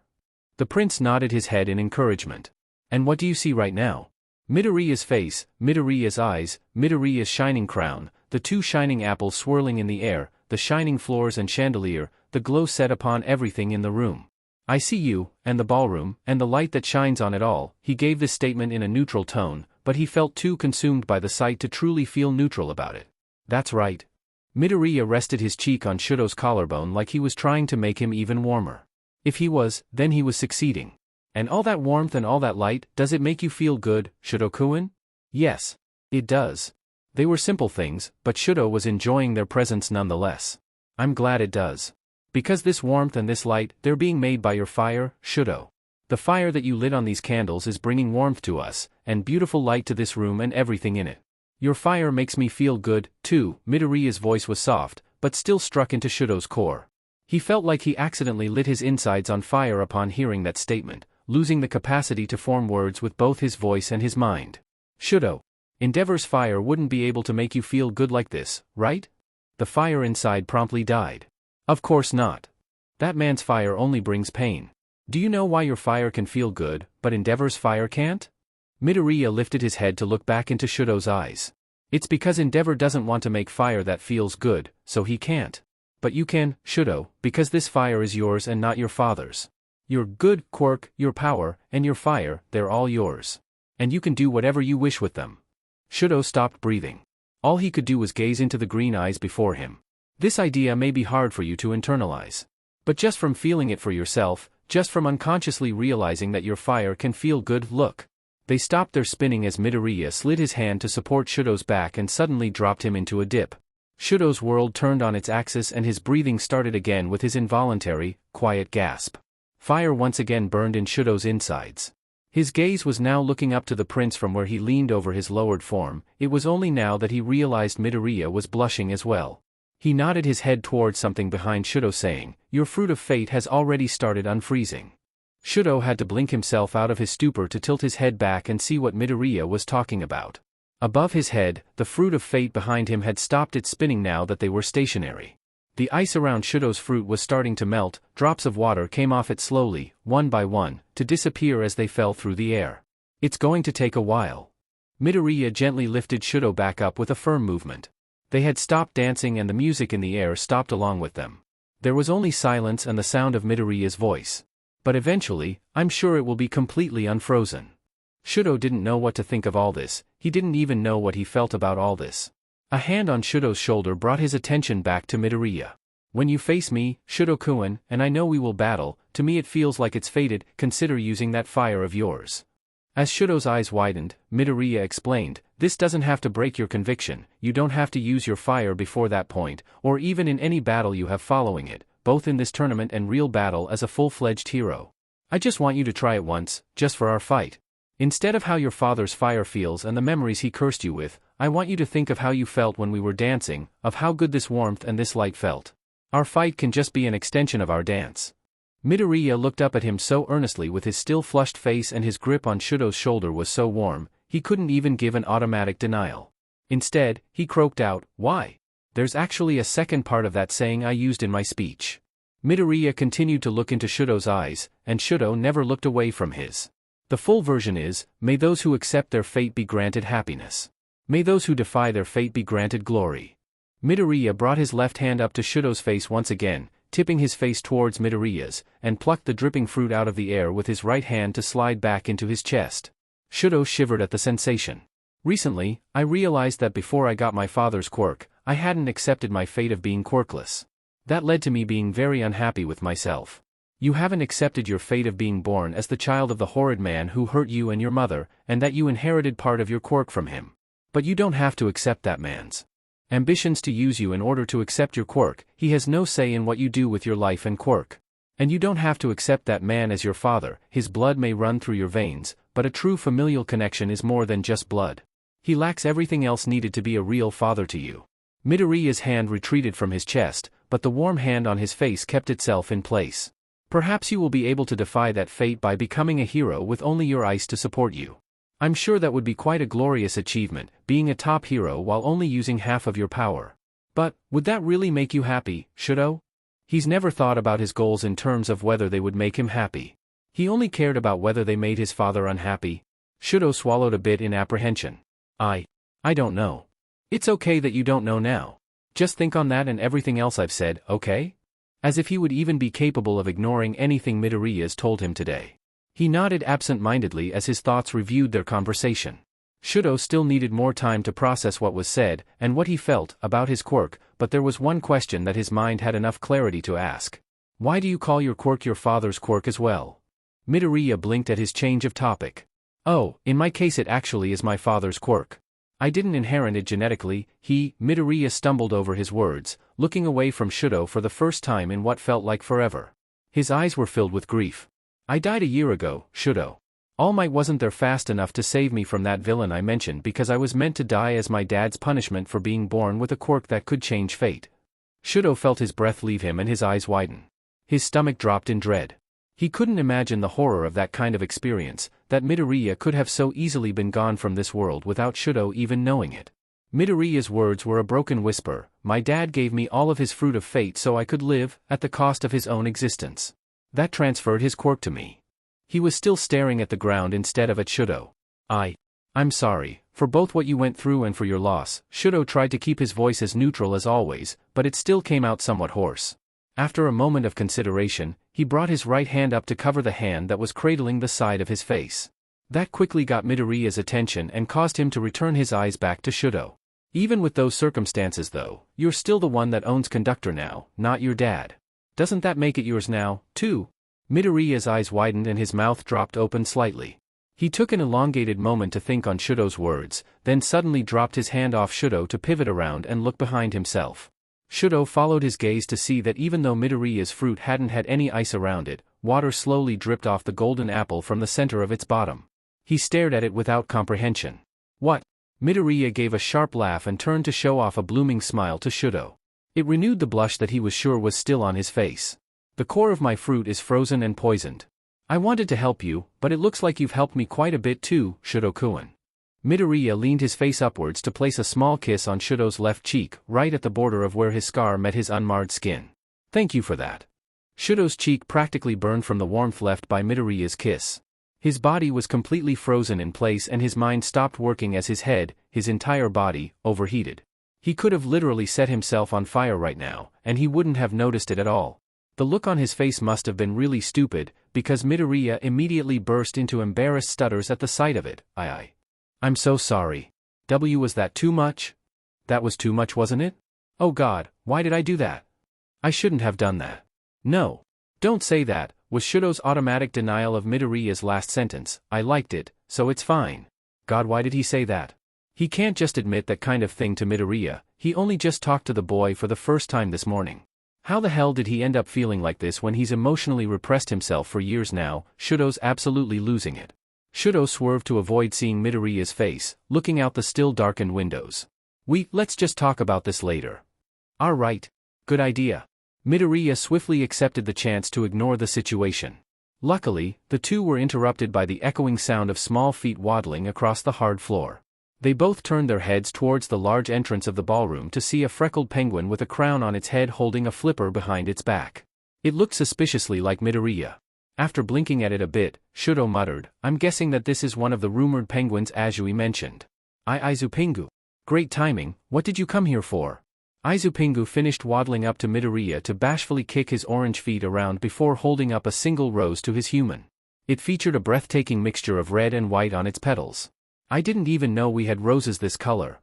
Midoriya carefully took the rose, being mindful of its uncut thorns, and admired its beauty. Then he made a sound of realization. Did you look for one like this to give it as a present to Shudo-kun? The penguin got him a present? Izupingu shyly nodded. And Midoriya gave a small, fond smile to the penguin. Thank you so much, Izupingu, I'm sure it must have been hard work to find the right one. That was very nice of you, I'm sure he'll love it. Well, now that Rose could be covered in a deadly poison and Shudo would still have to love it. How can anyone deny Midoriya when he tells a cute penguin something like that? Midoriya presented the rose to Shudo with a smile, and Shudo obligingly accepted it. His fingers held it delicately around its thorn stem, and its sweet fragrance wafted into his breath. The white and red on the petals matched the shades of his hair perfectly. Seeing the care that went into choosing this rose for him made a sprinkle of happiness spring up in his chest. He gave a shallow bow to the penguin. Thank you for the present, Izupingu. Izupingu pressed his flippers to his feathered cheeks in happy embarrassment, and Midoriya's eyes and smile grew even brighter. Shudo flushed at the fact that his plain thank you was able to bring the two of them such joy. When Izuku brought Shudo back to the stadium hallway, he was all smiles. And though Shudo wasn't also smiling, Izuku got the impression that the boy was happy. Now that he had looked into his fruit of fate, it was easier to interpret Shudo's stoic expressions. Izuku noticed that he kept glancing between his rose and Izuku, and felt his insides flutter in response to the attention. A lot of things can change once a person really gets to know someone else, though Izuku took a major shortcut for that. They had used up a good chunk of the lunch hour and needed to eat before the third round began, so both of them had been hoping to quickly rush to the lunchroom together.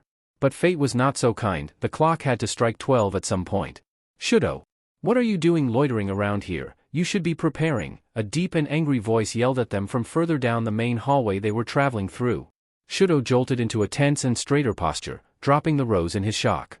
He didn't seem to notice it as he clenched his jaw and swerved his head to direct a glare to the large man behind them. Just from that, Izuku would have been able to tell exactly who it was even without having recognized him. The image of the number 2 hero was a very well-known one. Shudo's eyes held fury in them, but Izuku could also see that they held fear. Izuku's own fury erupted in response. He shouldn't need to deal with this man, especially while he's still thinking through things on his own. His body slid itself between Shudo and Endeavor. He caught Shudo's attention and nodded his head towards the exit of the tunnel they had been walking towards. For a second, Shudo's eyes slightly widened in surprise before he narrowed them in refusal. Izuku tried to placate him by saying, "It's okay, I wanted to tell him something." Shudo gave him a questioning look at that but decided to leave it for later, respecting Izuku's wishes. While the boy had initially denied the request to leave, the way he almost ran to the exit suggested that he was glad to take advantage of the opportunity.